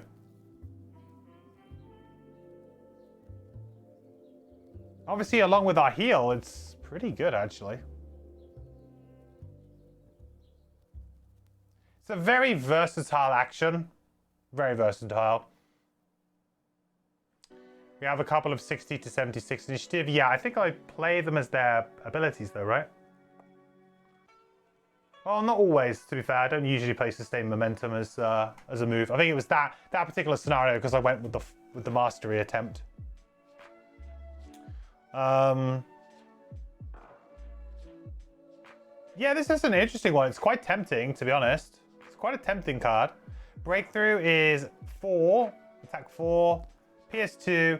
Before applying any other bonuses, move the character token on one of your persistent abilities forward 1 slot to add wound. Now that's pretty damn good. Melee attack as well, so we could be attacking for 6, PS2 and wound.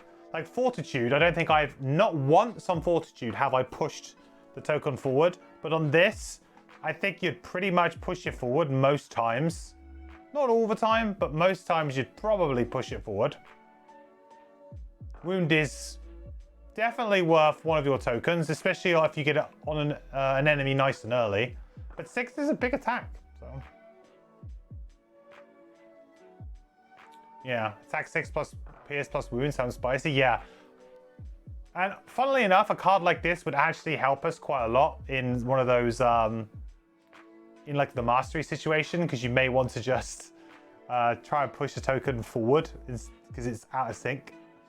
The bottom is move 4. If you are adjacent to at least 2 enemies, move the character token back on one of your positions. But that's also pretty nice. It's like the flip side to the other one, which was be adjacent to 1.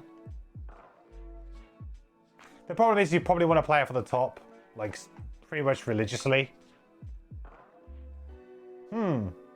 Interesting choices here.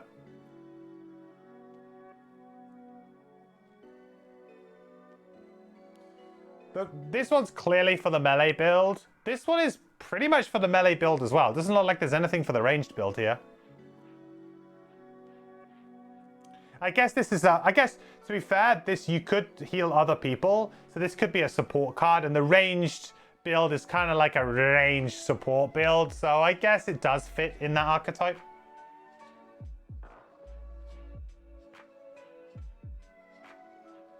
Both are non-burn halves. Yeah, that's also quite important. Like, realistically, does this fit well into my rotation of actives? Not really.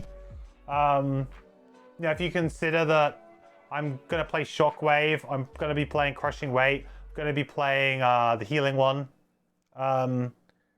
It's not likely that I have another space for another one.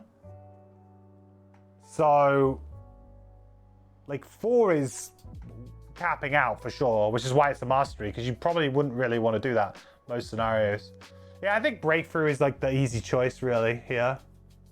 I like the bottom of Survivalist though, and to be honest, I like the initiative a lot more than I like the initiative on Breakthrough.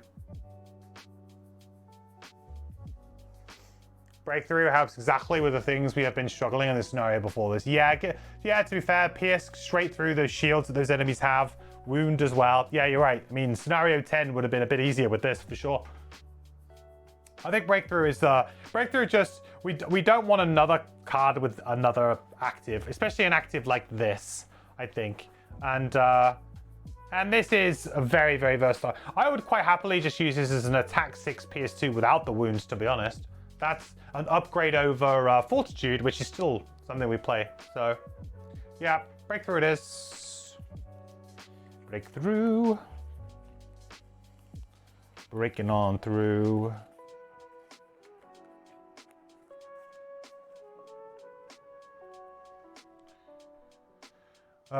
Okay, good. Now let's have a look at the Deathwalker.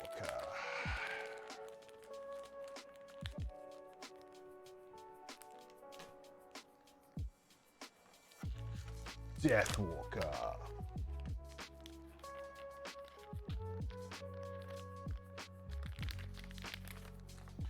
So our level 5 is medium and dominate.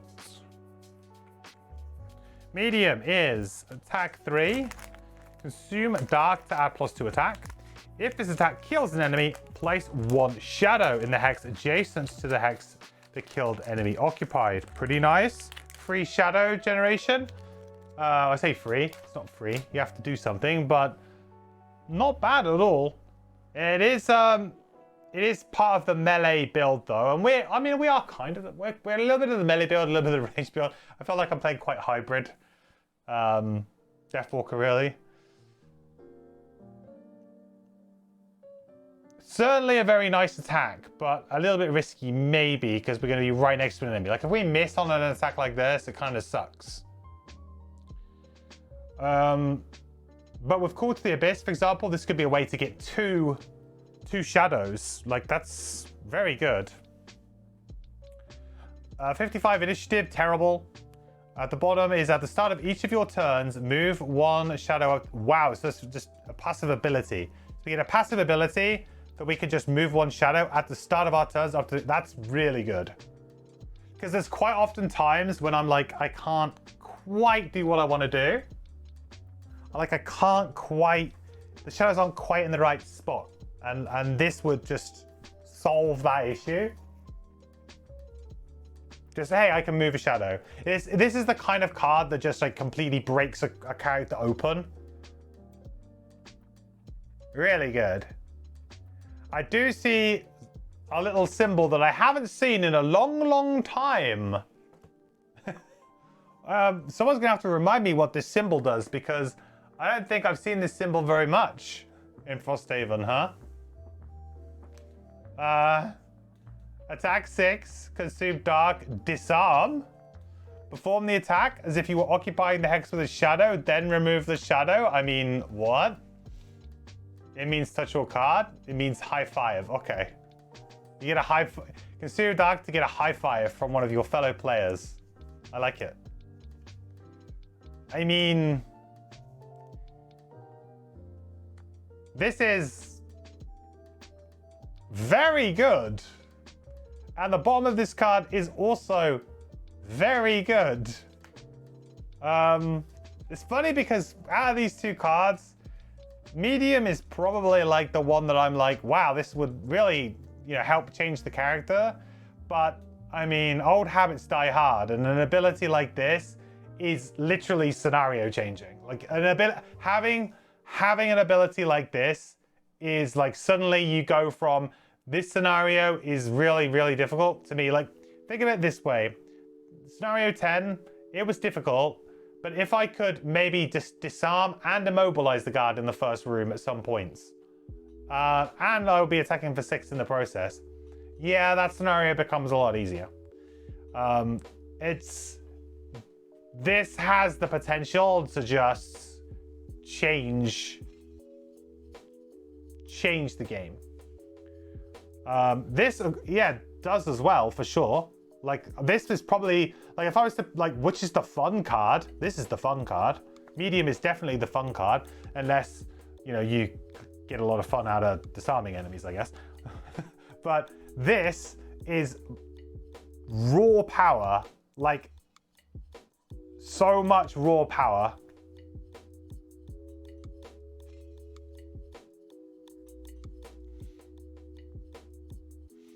You see, Dominate plus Breakthrough can get me through Scenario 10. Yeah, possibly. I mean, I still feel like I might need to dial down the difficulty, but yeah. That's going to help a bunch. I have no control in my party right now outside of net. None.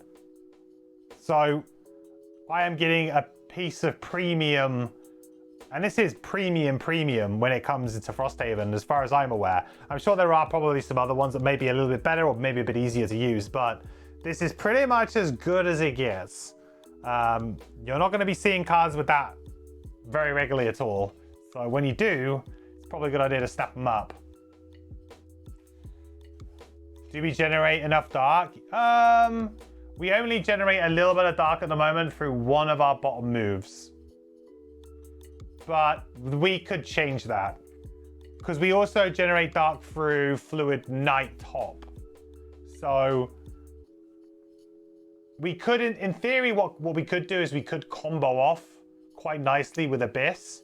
Like, I feel like Dominate works quite well with Abyss. Because the thing with Abyss is that you want to be killing enemies or doing enough damage to them over like 2 turns to be able to kill them. Like, if you can make a shadow every turn to 2 turns, every 1.5 turns, let's say on average, you're making a shadow by killing something.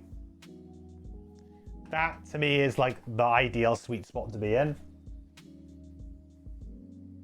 How much HP does the Ice Speaker have? I can't remember. I don't think it was actually that much. I think it was more that they were just a difficult target to get near. I don't think they actually had like a huge amount. Yeah, I mean, for me, medium is the fun card, definitely. But Dominate is like just so insanely good. It's also just an attack 6. Like, even if let's say I didn't have this dark, I could still attack something for 6. And it's non-burn. That's good. Yeah, it feels like a considerable boost to my arsenal, straight up stronger than before. Yeah. I'm going to pick Dominate here, I think, although I do really like medium. And I really like the bottom because I feel like if you're playing the non-consume, right? So this build here is basically around Abyss, where you're going to be called to the Abyss, where essentially you're going to be killing enemies. You're going to be consuming shadows to kill enemies that when they die, they create another shadow, right? So you kind of get this nice kind of snowball effect of, once you've made your first shadow, you kind of go from there. Whereas if you're playing more of the Eclipse build, where you're just putting 3 shadows out on the first turn of the game, then really something like medium would be much better for you, because that's going to allow you to then go, okay, great. Now I can start positioning. Like a turn 1 play of Eclipse plus this, you will essentially always have your shadows in decent positions, and you will just be, moving them around and using them. I feel like this is more of like the style of play that I enjoy with this character. But this is like quite clearly the better card for the other style of play, I would say. So I'm going to go for Dominate. I'll need to figure out my cards and I'll take another picture and put it up on my spreadsheet at some point. Some point soon.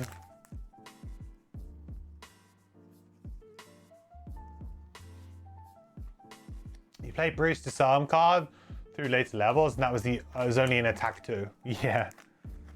Yeah. That's how good Disarm is.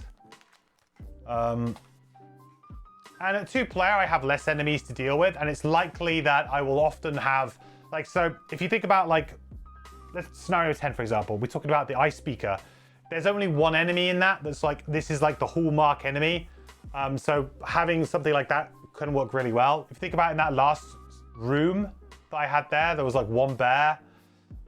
At 2-player, I often will find myself in situations where I will have one really tricky enemy, either an elite or just an annoying enemy, and then I will have maybe a couple of extra enemies who are kind of like the supporting cast that could be killed quickly, but of course you've got the one scary enemy. Well, now I can just go and disarm the scary enemy, and my other character who can also do a lot of damage can just go and deal with like the trash mobs, if you like, if you want to go from like, you know, RPG MMO terms. Go kill the trash mobs, disarm the big boss, kite the big boss around, clear the trash mobs. Then when we have that time to focus the big boss, we can focus it, kill it, and yeah. Works really well with Wound as well, Disarm, of course. So, you know, has a little bit of synergy with Breakthrough that we've just picked up, in the sense that if we can get Wound and then we can disarm him, he's going to take 2 points of damage from the Wound. Not bad.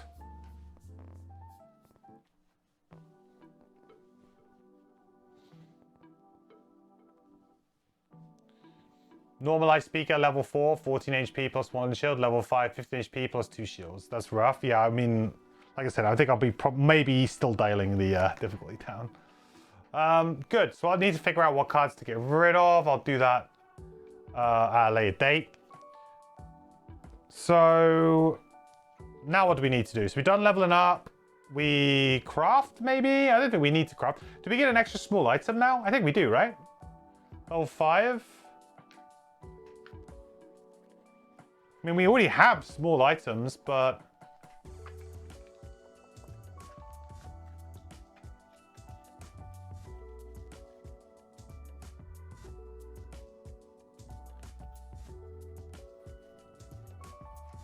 yeah, level 5 is 3. So we can craft maybe a potion, a decent potion for the Deathwalker. We've got loads of potions on the Drifter. I think what we'll probably end up bringing is so we'll keep Renewing Potion.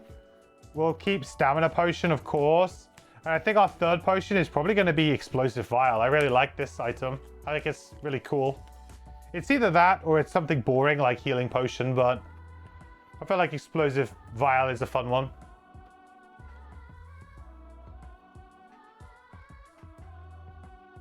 So let's have a look at the alchemy chart and see what we can potentially brew up.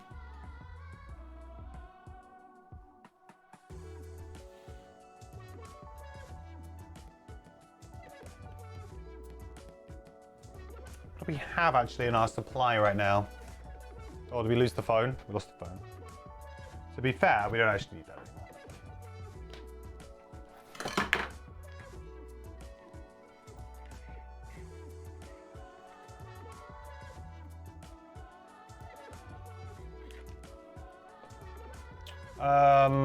Right. So we got Arrowvine, we got Axner, we got Corpse Cap.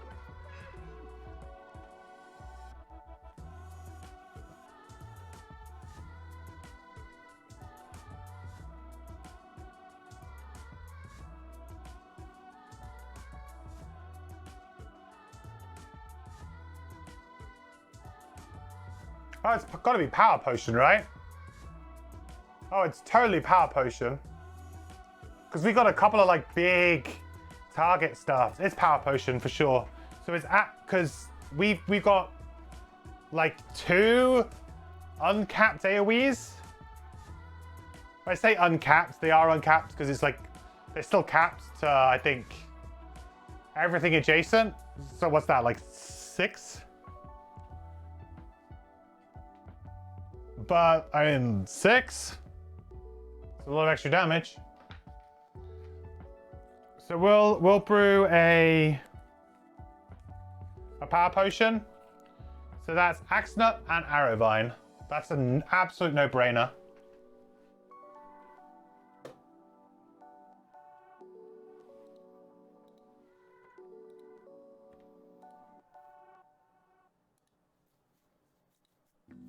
What number's that? That is number 85. I'll add it there. Nice. Power potion, easy. I don't think I want to craft anything again. Like, I'm pretty happy with all the items and things that I have. I really need to upgrade the craftsman's hut, I think. But I can't do that right now. So let's go. I mean, I'm pretty happy that that's everything I wanted to do. So let's stick some stickers, maybe do construction, stick some stickers, and then I think we're done for the day. So let's... What can we buy? Wall? It's probably going to be a wall.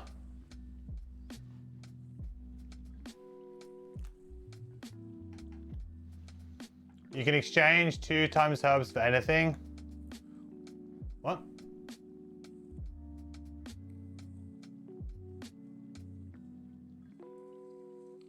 The one-time attack 2 potion on Drifter is huge. Yeah, that's true. Which is, what is that? That is the Frenzy potion, right? Corpse Cap, Axe Nut, which we do have as well. I could like distill down some of the other ones. Maybe I should distill some here, because I have just got so many. I could distill down the healing potion and the poison vial, maybe.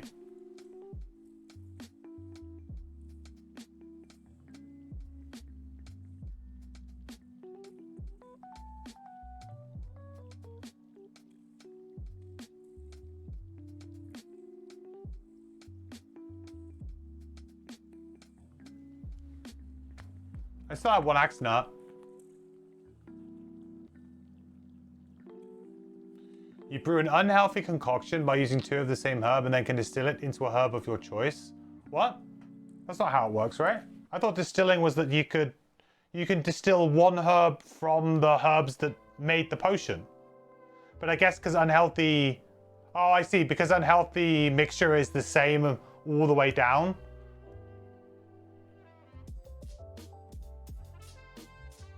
So if this is always unhealthy mixture, you're always going to be able to get something. That's interesting. So it actually is worth revealing unhealthy mixtures.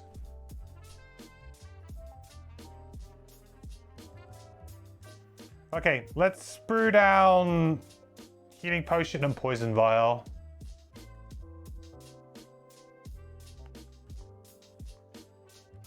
Yeah, you first have to uncover it, yeah. So we'll get Corpse Cap and we'll get Rock Thing back.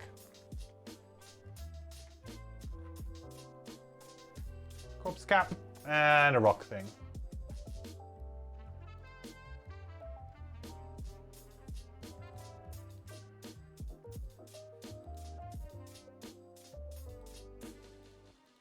But then I think I will use a Corpse Cap. I think I will do what you said, actually. And maybe I'll distill the explosive vial down. I might just keep it, I don't know. I think you're right, getting Frenzy Potion is actually probably the one.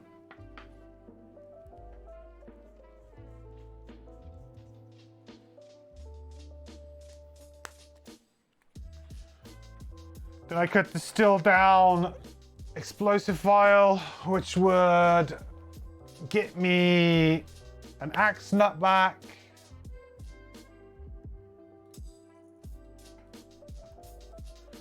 Which will do that too. Okay. Oh.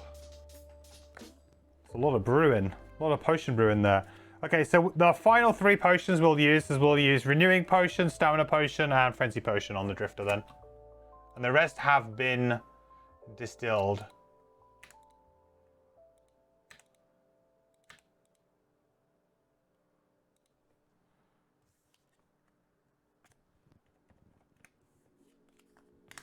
Good stuff.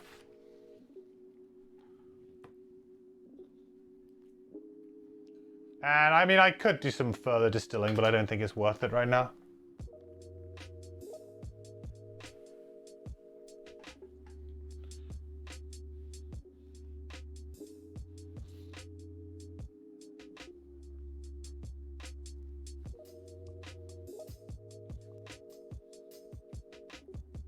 Now I can only distill it into Rockroot and Whistle? What? I'm not too bothered. Like, as long as you've got that and that, then you can mix into that eventually. I get that. At some point I need to get 2 corpse caps to be able to do that. How do I like Glancing Potion? I don't like it. I think Glancing Potion is probably the worst potion that I've seen so far. Probably. It's just not it's just like a potion that could take up a slot that does nothing, and I'm not a fan of that. Like, I'm much like, as with Gloomhaven, small item slot, very competitive slot. There's lots of items that go there. You know, there's a lot of potions in the game, a lot of things for you to choose from, and so I'm not a fan of very situational.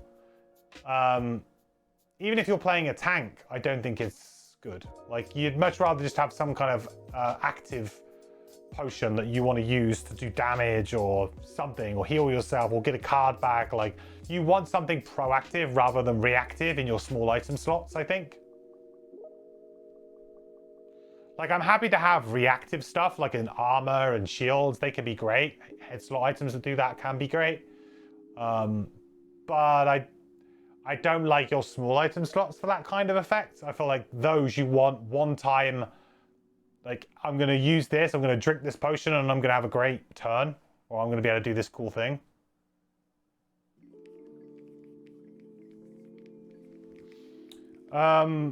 Good. So that's all that done. That's great. Let's go to construction. I don't think I can construct anything because I'm still prosperity. So I can't upgrade. I could, in theory, I could build the climbing gear, but I have no reason to right now. So I think we'll be doing the wall. So we'll be doing wall number 2.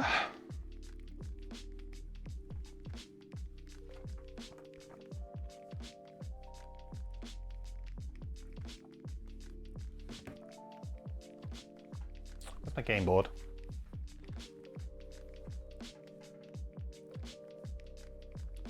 And then we'll stick all of that good stuff on, and then we are good to go. You find the potion hilarious? Yeah, it's... Iron Helm was so good, they had to make it a small item and one-time use. You want to know how broken Iron Helm was? If you want to see like what got nerfed the hardest in terms of an effect.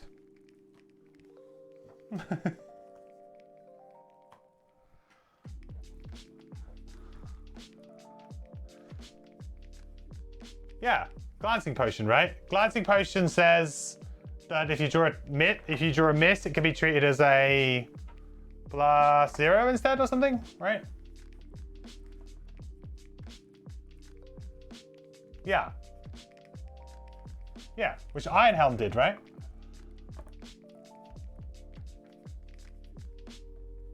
Iron Helm did it. But Iron Helm cost 10 gold. And could do it every time you drew it. It was not a one-time use. So you want to talk about an effect that's been nerfed the hardest in Frosthaven. People are saying, oh, Iron Helm's no good. Well, all I know is that the effect on Iron Helm has been moved to a small item that is one-time use.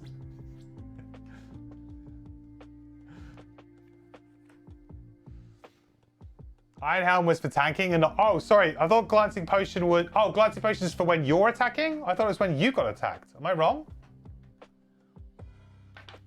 What?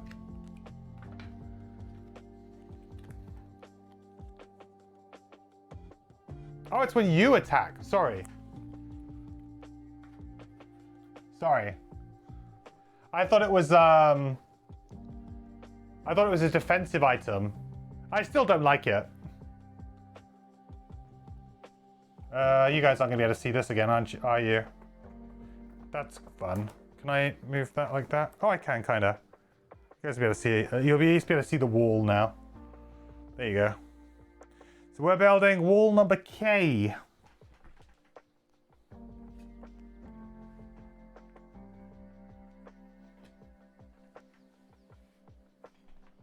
Yeah, I'm just confused. You're right. Wall number K. That's gonna cost me 10 gold. 3, 2, 2. So.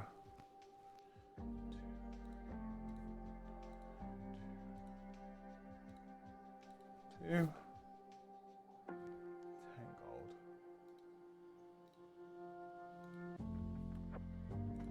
Okay. Paid for it all with our characters.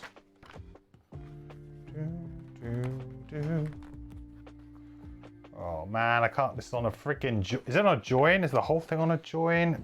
It is. Why can't they have just done the art slightly differently there? That's not annoying at all.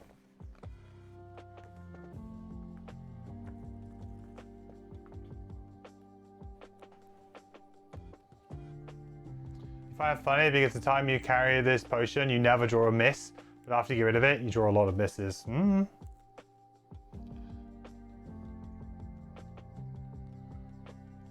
Hey, man. You gotta ward off the curse.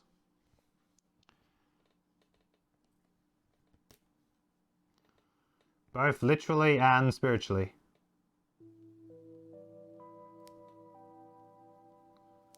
Come on, stick. You know you want to stick. You know you got to stick. You know you got to stick. Come on. Yes. It's looking pretty good. This is where I realize it doesn't line up with the fold. Oh no, there you go. Hey, there we are.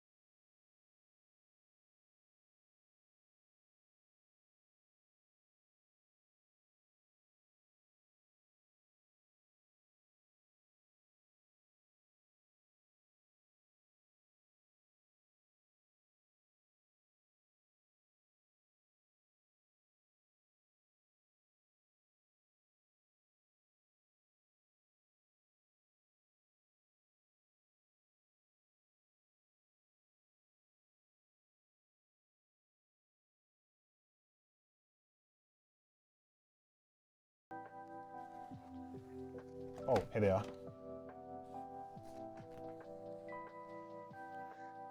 X.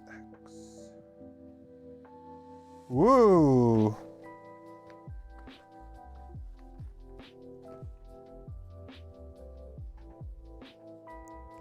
C7.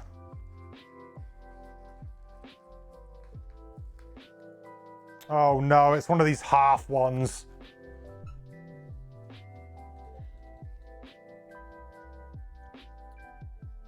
Balls.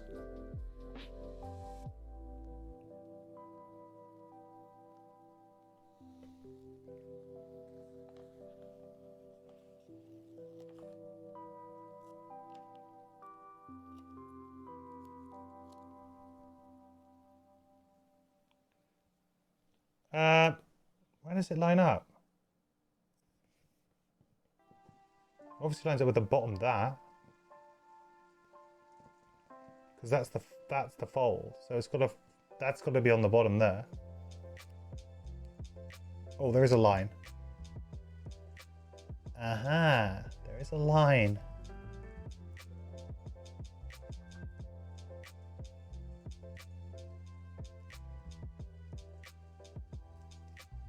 Where's the fold? Oh, the fold's not on the line? Oh, you... Like, why do you torment me so? Why, Isaac? Why?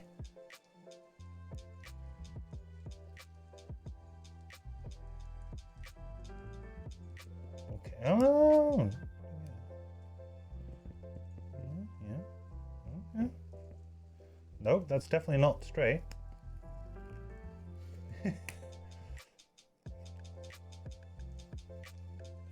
Right. Trying to match this up plus the lines. This is like the worst sticker so far. Easily the worst sticker so far. Okay, so that line is lined up. Okay, good. Yes, good. Kind of, yes. This side. I mean, yeah, like, it's not quite, but it's pretty damn close.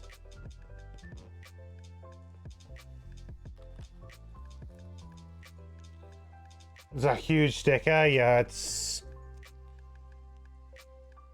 excessively large sticker.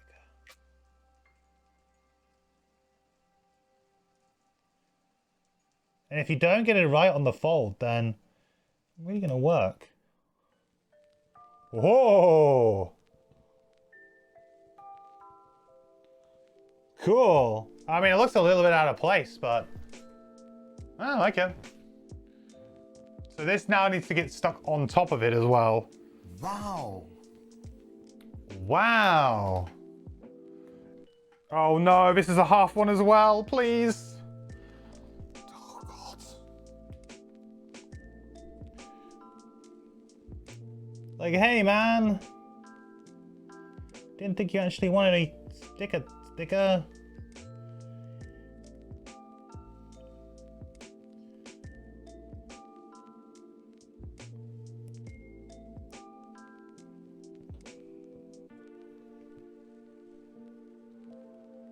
Like, look at that. It's like half. Like, it's so small.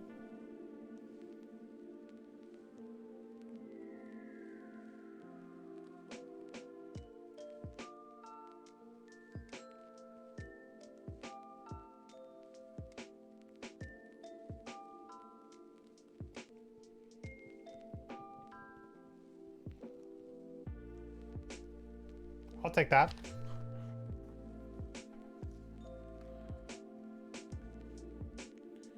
$16. Is that on there as well? Where's 16? Oh, it's over here.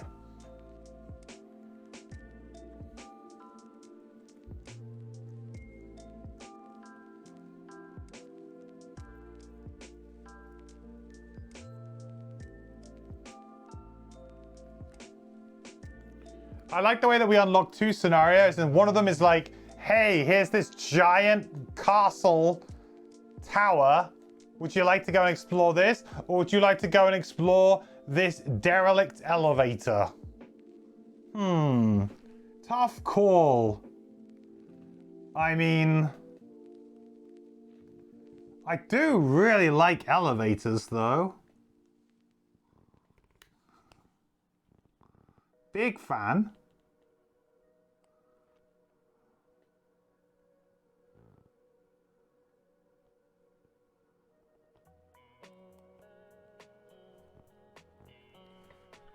Is that on properly?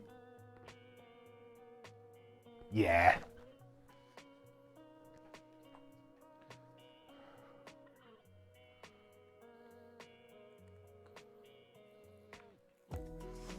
Choices, yeah. 33, I'm guessing that's in a forest. Genius.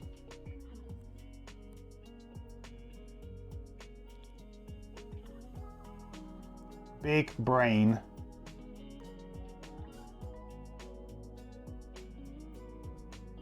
Oh, that's a nice one, though. Wow, that's a good one. That one feels good. You guys can't see that one.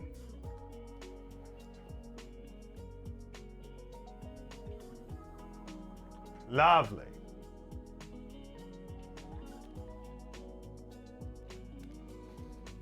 Not a huge fan of elevators. They have their ups and downs. Ba-dum-dum.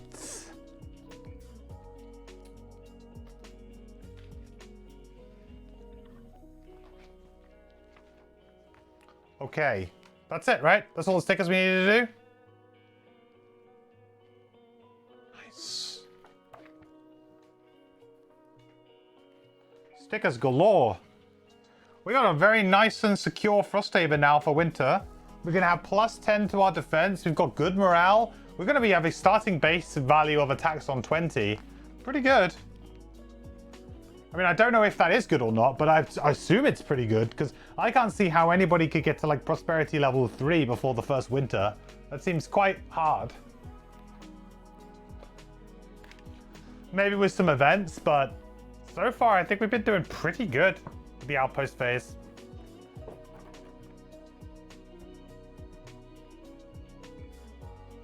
Can we play the Flow Rider song when we do the elevator scenario? What's the Flow Rider song? I mean, I've already been DMCA'd once probably this stream. What do we got to lose, huh? Flow Rider elevator.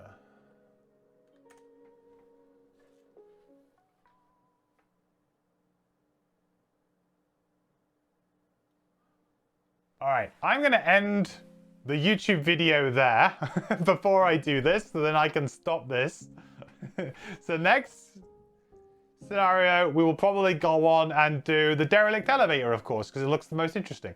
No, I don't know which one we'll do, but we'll probably do one of those two. Or we might go and do Frozen Fjords, so that we can maybe unlock the final retirement missions for the Drifter. But we got a lot of choices. So good scenario today, but that's what we'll do. So goodbye, everybody on YouTube. Goodbye. I think still, yeah. That's the blessing from Chat. That's the blessing from. Isaac, at this point, can we get your approval to add an additional attack modifier deck for allies in the digital version?